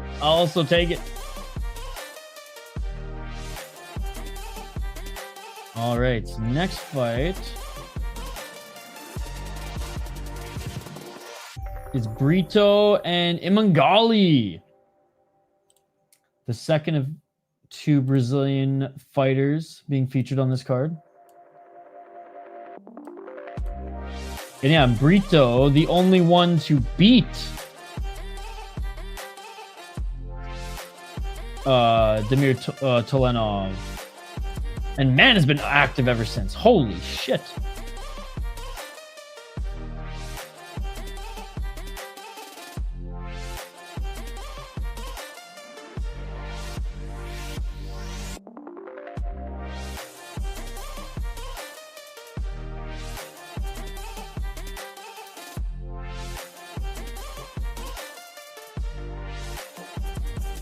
All right, we're on to the featured fight, by the way. This is the featured fight. 3 more to go. Let's see. I want to see where you guys were going with the poll question. Everyone Tolenov. Oh, there's only a few votes, but still. Everyone Tolenov.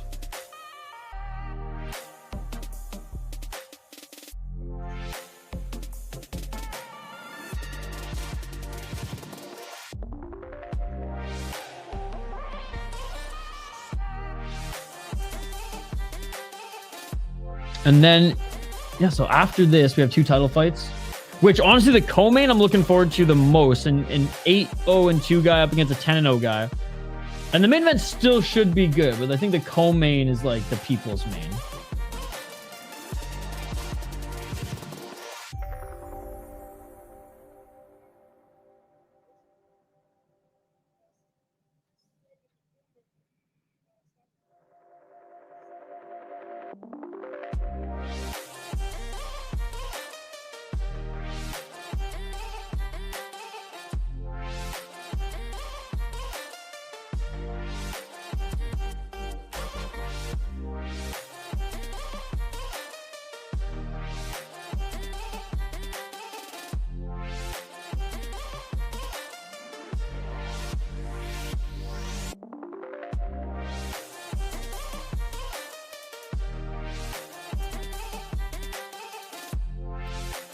Again, here I am listening to him. When it's a slow chat day, I just feel like I'm watching by myself. And I'm literally just listening into these guys thinking I know what they're saying. I swear I know half what the Koreans are saying now. Just by body language alone, matching with some of the words, but...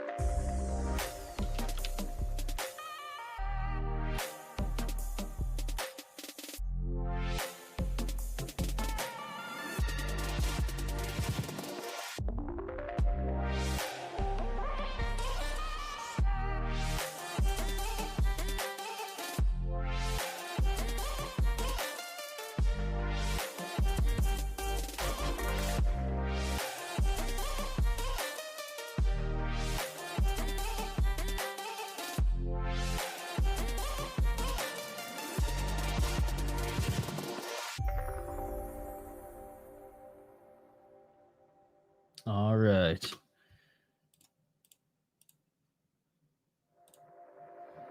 Brito up against Imangali. The second Imangali name. I don't know if they're related. I mean, it could just be, they don't look related either. It could just be a popular name.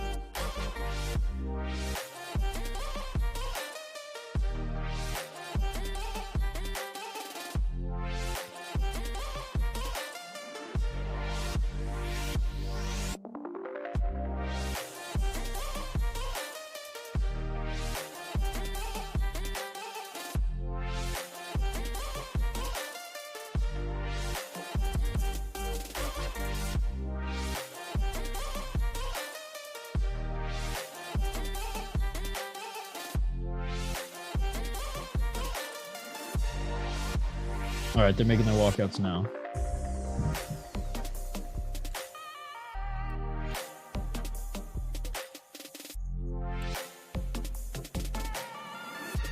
Brito, 14-5 as a pro, 4-1 in his last 5 fights on a 3-fight win streak. For a second, I thought this was Tiger Muay Thai. It's because of the orange in it, but no. 5 KO TKOs though. He's been knocked out 3 times, 8 submissions, has been submitted twice, and a 1 decision. 1-3 in the promotion on a 3-fight win streak. He's 16-7 guy, 3-2, 8-4. Lost the in a title fight. Who's the Palmas fight champion?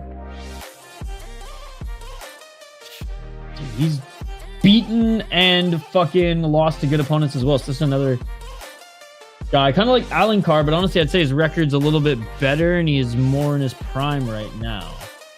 I don't know how old he is, but he's been insanely active. So for context, Tolenov's only fought twice. Well, now 3 times since this loss.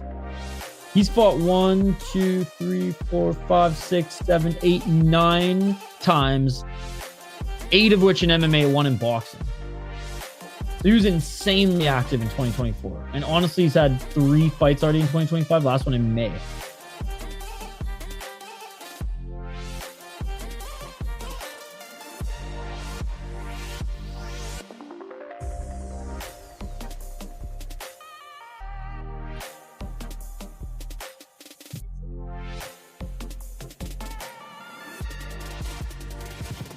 All right, 7-0 for Imangali. Undefeated. 4 KO TKO, 1 submission, 2 decisions. 5-0 in the promotion. He's also fought some kickboxing back in April, in which he lost. Got knocked down the second round. That's not really good for your MMA career if you go on a side quest and get knocked out. He's beaten some pretty good opponents. 5-2, 2-1 when he was 2-0. Ferrer, who's 10-8 in his last fight.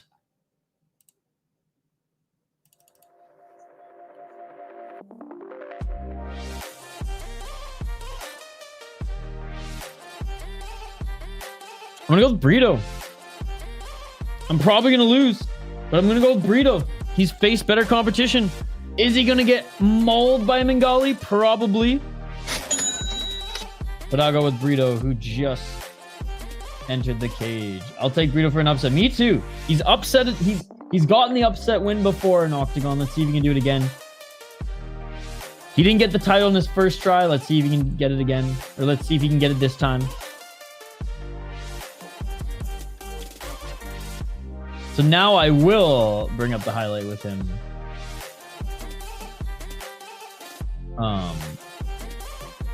Fighting Damir Tolenov.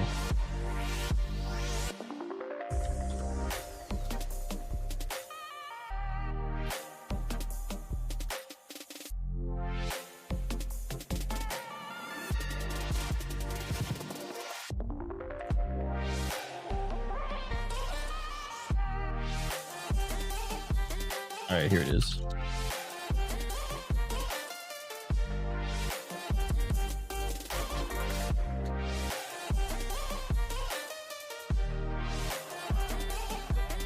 Oh!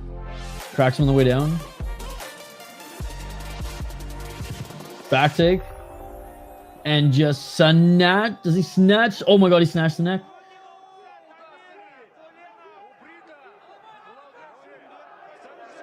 So he can handle grapplers. He can handle grapplers. Imangali for the win. Looks like a man on the rise. That was the last undefeated guy he beat. That was the last undefeated guy he beat. Unfortunately, he got absolutely murked in his title shot, though. Oh my god. Okay, so this was... I hate to do this. This is bad juju before his fight. But this was him getting knocked out in his title fight. Oh my god. For the record, I don't think Imangali is as good of a striker as Magomedov, but still.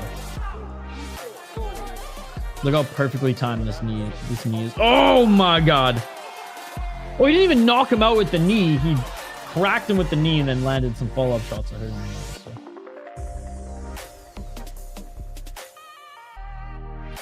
Let's watch Imangali lands a knee up the middle and finishes him.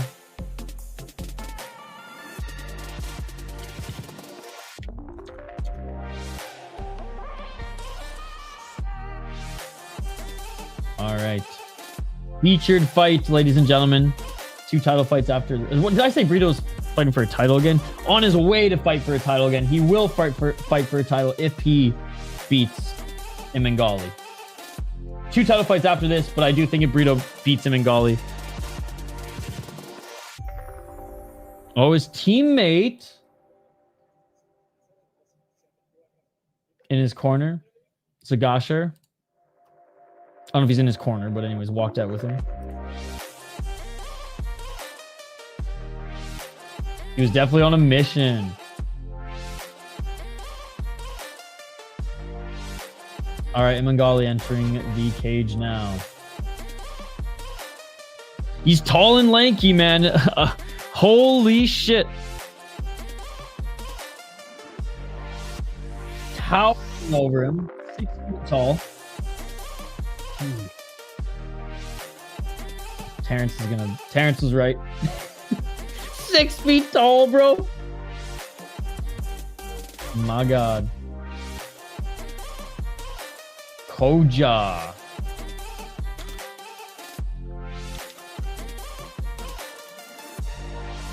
Doing MMA at this hour, I literally thought they were about to do a whack crew. I guess this is actually going further than one championship would be done by now, probably. Oh, this does start an hour later.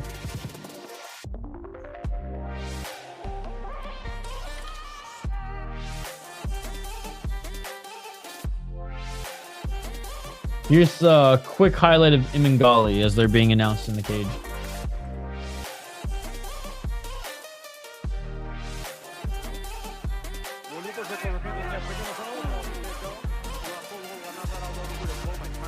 Oh!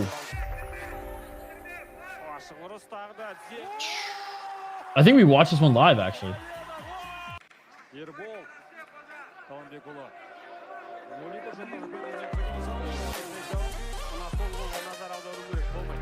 Oh my God, he enters with a knee as well. Savage. He's just so tall. He's so tall. I get my ass handed to me with these young guys fighting style. This wasn't happening when I grew up. We just threw fists. Yeah, now it's like, dude, now people are throwing leg kicks in street fights, and I don't roll my eyes at it. 2 leg kicks can drop your opponent, and then at that point, you're just flipping him the bird, yelling at him. Like that fucking laugh at the end of that friggin' unicycle clown game that was on every computer in elementary school.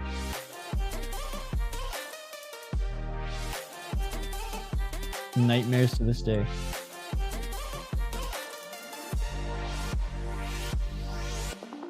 All right, round 1, featured fight. Let's get it. Low kick by Brito.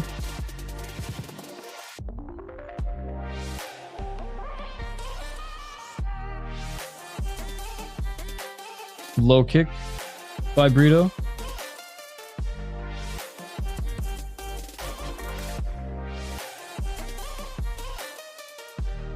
Side kick by Imangali.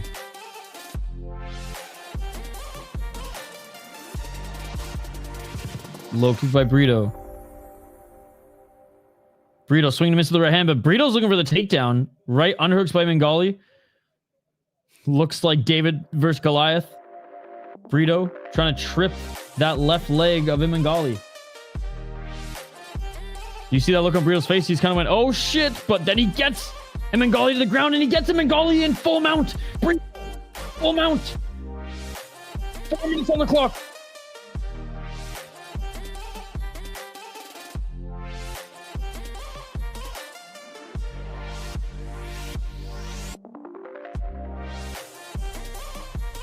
.346. Oh, looking to get reversed. Is Imangali going to reverse him? No, Brito stays on his back. Body triangle. Body triangle still not secured. But he does have the back. 3 minutes and 30 seconds. He's got time to work. He's got time to work.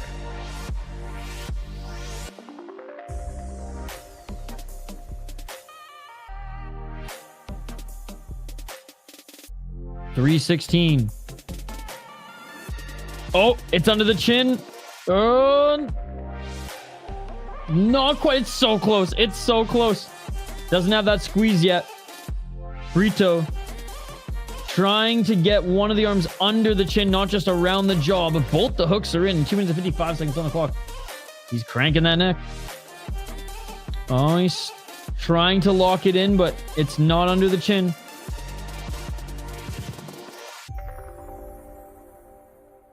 Imangali fighting the hands. Pulling that left arm off. 235. Oh, great reversal by Imangali. Gets that left arm over his shoulder and rolls with it. Now he's in the full guard. Brito rolling to his left, trying to push Imangali off of him. 221. And here come the elbows by Imangali. Brito continuing to try to push him off. 205.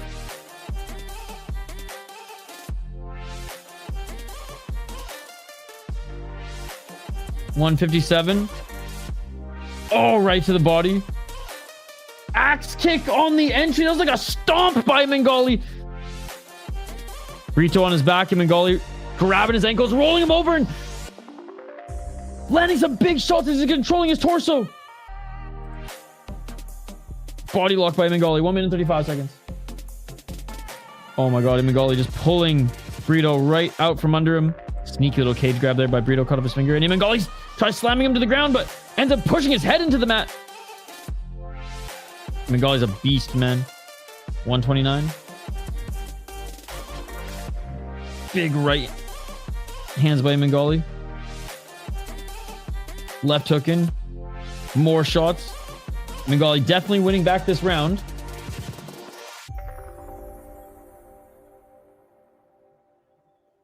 Now Imangali looking to take the back of Brito. Body triangle secured. Those gangly ass praying mantis ass legs. Oh my god, those praying mantis ass fucking legs, ladies and gentlemen. 49 seconds.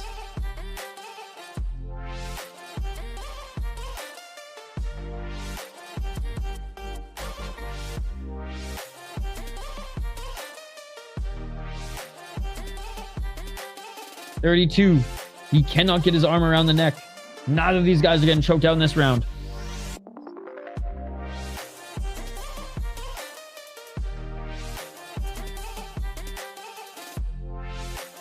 $19 seconds.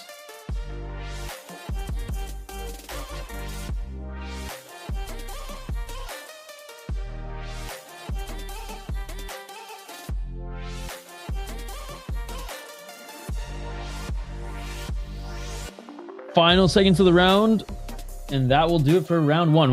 What a round, dude. Where Brito ends up getting the takedown. Brito ends up getting the back take. Brito full mount, then back take, looking for the rear naked choke. Doesn't get it. Imangali ends up reversing. Imangali ends up then just beating the shit out of Brito. And out-muscling him, out-controlling him for the rest of the round. Each of them had control, damage over friggin' submission attempt. Imangali had me worried during that choke sequence. Hey, Brito showed why he's a solid regional guy, but Imangali's calm, cool, collected. Yeah, it has to be a 10-9. Brito did really good in the first half of the round, so there's no way that would be a fair 10-8.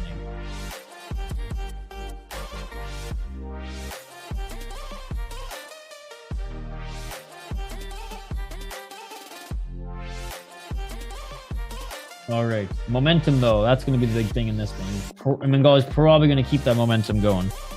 Let's get it all! And right away, he does with a kick to the body. 1-2 by Imangali. Brito swinging a miss to the right hand. Side kick by Imangali. Imangali swinging a miss to the left.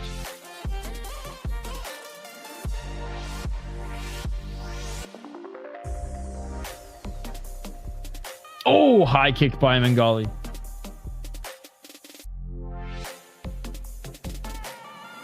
I think that phased him a little bit.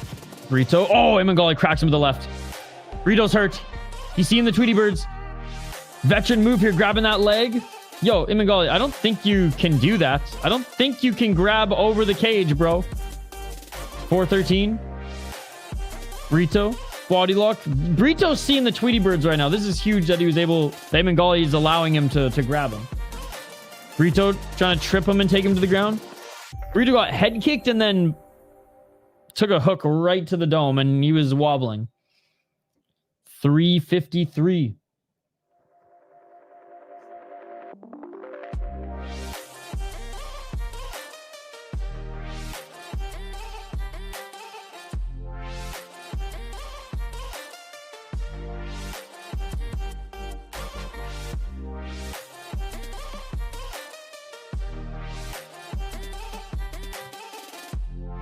$328.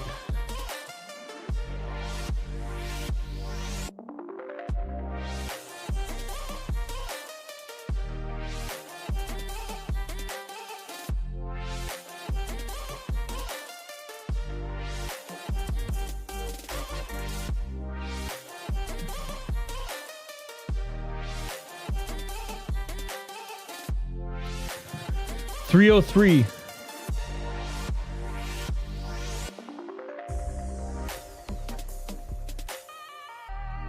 Trying to get into full guard.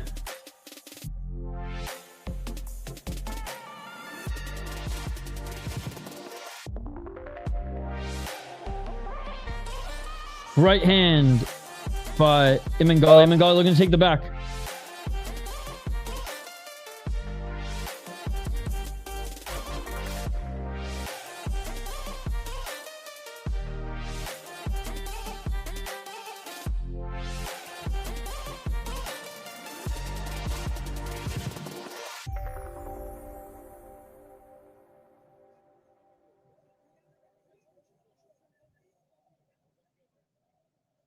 Oh, big knee by Imangali as Brito's back up to his feet. Imangali with a big takedown.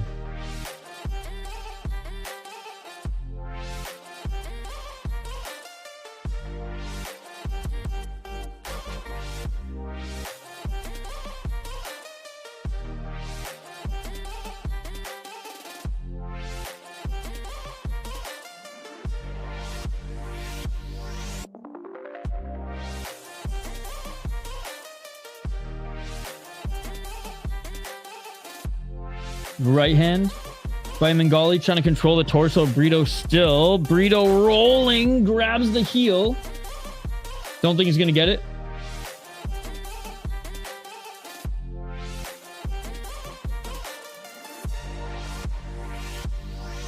$117. Brito trying to get that heel, but Imangali back up to his feet.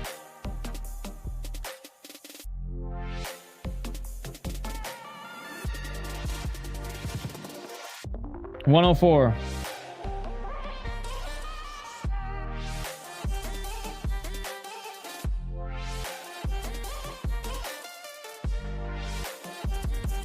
$52 seconds.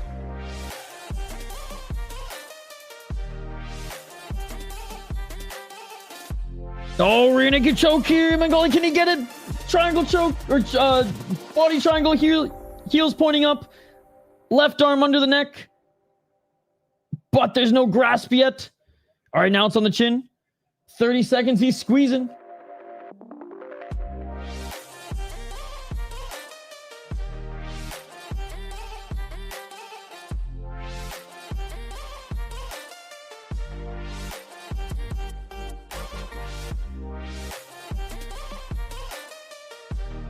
Ten seconds.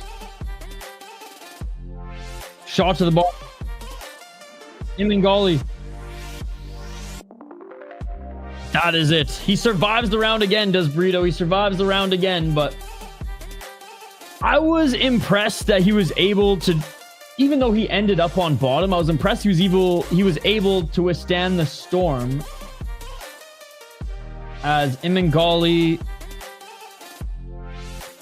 head kicked him. He was wobbled, then landed some, it was like a 1-2, but oh no, it was that left hook that cracked him, wobbled him even more, and he was still able to get the body lock.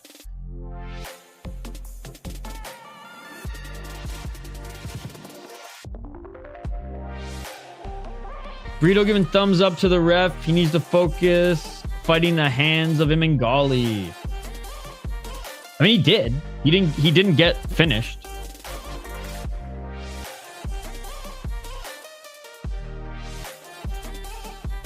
Unless Brito completely gasses, I don't even see Imangali subbing him, to be honest, this round. But he is tired.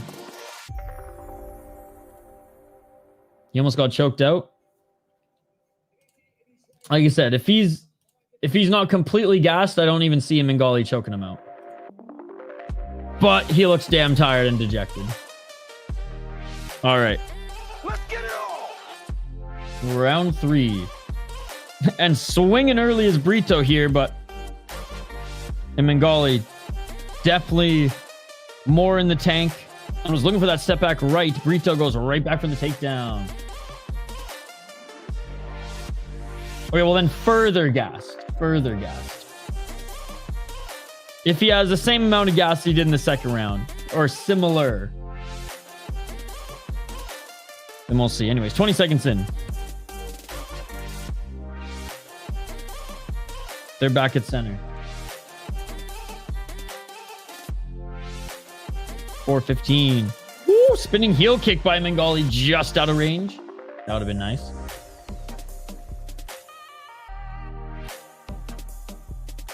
$4:10. Low kick by Brito. Brito looking for the takedown. Unable to get it. Imangali with a trip. Back take. Or Imangali with the...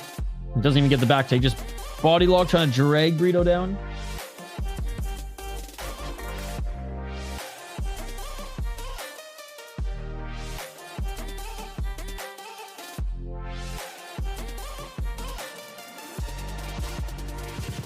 $3:35. Knees by Imangali. Imangali trip, and now he's looking for the back of Brito. Oh, Brito tried to get back up to his feet, ends up being pushed back to the ground.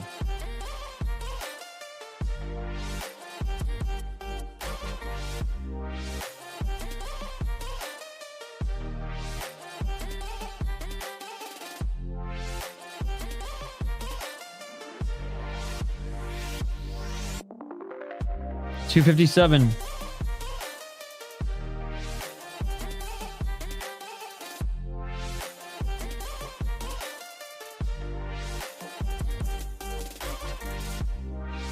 Left hand by Imangali. Elbow. Brito trying to posture up.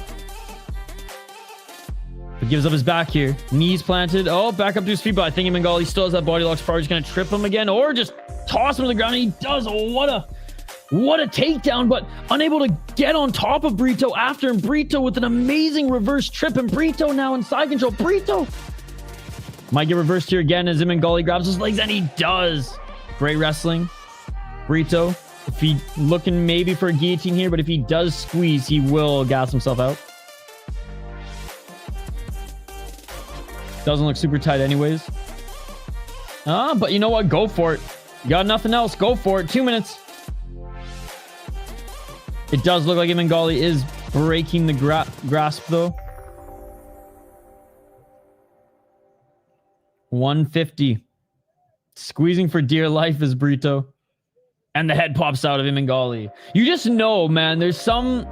Like, don't get me wrong, every now and then someone will pop out of a guillotine that you don't expect, like Volkanovski. But, like, for the most part, like, you can see when it's in. And that was not. And this is where Imangali takes over. And solidifies the round, in my opinion.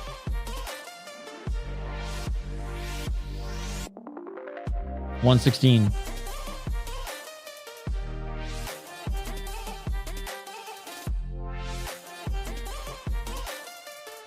Ref saying let's work to Imangali.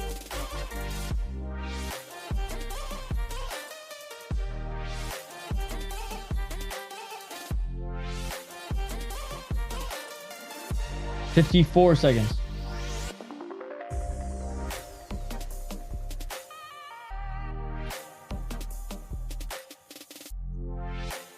Oh, it's on now.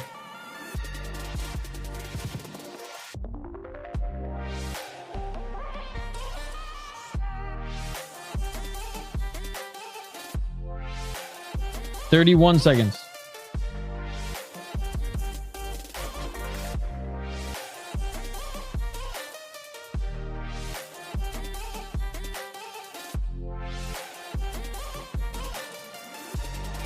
No holding on to the torso.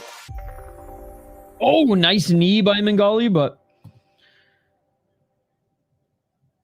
one more takedown. Can he get it? Imangali with one final takedown right into side control, and that will do it. A valiant effort by Brito. Didn't get finished, but Imangali should take this one. Hey, that was sick.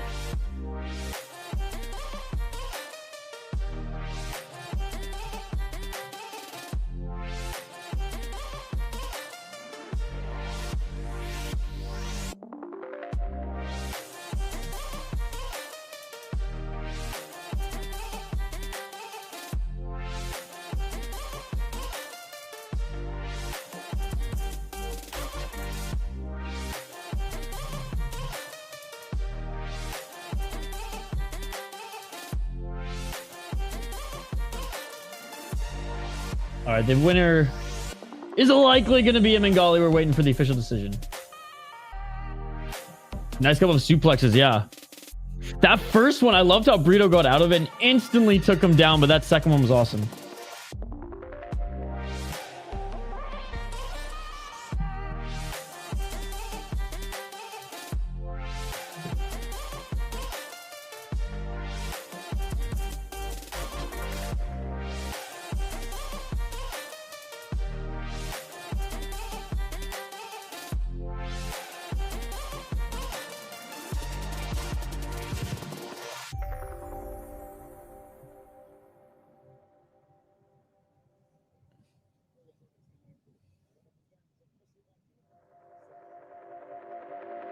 I think we all know the answer. Well, Brito's is a smaller frame at least. I think, I mean, I'm not making excuses. The better fighter was Imangali. Brito probably could fight at 135. I don't know if Imangali could, despite, you know, there's obviously 6 foot tall, like bantamweights, but like he already looks skinny enough.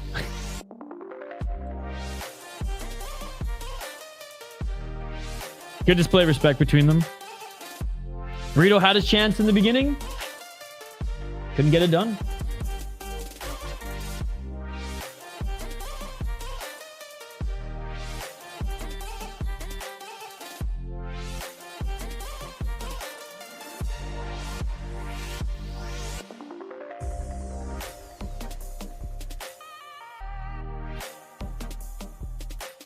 And he gets it.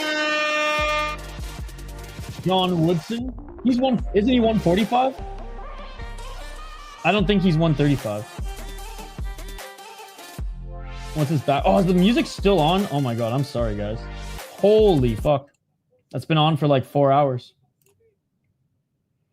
Oh, chat. I'm sorry if I'm not. All the wind in me has been sucked out because a show. I have to redo a whole job for a client. And it took me. Guess how many hours it took me? Guess how many hours it took me? Now it's going to take twice as long. Vibes. Guess how long this thing took me? And I'm going to have to redo the whole thing. And I have to. My whole weekend is fucked now. So there might be a lot less streams this weekend. Like half the weekend might be wiped. So you're hearing this in real time. So my heart just sank. They all sound like Dvalishvili. I thought that was Octagon. Oops.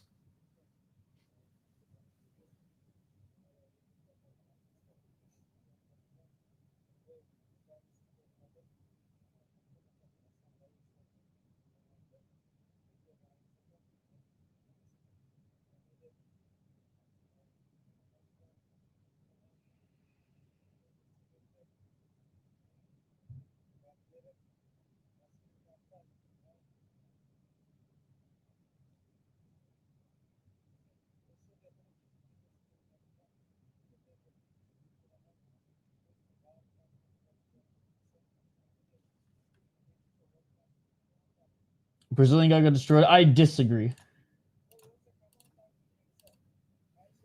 All right, co-main event coming up next.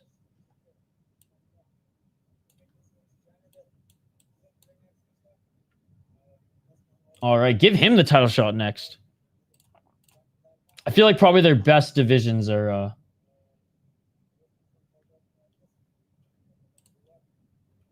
like 135, 145 here. This guy's saying C Levy shit on his post-fight chat. Okay. He's right, first of all. Second of all. Cool. Thanks for bringing the vibes even higher, Cole. All right, co-main event coming up next.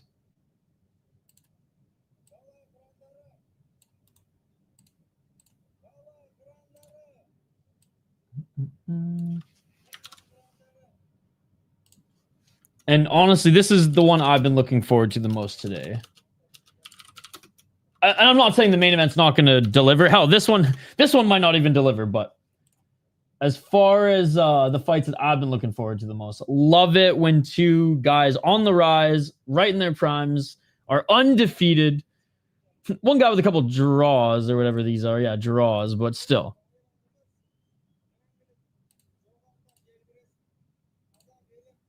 All right, we'll get to this next one in just a moment.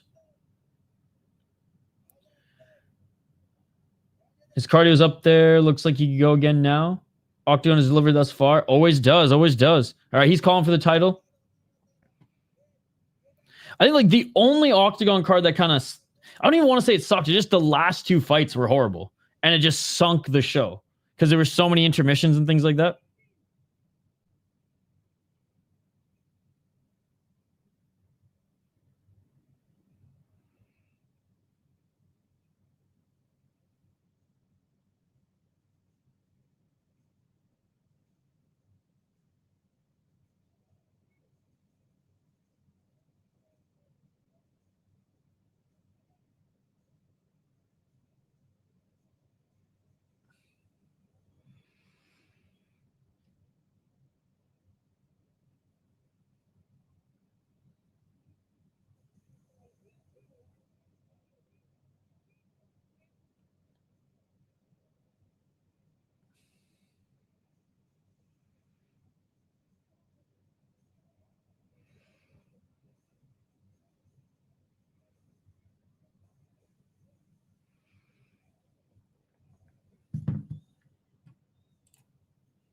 That slam I saw really woke me up. Axe kick to the face while he was on the ground. It was right to the... I mean, I think he aimed for the chest because that is legal. But if they move a little bit, then I think it's at the ref's discretion. So I didn't miss much, huh? Hey, it's free. You can go back and watch it and skip through. There's not too much buffer time, but they do show like a commercial between every fight. The back body suplex. Again, one of the suplexes, I mean, technique-wise, they were both nice. One of them worked, one of them did not.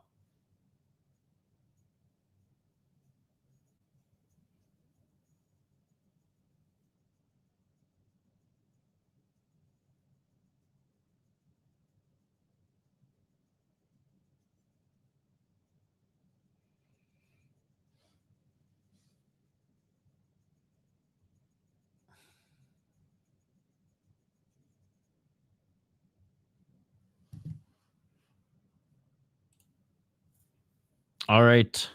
Are we jumping right into it, or what do we got? What do we got?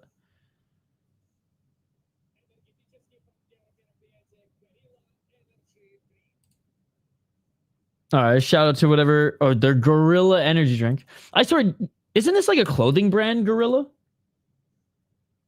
This is the third Uulu on this card. I don't know if we're going right into the next fight or if there's like some sort of feature or something going on here.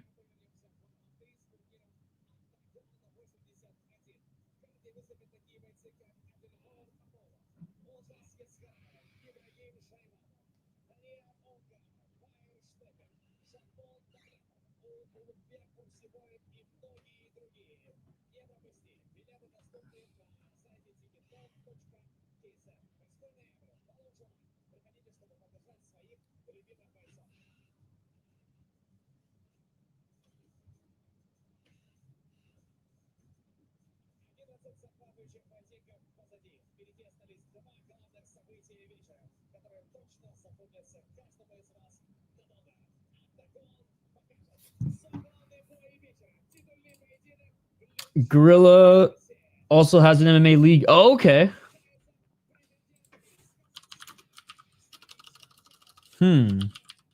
So why are they okay with... I guess they just know that Octagon's better than them. Guerrilla Combat? I don't think this is the same company. Guerrilla Fighting, not Guerrilla Combat. Oh yeah, Odilov fought in this fucking league.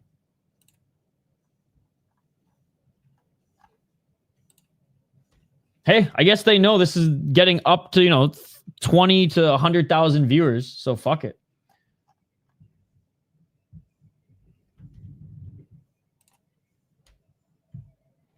I've seen where else has Odilov fought, man? Why am I? Or we're going right into the friggin' co-main. I love it. ACA, that's what it was. He's been dominating in ACA for a while. But he's in guerrilla fighting in 2019, 2020.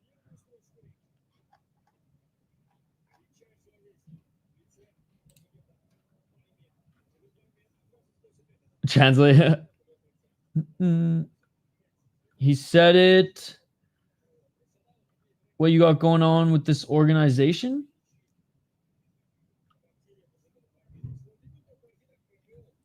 I've never covered guerrilla fighting on the channel before.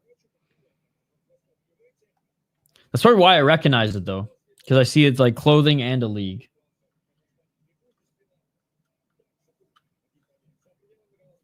Hell yeah. Oh, you know way more than me, Cole. I'm not a real MMA channel.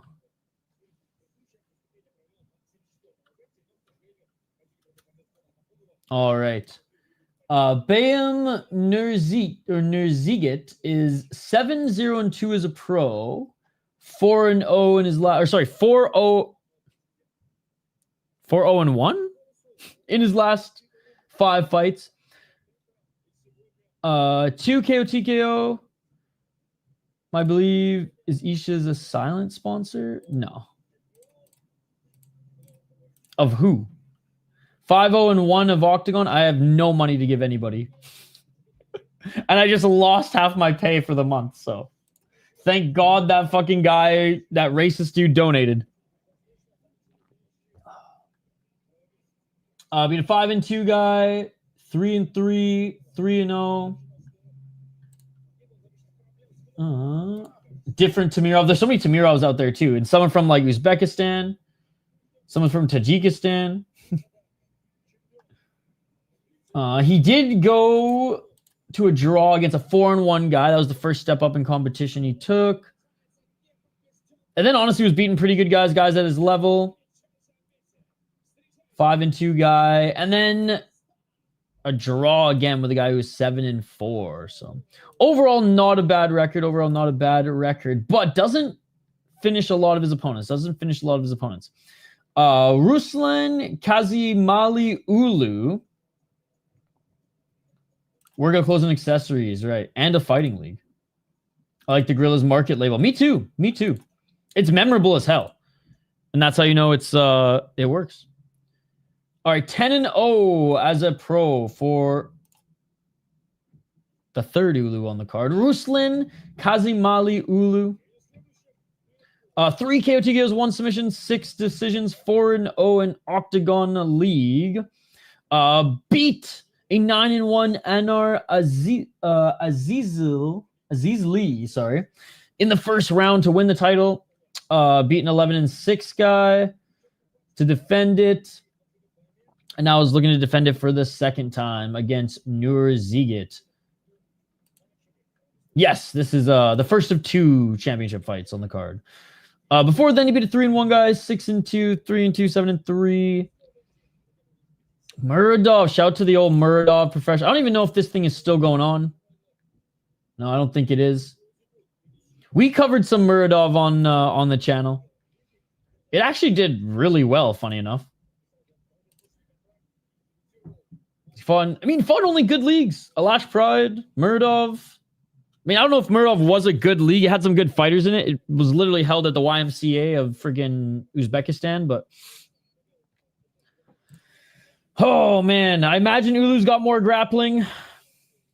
1 submission, 3 KO TKOs, 6 decisions. Who's the better striker out of the 2? That is the question.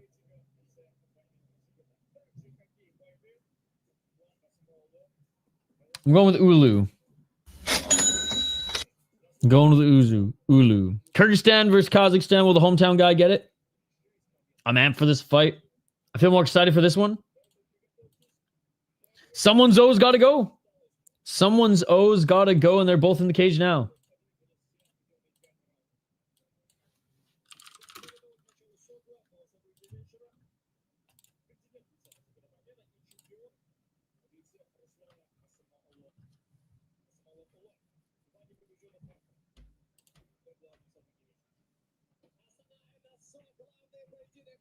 All right.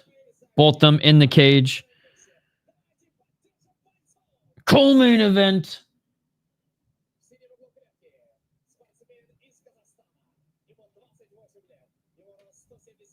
And out of Kazakhstan, Baymen's being introduced now.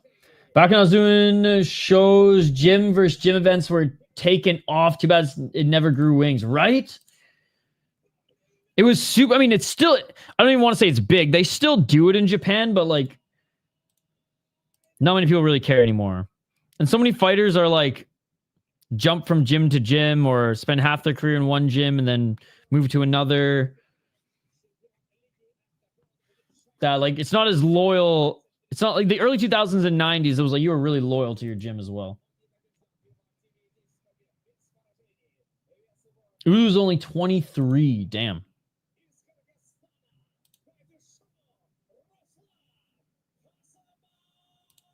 Uulu.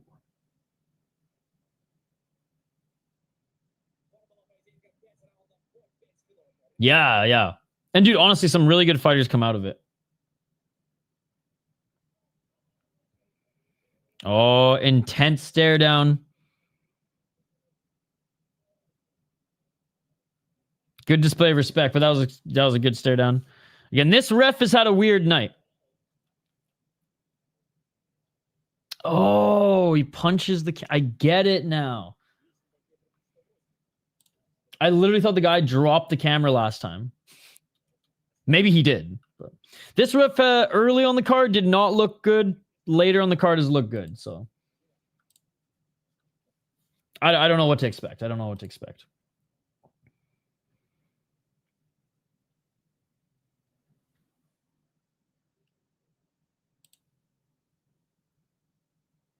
Uulu gave up 3 pounds. I think we're still, I think they're on weight. Let me check their website quickly. Fight has begun, but give me 1 sec, guys. We'll get back to the play-by-play here in a sec. Okay, nothing was flagged there. Here, I'm just jumping on their website right now.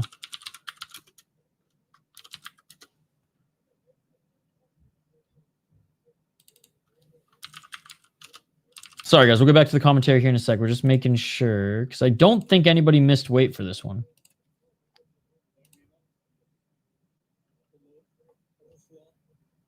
No, it looks like they both are on weight.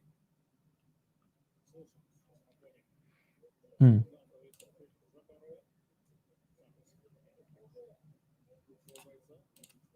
right. Well, I'll believe you. Oh, big right hand by Uulu. I believe you. 4 minutes on the clock. So who can't get the title? So this isn't a title fight anymore? 355. Counter left by Baymen. Uulu for the win. Okay, so this isn't a title fight anymore, guys. They didn't make that announcement on the website. Or on their bout order. Usually they do. Even on the prelims, they had them marked. 331. Well, if Baymen does get knocked out, I guess it doesn't matter because it's not even a title shot anymore anyways. 322.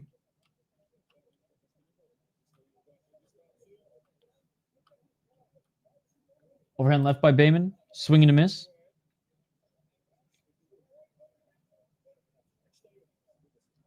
Oh, body kick by Baymen.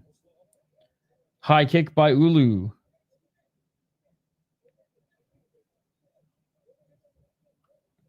Baymen seemed to recover a little bit. 252. He's not landing anything but low kicks, though.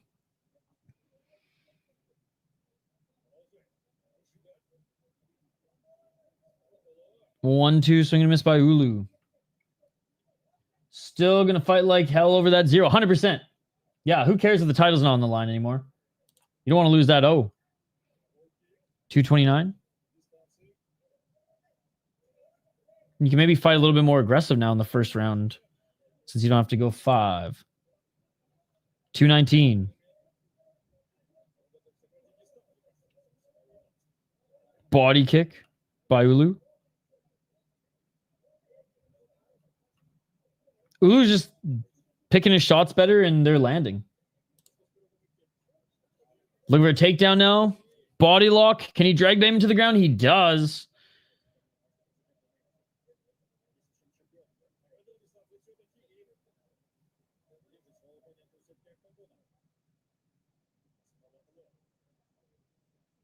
$144.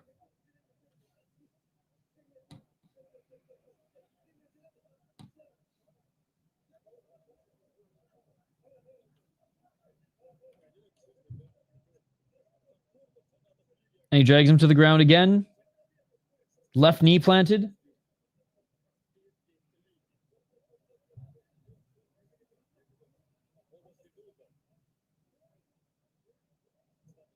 $115.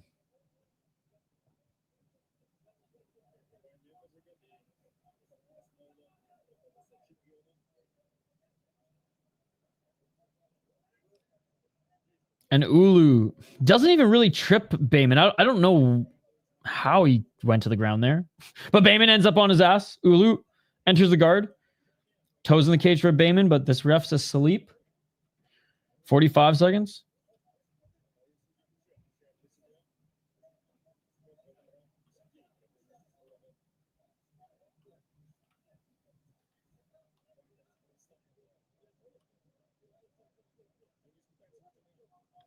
$31 seconds.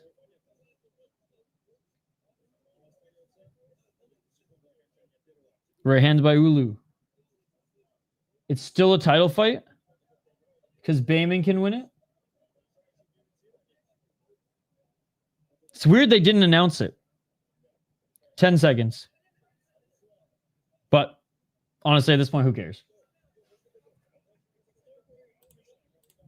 They're back at center. And that is it for the first round. Round 2. Uulu with the first round cracked Baymen at one point, and Baymen just hasn't been able to. Yeah, dropped him with the. Oh, I didn't drop him. He just cracked him, but hurt him. He didn't go to the ground. Baymen got mauled on the ground. Couldn't get any strikes on the feet. Got mauled on the ground. Easy first round for, like, don't know if he's the champion or not, but for the former champ. For Uulu.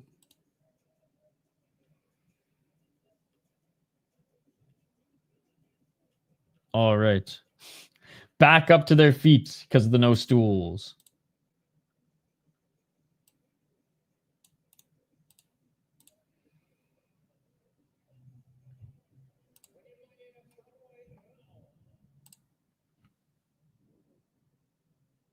Let's get it All on. right, round 2. Oh, nice left by Baymen.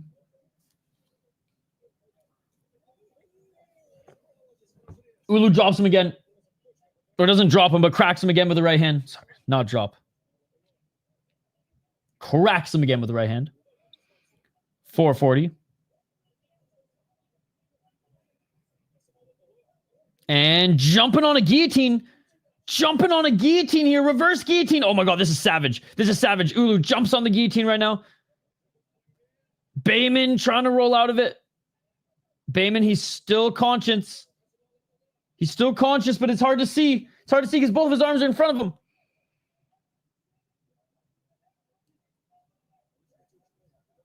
Baymen, he's cut. So is Uulu under the right eye. I think one of his arms was in the way. Because both arms were forward. So, like, one of the shoulders was probably in the way. But now Baymen in the top position. Baymen's cut, though. He's cut and he's leaking all over Uulu. In Ulu's guard. Left hand by Baymen.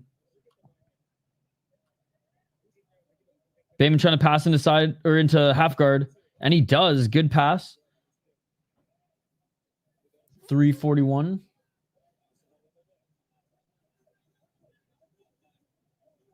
Baymen now trying to get the back of Uulu. No, just body lock some knees as Ulu's trying to get back up to his feet. Good start to the round, though. I mean, I shouldn't say good. He got rocked, but good job being able to show some of your control time ability. And to take advantage... Oh, his nose is busted. Take advantage of a failed submission attempt. But right now, Ulu's back up on his feet, and Baymen's having a tough time taking him back down to the ground. Couldn't trip him, switches to a single leg. Probably tough to breathe now since your nose is shattered. Actually, don't know if it's shattered, but it is leaking like a faucet.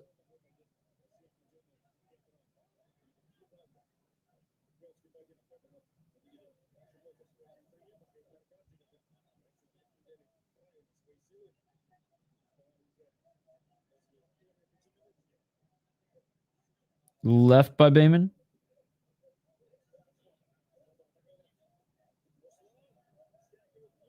Oh, failed takedown by Baymen, and Uulu is able to reverse him. Uulu now in half guard.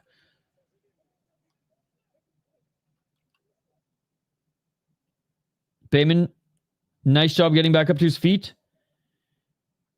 Another sweep by Uulu. Uulu, is he going to go for that reverse guillotine again? No. No, he just pushes Baymen back up against the cage. Now looking to maybe get his back, controlling the torso over the left shoulder. Baymen with the right. Baymen with the hook in. Body lock. Gets that hook, or Baymen makes him get that hook out of it as he walks to the cage and gets back up to his feet. Relentless pressure here by Uulu, man. Just constantly dragging him to the ground to try to get into a better position.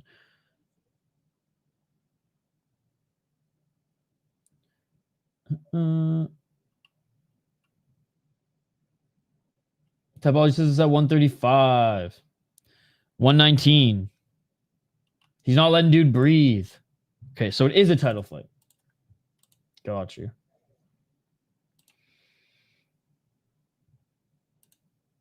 Possibly height. Got you. Okay, okay. 102. Something's burning. 54 seconds.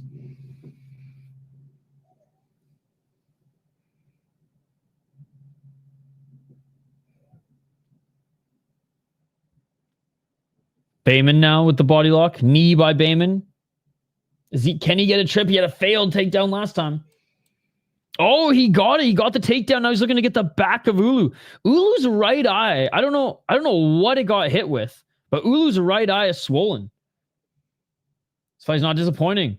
Ulu's right eye is swollen, guys. Maybe a clash of heads, or Baymen landed something early in the fight.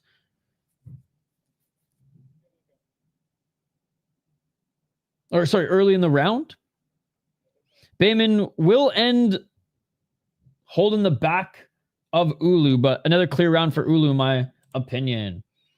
That right eye for Uulu, it's not closed. I don't think there's any fear that it's going to be closed, but this is a title fight. At least we think it is. It is a title fight.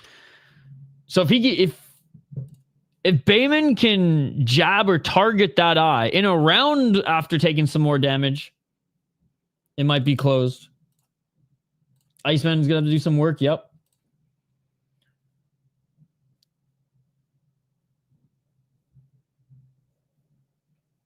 It looked fine when he walked back to the bench. It's definitely swollen, but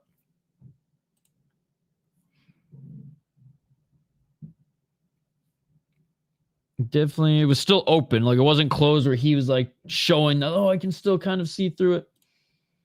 But that's why I commented on it. Like, a few more jabs, or if Baymen can target it a little bit in the beginning, that might pay dividends if this goes further than this round. I thought Baymen took that round with the control.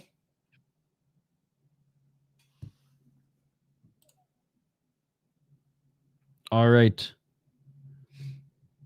I thought that Uulu controlled him more.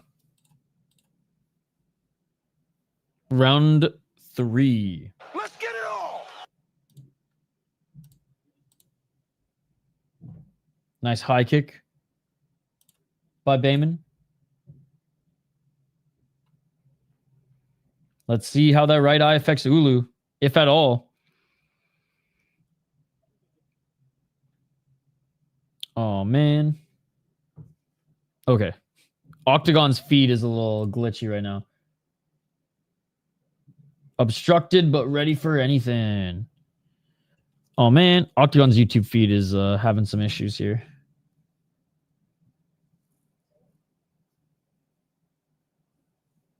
I have no idea where else to watch this too, so we're at their mercy, ladies and gentlemen. We're almost a minute into the first round.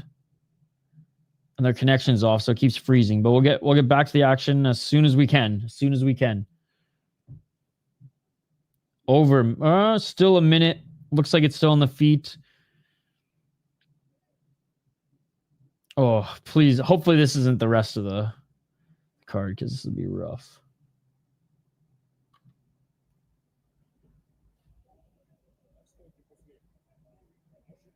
Okay, it looks like we're good now. 3 minutes and 42 seconds.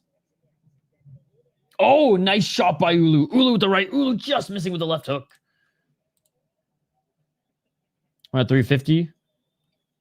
I just closed it and turned it back on, and I'm at 327, and they're still on their feet now. Maybe it was on my end. Sorry, guys. 319. Uulu trying to get a right hook going, but Baymen blocked.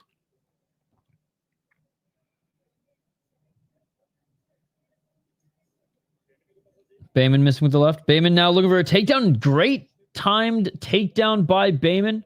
Can he keep this position? Turning his Uulu. Uulu back up to his feet. A knee by Baymen. Another knee by Baymen. Oh, Baymen using that knee to just sweep the leg. Good old foot stomp by Baymen. Love it. And Baymen gets the takedown.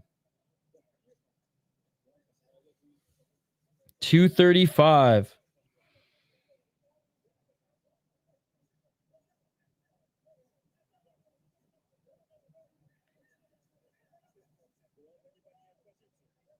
$223.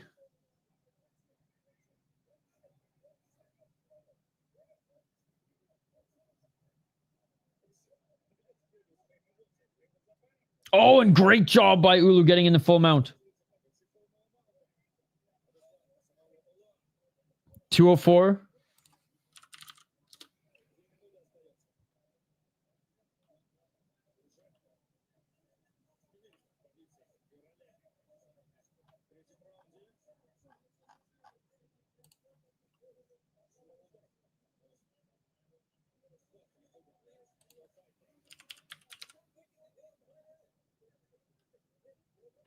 Body lock. Back up to their feet.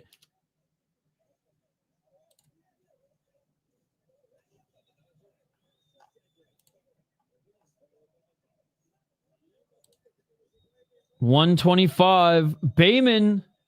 Body lock here.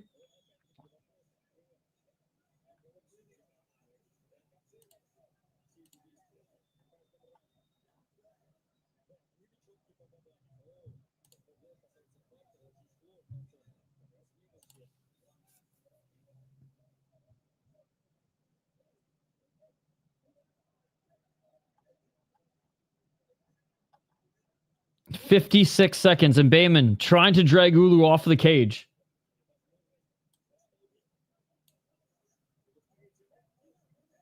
$47 seconds.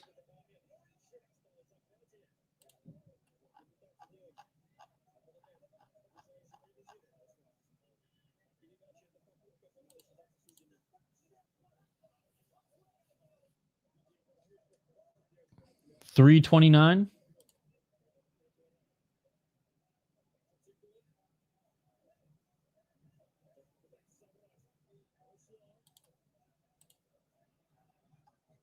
$16. They're back at center. Pulling hard with his left side after knees. Uulu ain't playing.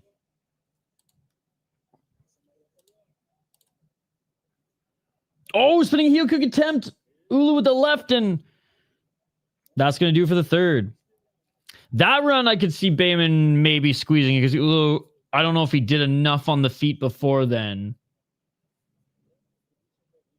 So that one I could see Baymen squeezing out because I just don't think Uulu did enough. Uulu clearly has the endurance here.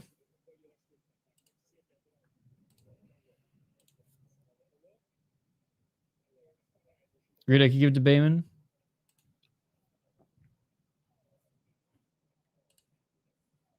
Baymen round 3, Baymen 2-1. I can't see him winning the second round personally, Terrence. Because he didn't do anything damage-wise. Other than, like, the foot stomp came in this round, whereas Uulu actually landed some big shots early. Before he was reversed, was actually landing.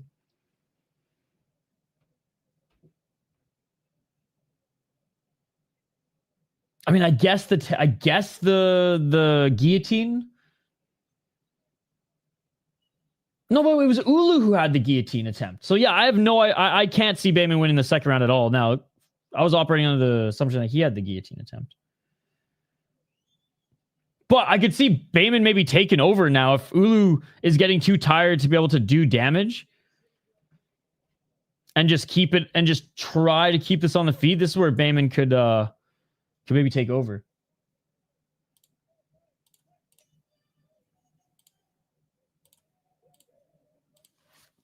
All right, round 4.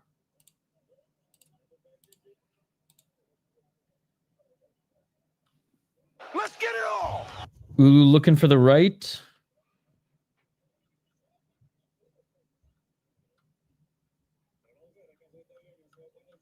And Baymen just trying to rush into the pocket here. We know what he's trying to do. Back to the clinch. 430. I'm pretty sure. Has Baymen not fought any 5 rounds?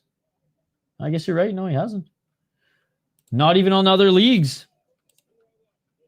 There's a definitely advantageous. Focus on that eye. Or definitely an advantage for Uulu. 410.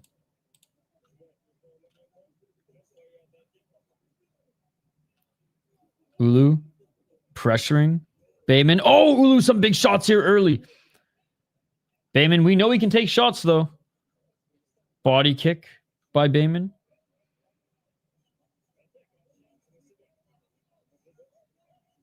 Baymen with the left. Baymen with another left. Every strike is Baymen hurting.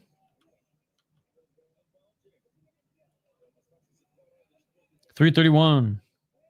Honestly, the eye doesn't even look any worse in this round than it did going into the third.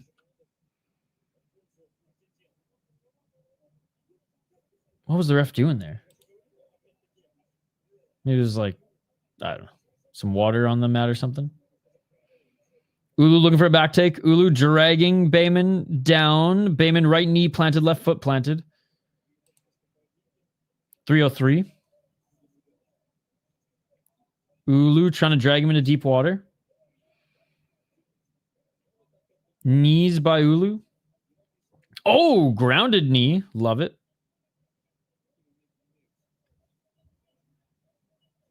.245. Uulu doesn't want to play grappling near the cage, it looks like. I think that's why he hasn't put a hook in yet. He wants to get him a little bit away from the cage, but at some point, how much energy are you going to waste trying to drag him away from the cage versus to get his back? 220. Baymen almost reversed. Uulu still no hooks in. Back up to their feet. This pressure's too much for Baymen. Baymen tried to roll out of it. Uulu. Half guard. Full guard. Uulu on his feet. But still trying to enter the guard. Feet planted. Baymen pushing away from the cage.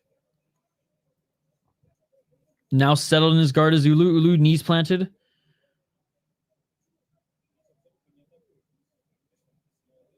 Some short shots by Baymen from the bottom. It's a beautiful scramble with high-level guys. Absolutely. Honestly, most of the scrambles on this card have been really good. Some really good grapplers. 121.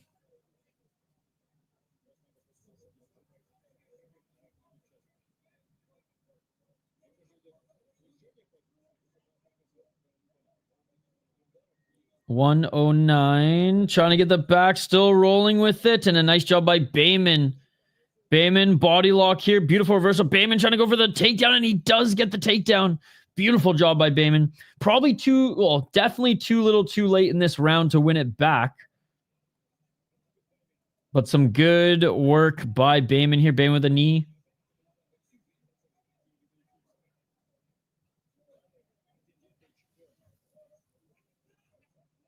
Baymen some short shots up against the cage.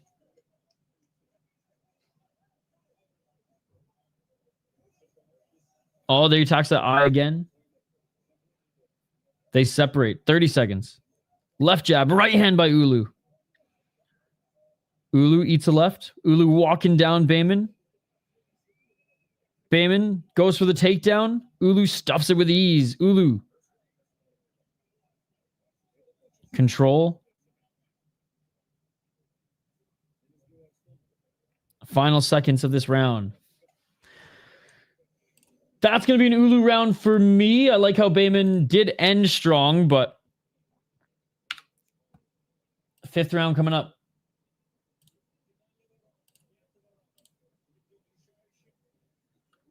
Just did more damage. That's what it came down to. In the fight of scrambles. Uulu looks strong. Uulu round 4, even 2-2. 1, 2, and 4. Uulu 3. Baymen.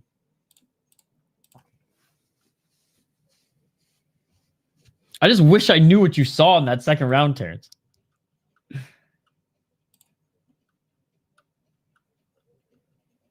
Or third round.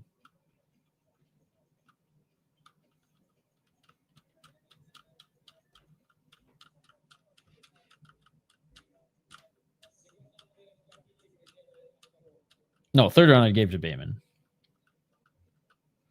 I'm losing my mind dreading having to put 20 hours into this project again and not getting paid for it. Wah, wah, wah. Emotional damage. All right, here we go. 5th and final round.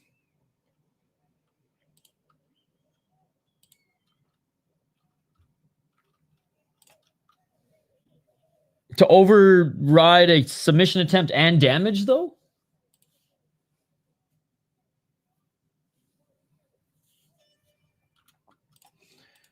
Either way, let 5th round determine the winner, like one judge criteria.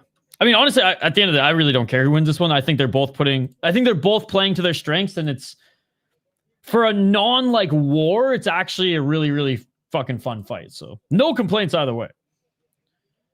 And Uulu's doing his thing again, kind of blitzing a little bit, but Baymen with a nice step back left there finds that eye. Still swinging for that overhand left that he has not been able to find this fight, but since the first round has been swinging for it.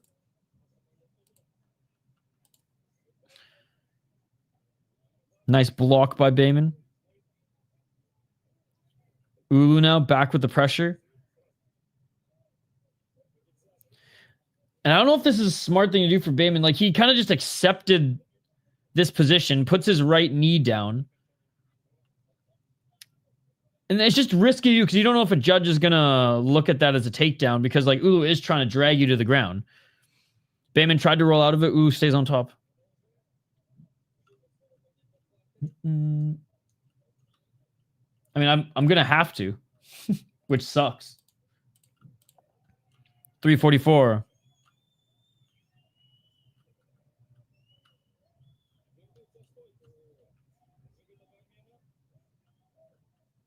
What's more is I deleted all the raw files because the job was done and I have to recover them all. So it's just going to be a long fucking 2 days. 320 or 322. Or yeah, we'll see. We'll see how long it takes.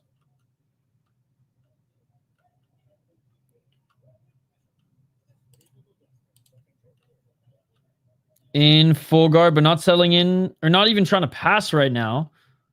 Knees planted. Now maybe trying to pass over to the left side. Nope. Right side.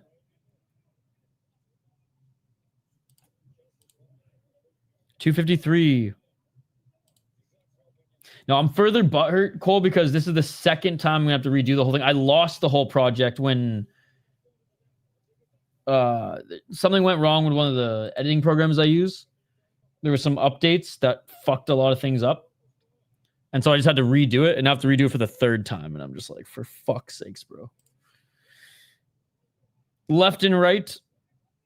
And it's not like, by the way, I'm not blaming the client's good shit. It's more my fault than anything, but yeah. Just a lot of work. 2 minutes and 14 seconds. But we're gonna get through it. I might do cocaine for the first time. Adderall might not be enough. 2 minutes.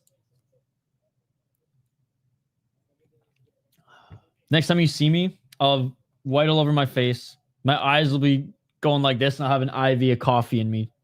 That'll be the one championship stream on Friday morning. 1:45, they're back up to their feet.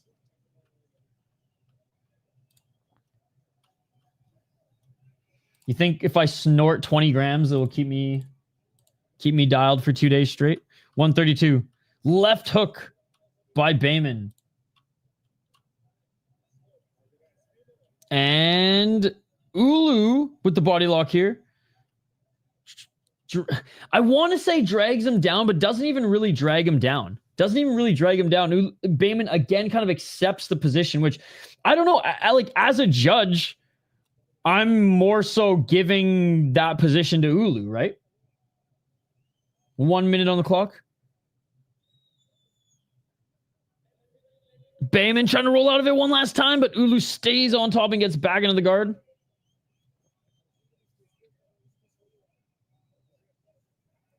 $45 seconds. I don't know. I guess maybe I would have liked to see Baymen try to strike a little bit more in this one when he got back up to his feet. Instead of, or at least just try to get out of that body lock versus accept the position. But at this point in the fight, you're dead tired. I can't even really comment on that. 30 seconds. Uulu doing a great job just keeping that top position. What a pace. What a pace, too. And into side control he goes.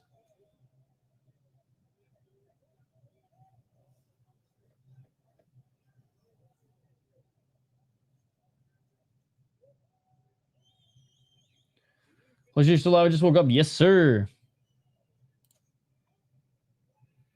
It's like a needle and a thread. Baymen just didn't have an answer. And that is it, ladies and gentlemen.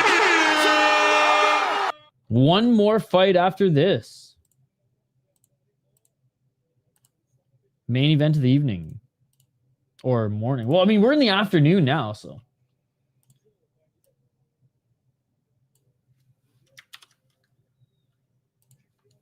All right. Interested to see how the judges score this one. I imagine it's going to go to Uulu. Uulu 3-2 unanimous decision. Baymen looks like Pacquiao after he got beat by the tall boxer that no one talks about.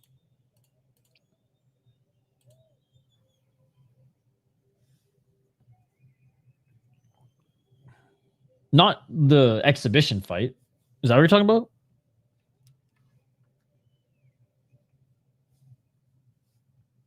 All right. Both of them getting the crowd going. Both of them on the cage.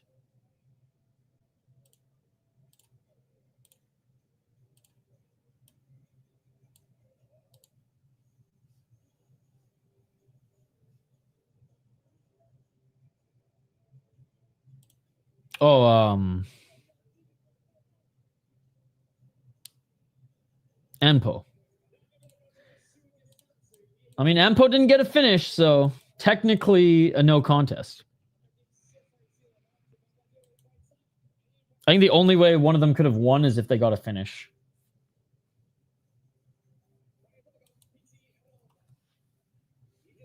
But yes, I mean, I don't know. I have no interest in watching Manny Pacquiao at this stage in his career, even though apparently he still looks okay now. I watched that exhibition match and I was like, I'm good. And still, Ruslan, Kasymaly, Uulu. Good fight. Really competitive fight. Amazing scrambles. I mean, UFC guys, take notes, man. Octagon can have grappling heavy fights. I would say most of the fights on this card, and still, baby, most of the fights on this card have been grappling heavy fights, but high level shit that it's actually really entertaining.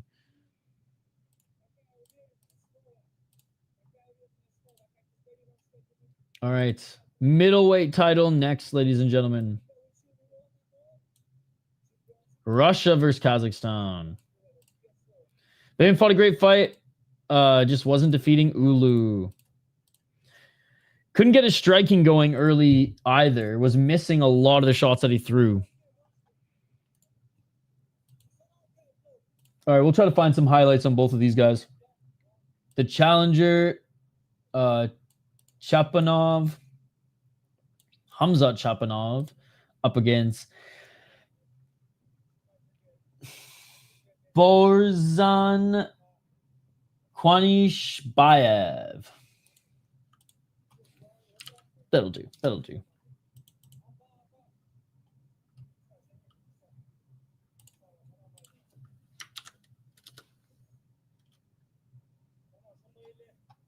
Of course, you can't. There's no way you can even find this guy's highlights on Twitter because it's all Chimaev.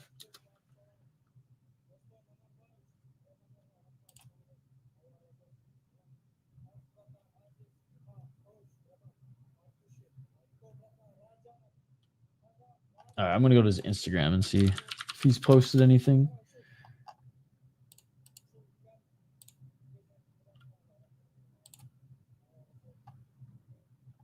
Yeah, every Google search and everything, it's just Chimaev, Chimaev, Chimaev.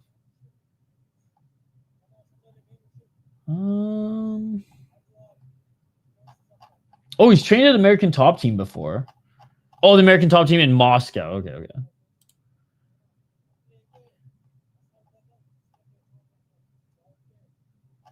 Let's see. Highlights. Damn it, Chimaev.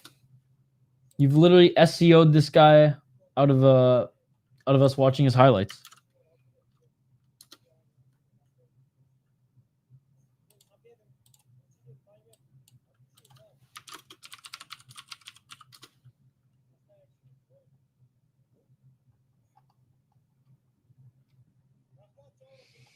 Yeah, this is gonna take some deep fucking diving to find this guy's shit. Because you write Hamza and Chimaev comes up. There's a couple of his full fights. Let's see, maybe we can just find the end of them. Is there a finish in this one?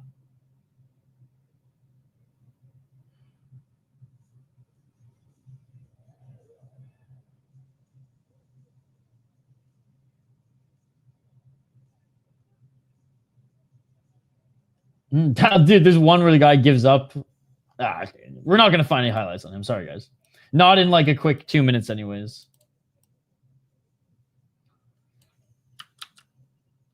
Chimaev out SEO'd him. You gotta like look up his league and then clip from there.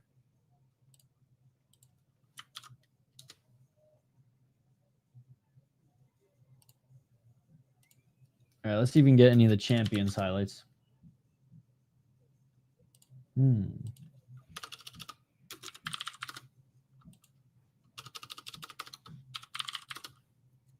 Damn, nothing on Twitter either. Wow. Yeah, fucking Twitter, man.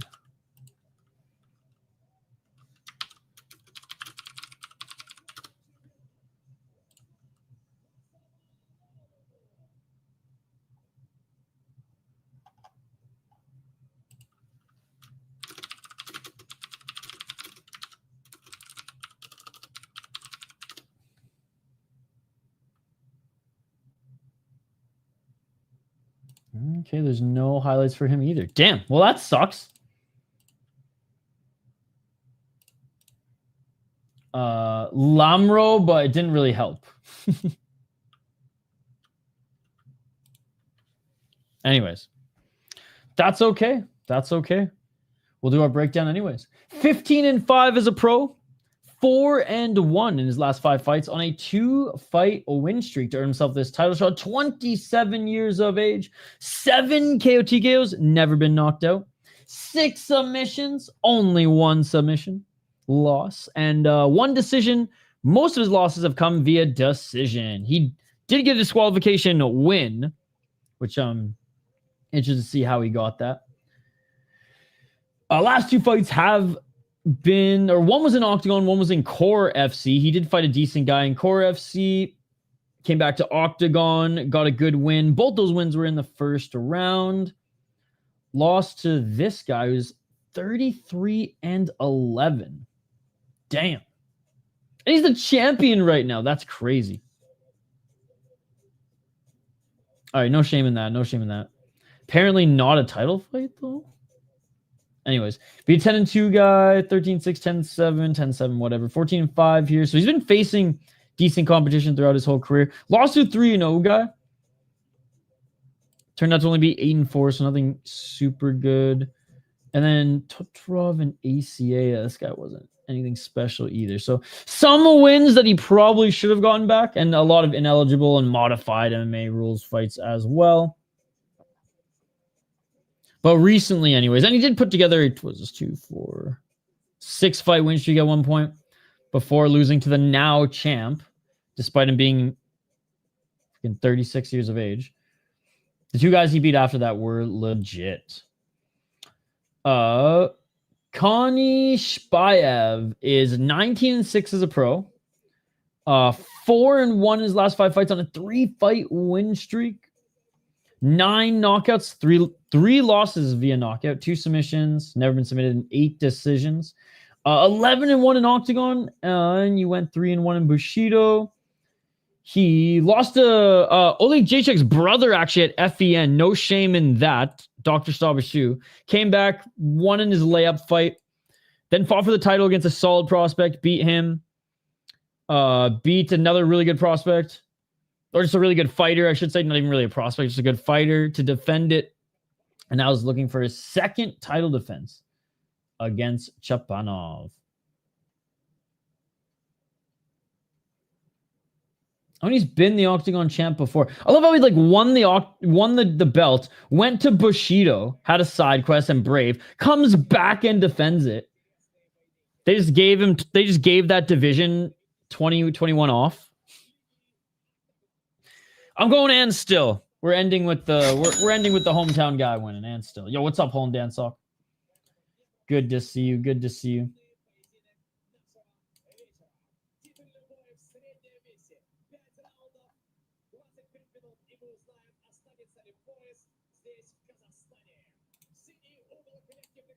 All right, who do you guys think will win this one? Let me get our last poll question of the day up.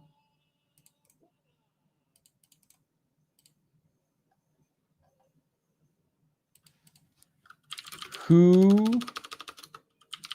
wins the middleweight title?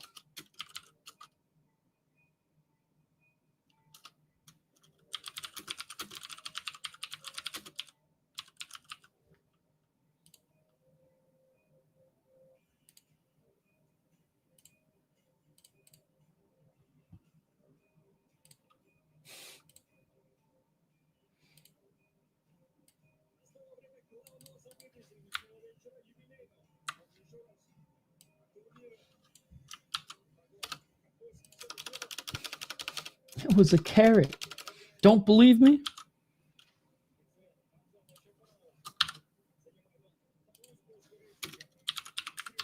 All right, poll question is up.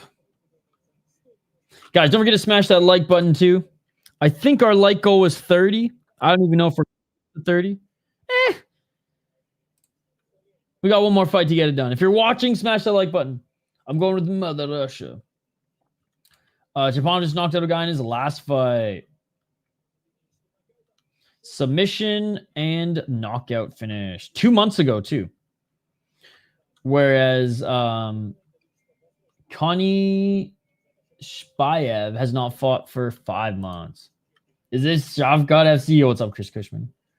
Good to see you. There's been some good fights. A lot of like grappling heavy fights, but like just insanely fun fights. So many crazy scrambles. That is brave. Dude, Shavkat's never going to be the guy we thought he was, by the way. Bro's just too injured. Chapanov for the win. He is a tall motherfucker. Tall and lanky.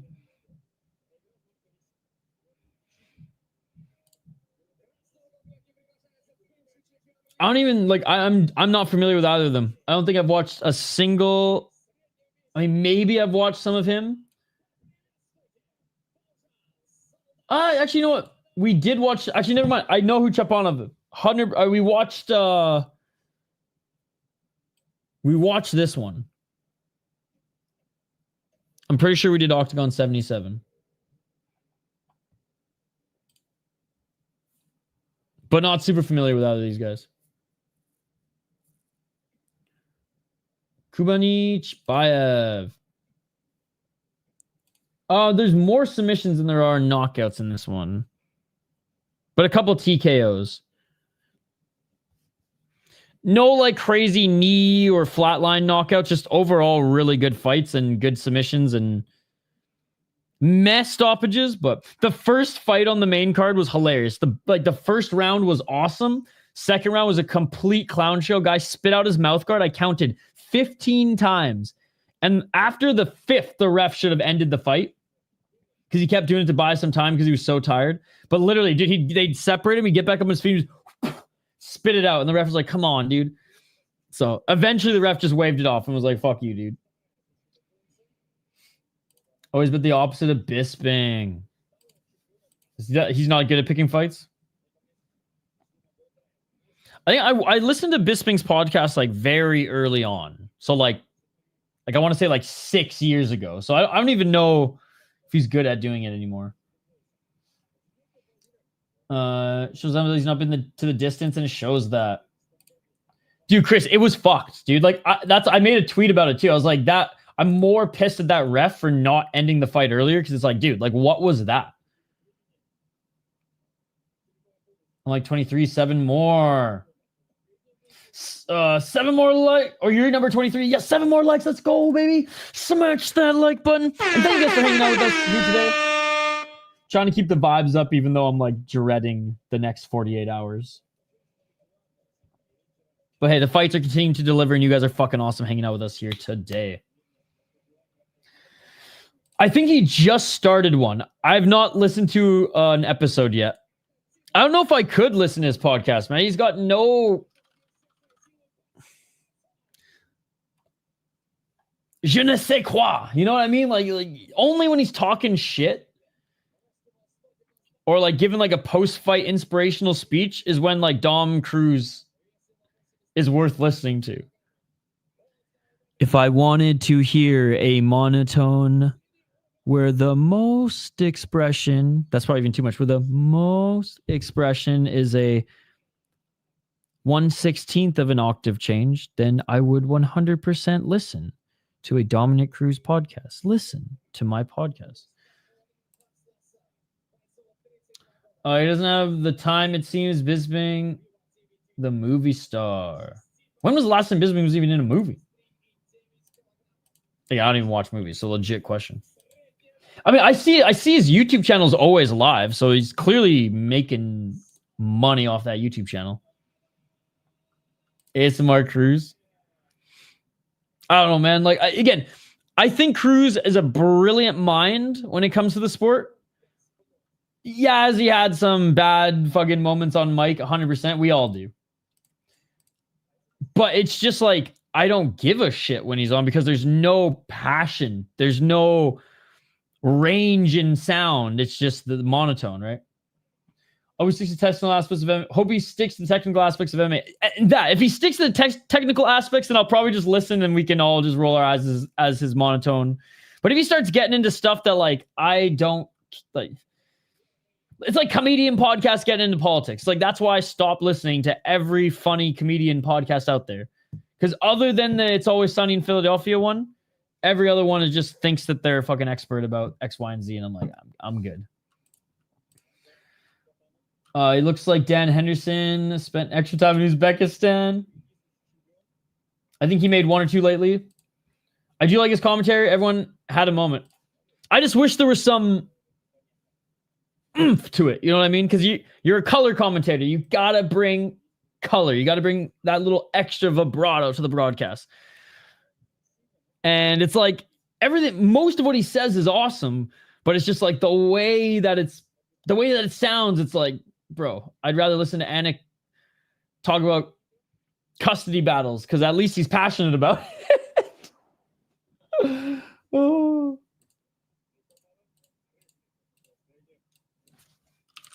Round one in this final fight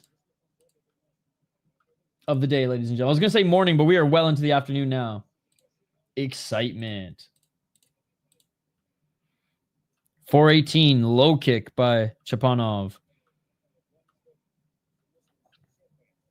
They're both pretty tall. Left hand by Chapanov. Both them tall string beans.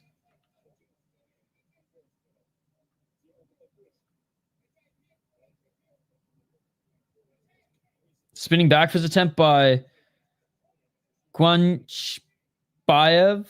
Oh, right hand by Kuanyshbaev.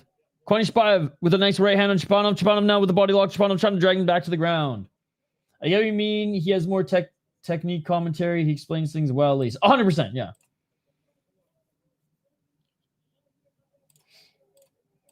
I can't even really complain because I don't even listen to the broadcast anymore. I have it on mute while I'm yapping, so. 351. Gave that back up quick. 343.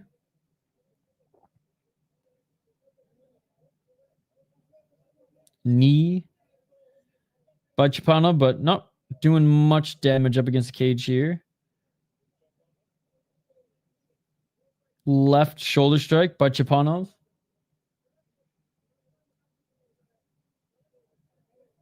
Kuanyshbaev doesn't look too comfortable in the clinch, but realistically, not having to defend much. Oh, nice. There's some good knees.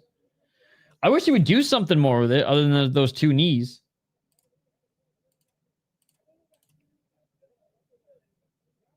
$257.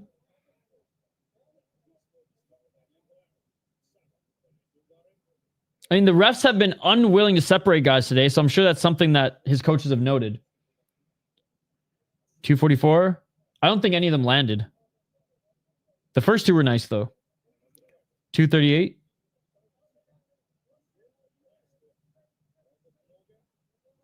Unable to trip him. 227.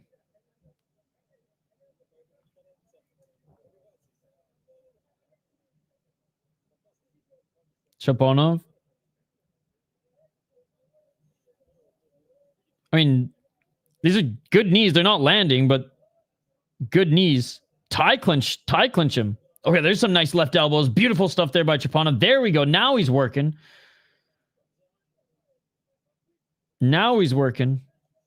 Some nice left hands. Huge left hands here by Chapanov. Did way more damage than even those knees with those left hands and elbows. 148. And now Chapanov takes him to the ground. Chapanov in the guard. Good job here. 140. The nose of Kuanyshbaev starting to bleed. He's got to get out the cage. Yeah, I mean, I don't know why he gave up that position so early. So early. And then that question was answered. I was like, oh, because Chapanov's not doing anything with it. Then Chapanov started to do something with it. And I was like, uh-oh. Too late. And Chapanov, nice ground and pound here. Feet planted. Torso in the guard. Elbows, shots. Pressure. 1 minute remaining. Easy round for Chapanov. Kuanyshbaev, stay off the cage.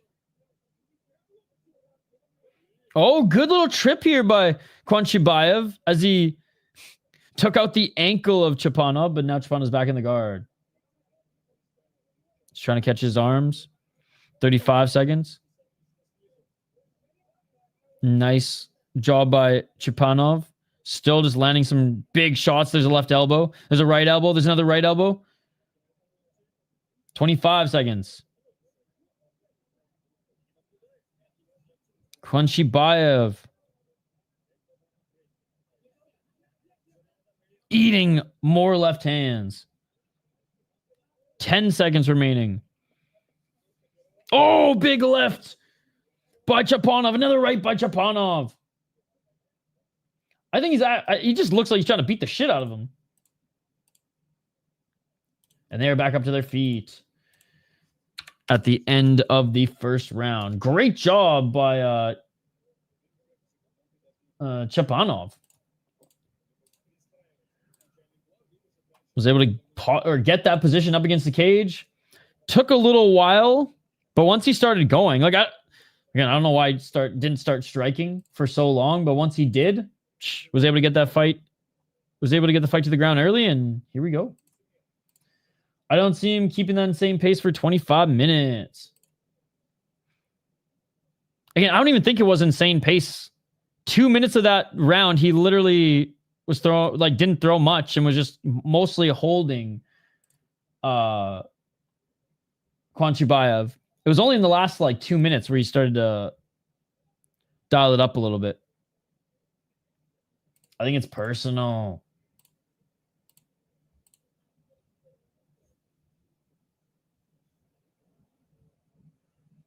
All right, here we go. But again, first round of a 5-round fight. Or sorry, a 5-round fight. Totally understand. Maximize the gas tank. And if the ref's not going to separate you, which they haven't really, unless it's egregious, then yeah. Good game plan. Good game plan. Yeah, a little bit of damage too. Under the nose. Round 2. Let's get it on. 452. Oh, left hand by Kuanyshbaev. Oh, front kick attempt by Chapanov. Oh, nice right by Kuanyshbaev. It's hard saying the Y, the E in the middle of a fucking name. Kuanyshbaev. 420, smoke him if you got him. Low kick by Chapanov. Shit, I'd be breathing heavy if I got hit with a shot like that too.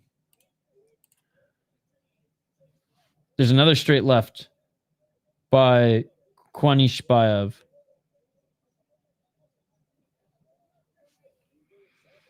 I mean, I'm sure he listened to his corner here saying, keep this on the feet as he's winning the striking exchanges. High kick attempt by Chapanov. That hit the arm. Oh, right hand by Kuanyshbaev. Over swings and a beautiful job by Chapanov ducking under and getting the double leg.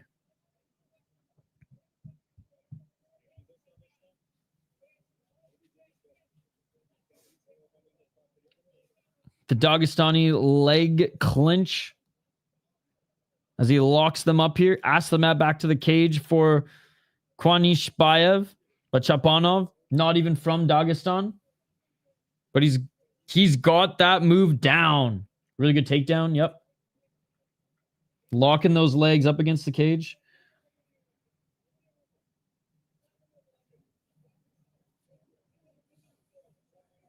.304. Back up to his feet. Still holding on to the torso of Kuanyshbaev, trying to drag him out away from the cage. Locking those legs together.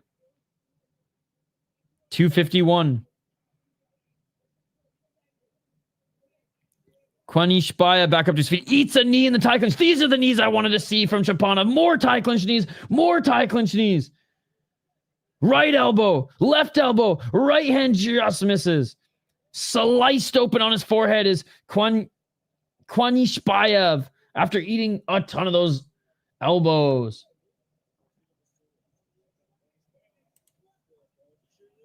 Those are beautiful. Dude, I saw him throw those knees up against the cage, and I was like, dude, just get him in the tie clinch. Fuck it.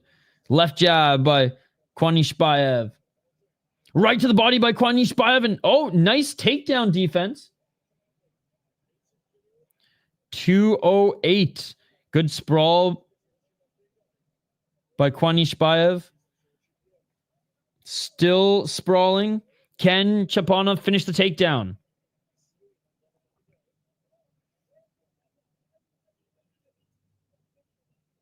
So far, I'll say no. Continue to push him into the cage. Can he get that grip around the legs? Oh, Kuanyshbaev looking for a choke. He dropped for the choke. I don't think he's going to get it. He only had one arm in. Not the best time to drop for a guillotine right now. Chapanov, he just gave him the top position. Kuanyshbaev just gave Chapanov the top position. 116. That's how you throw a round away, ladies and gentlemen. That is how you throw a round away. 1 minute. Not that he was winning the round, but he's definitely not going to win the round now.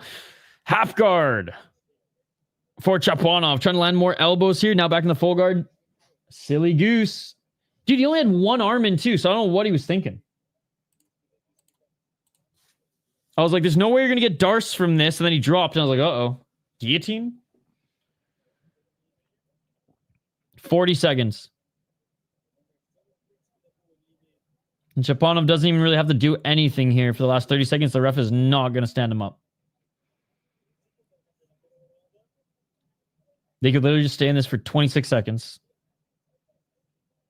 Kuanyshbaev could just hold on to his shoulders here. Chapanov working a little bit back up on his feet. Short left elbow. Chapanov is glistening with sweat. My plan is going to show in championship rounds, but he must win round 3.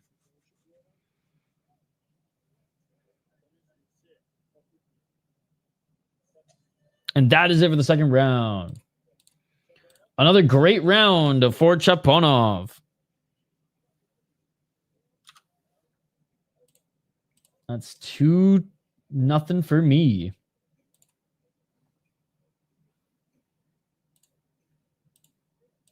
Great work in the tie clinch. Great job ducking under that big overhand by Kuanyshbaev. Good takedown. Yep, 2-0. He did land a couple good shots in the striking exchanges, but overall, man, that tie clinch, that got it done. He looks like he's in good spirits in the corner as well, but third round. Let's see how fresh he is if this does go to championship rounds.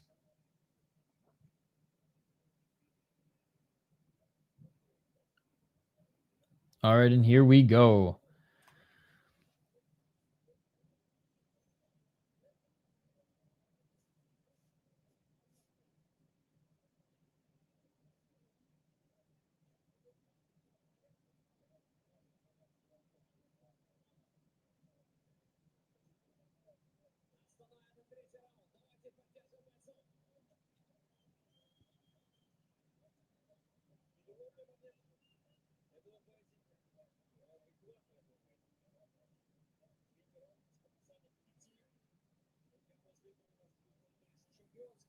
Oh, they're taking their sweet ass time.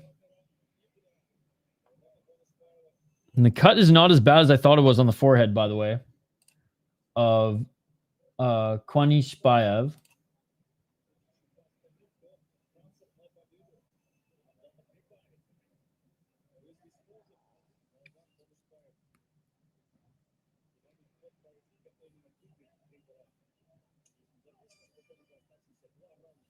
All right, here we go. Round 3. Let's get it on!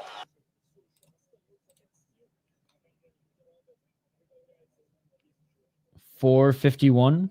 Side kick by Chapanov. Right hand. But Kuanyshbaev. Chapanov with the low kick.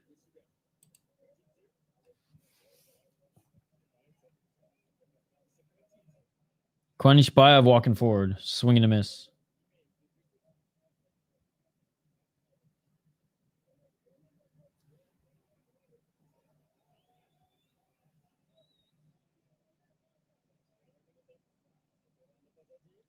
Still swinging and missing here is Kuanyshbaev. He knows he has to get more active. He's got to do some damage. 3:55. Oh, big right hand by Kuanyshbaev.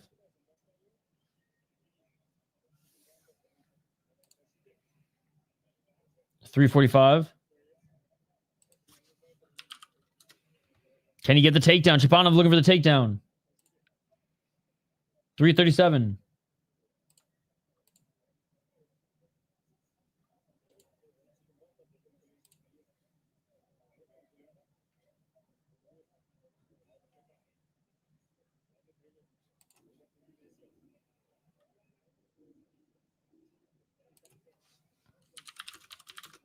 Clinching.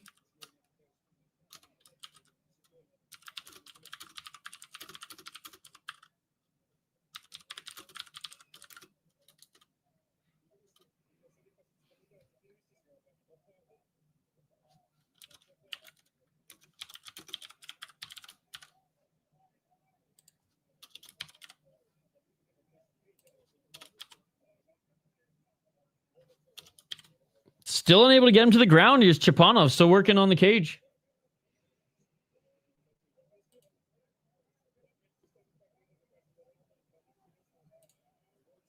$2:35. Double leg attempt here by Chapanov. That's why I push the head down and force the energy out.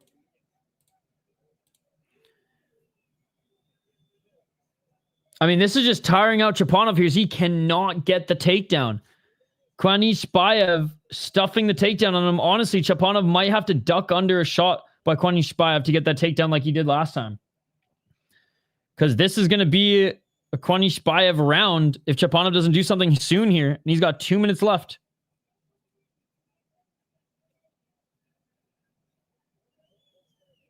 $156. Takes a lot of energy. Exactly. And now looking for a choke here. Kuanyshbaev. I don't like his guillotines at all. And he doesn't get the guillotine. But he is in the top position. He's landing some elbows. Chapanov might be tired. Cole. You might have called this here. He was probably had lesser of a gas tank anyways coming into this. And wasting whatever energy he had for this round there. Kuanyshbaev taking advantage of that top position here.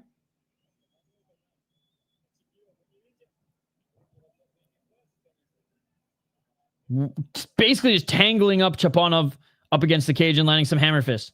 1 minute and 10 seconds. Chapanov pushed Kuanyshbaev off of him, but attacking that neck again. Bro's got to learn some like ninja chokes. You ain't getting that guillotine from this position.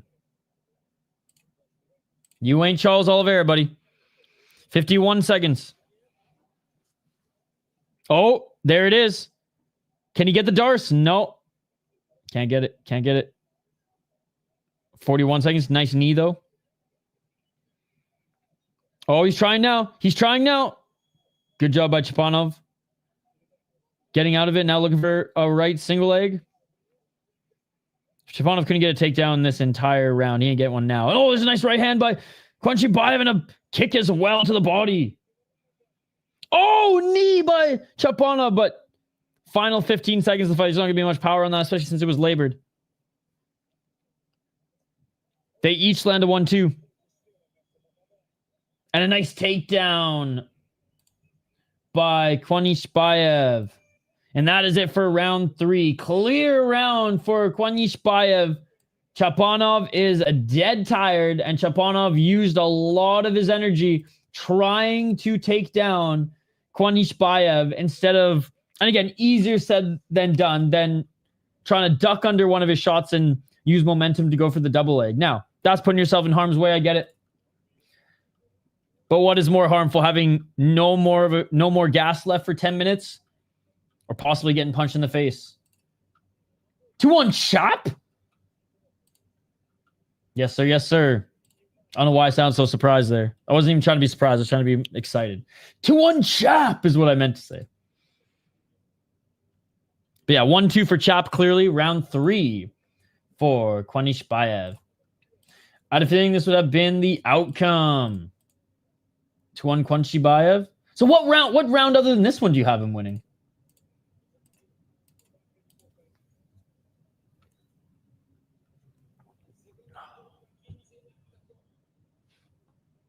And corner third. Okay. Yeah, and he looked great in the third.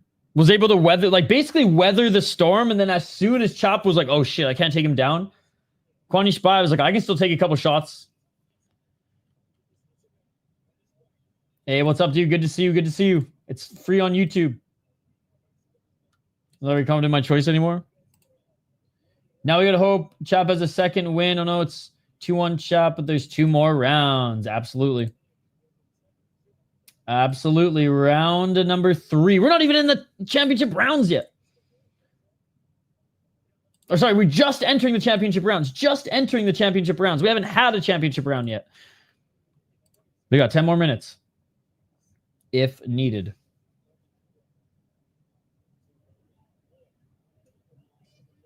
All right, here we go. Round 4. 456.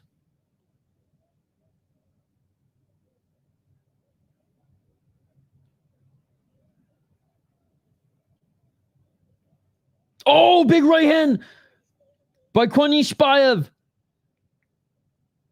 Chapanov doesn't get dropped, but gets cracked, and now he goes right back for the single leg. Good to see you, my friend. Good to see you. Thank you so much for joining. 420. Smoking, we got him. Looking for the takedown, and Chapanov gets the takedown. This is huge for Chapanov here, especially if he can stay in this position, because this is where he had success earlier in this fight. Every choke is taking oxygen. 403. Chapanov with some right hands. Chapanov does a great job getting into half guard. We're going to see some lay and pray from Chapanov, ladies and gentlemen.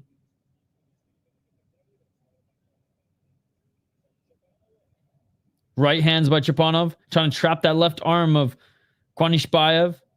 Chapanov still in half guard.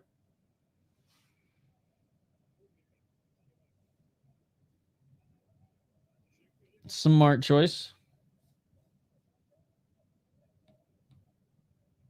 327.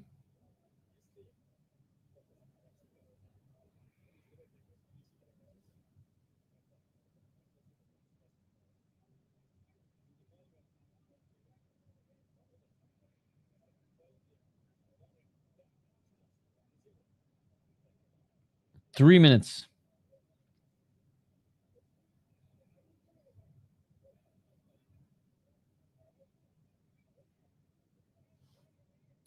I love them. They're some of my favorite fighters. I love your hockey team too.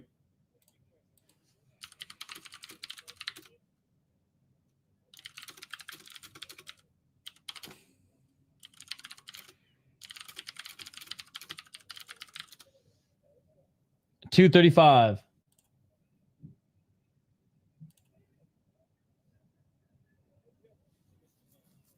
Oh, left by Chapanov.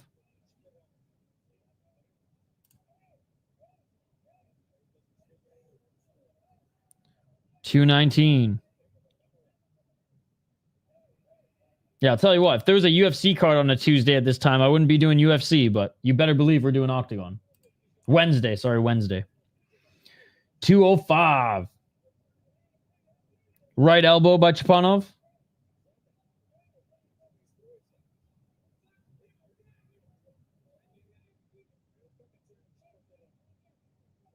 Hopes are riding with Chapanov. Chapanov's going to grind his way to a victory this round because it doesn't look like Kuanyshbaev. He can shake him off on the cage, but not on the ground. Oh, big shots here by Chapanov. He's trying to finish it. Really showing he's doing a ton of damage here. Or as much as I say a ton. Doing damage. 121.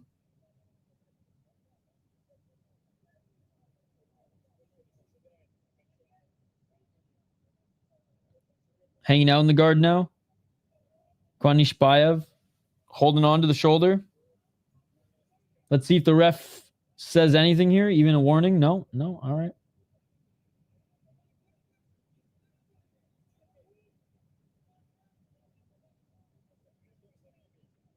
He's whooping my Russian. I mean, Chapanov's in the top position.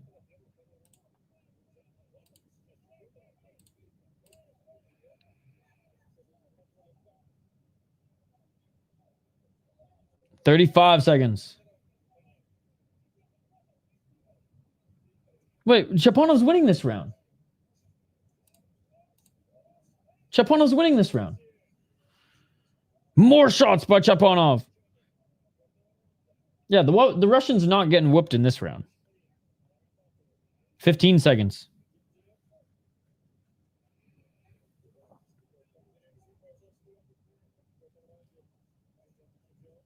I mean, eating some muffin shots in the bottom here, but I think this round 100% goes to Chapanov.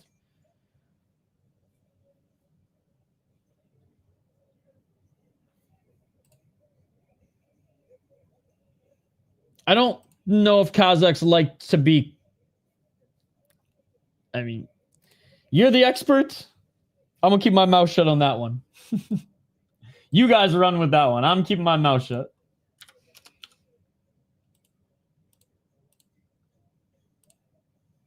All right, round 5 coming up.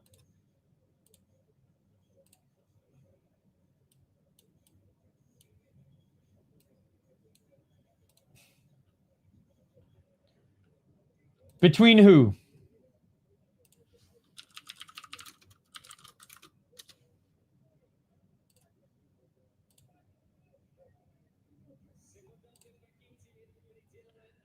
In this fight? I think this fight, both are really good MMA fighters. But I have Chapanov up 3-1. Yeah.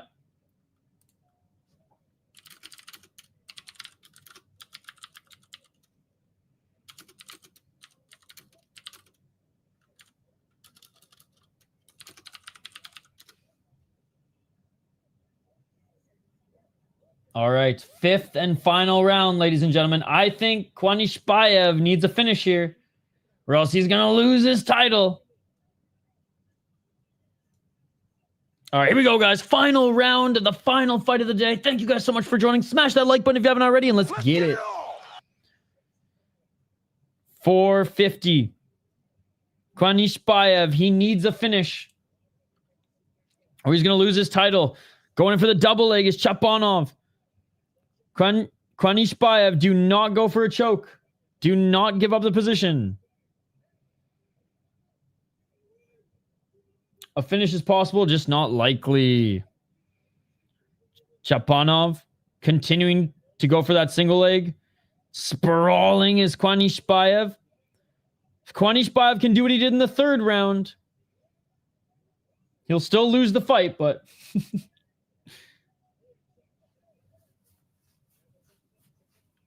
407.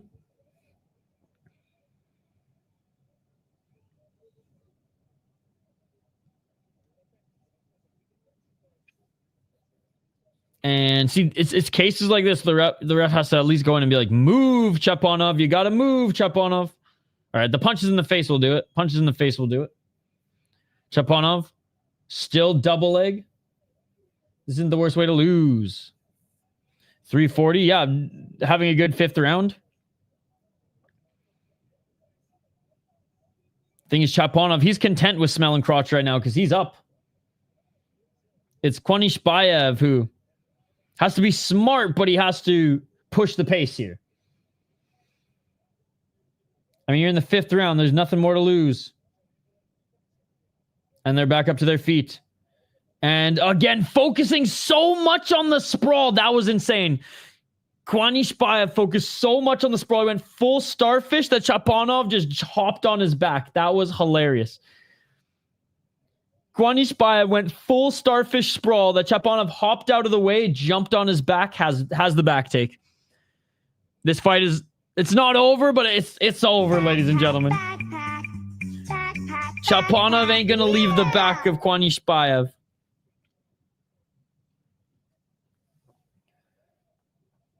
Sprawled a little too crazily, or too crazy there. 2:33, and I guarantee the next 2 minutes and 33 seconds, this is what we're gonna watch, ladies and gentlemen. Chapanov looking for the rear naked choke, getting that right arm around, but I don't think he's gonna get the choke. But we are likely gonna see a new champion, ladies and gentlemen.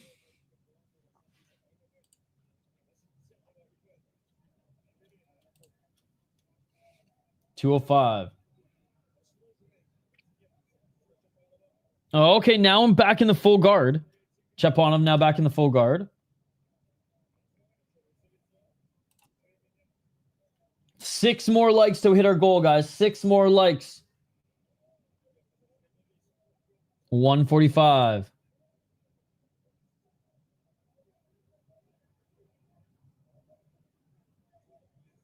Should be singing like Star Wars victory song.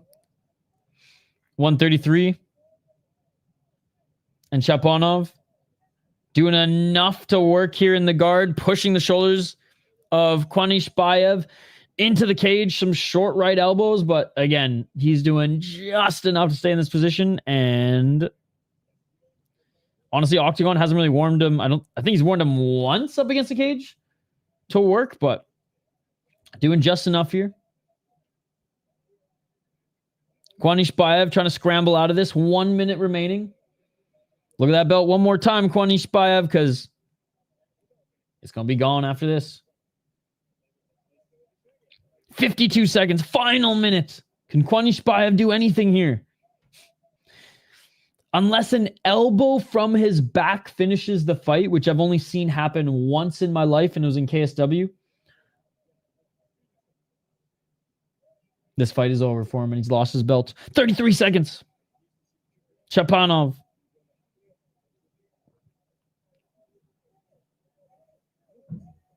Grueling fight here. Sure, Kwani gonna have to go to Macy's for a new belt, right? Freaking sale at Target or something. 10 seconds left. What is the Macy's of Kazakhstan? Or Kyrgyzstan? Oh no, Kazakhstan. He's Kazakhstan.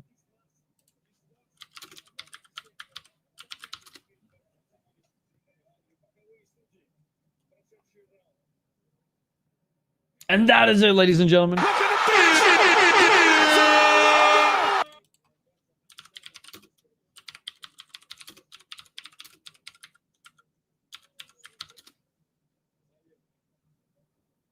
He's going to have to go to... Fuck, I don't know. I don't know what the equivalent is in Kazakhstan is. Amazon Prime, maybe Temu. No, I'm just trying to look for like there's got to be like a some sort of clothing store chain in Kazakhstan.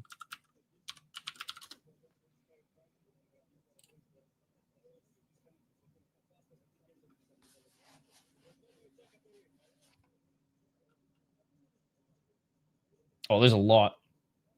That's just showing me all the luxury stuff, though. 4-1 Chapanov unanimous decision and new. Yeah, I think so too. I think the only round he lost, right, was round 3. He's dead tired. Dead tired.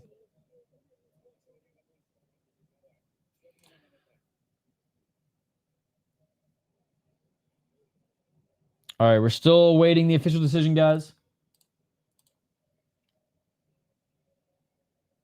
Hey, we've been live for a while. Still 6.5 hours. Damn. Honestly, it went by like that. It went by like that.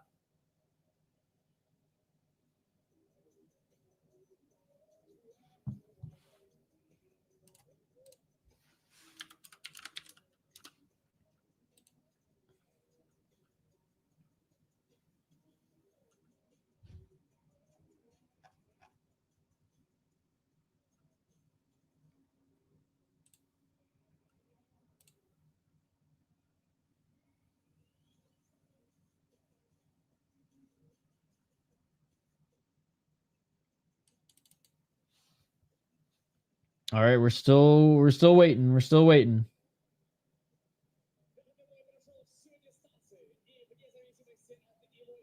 Okay, here we go.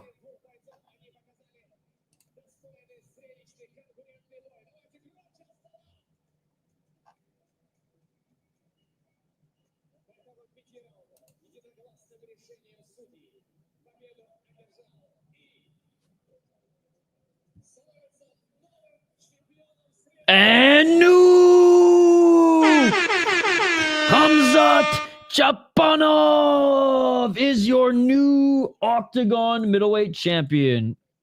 Grueling fight, well deserved. Kuanышbaev is devastated, but what can you do, ladies and gentlemen? What can you do? Well, that was fun, guys.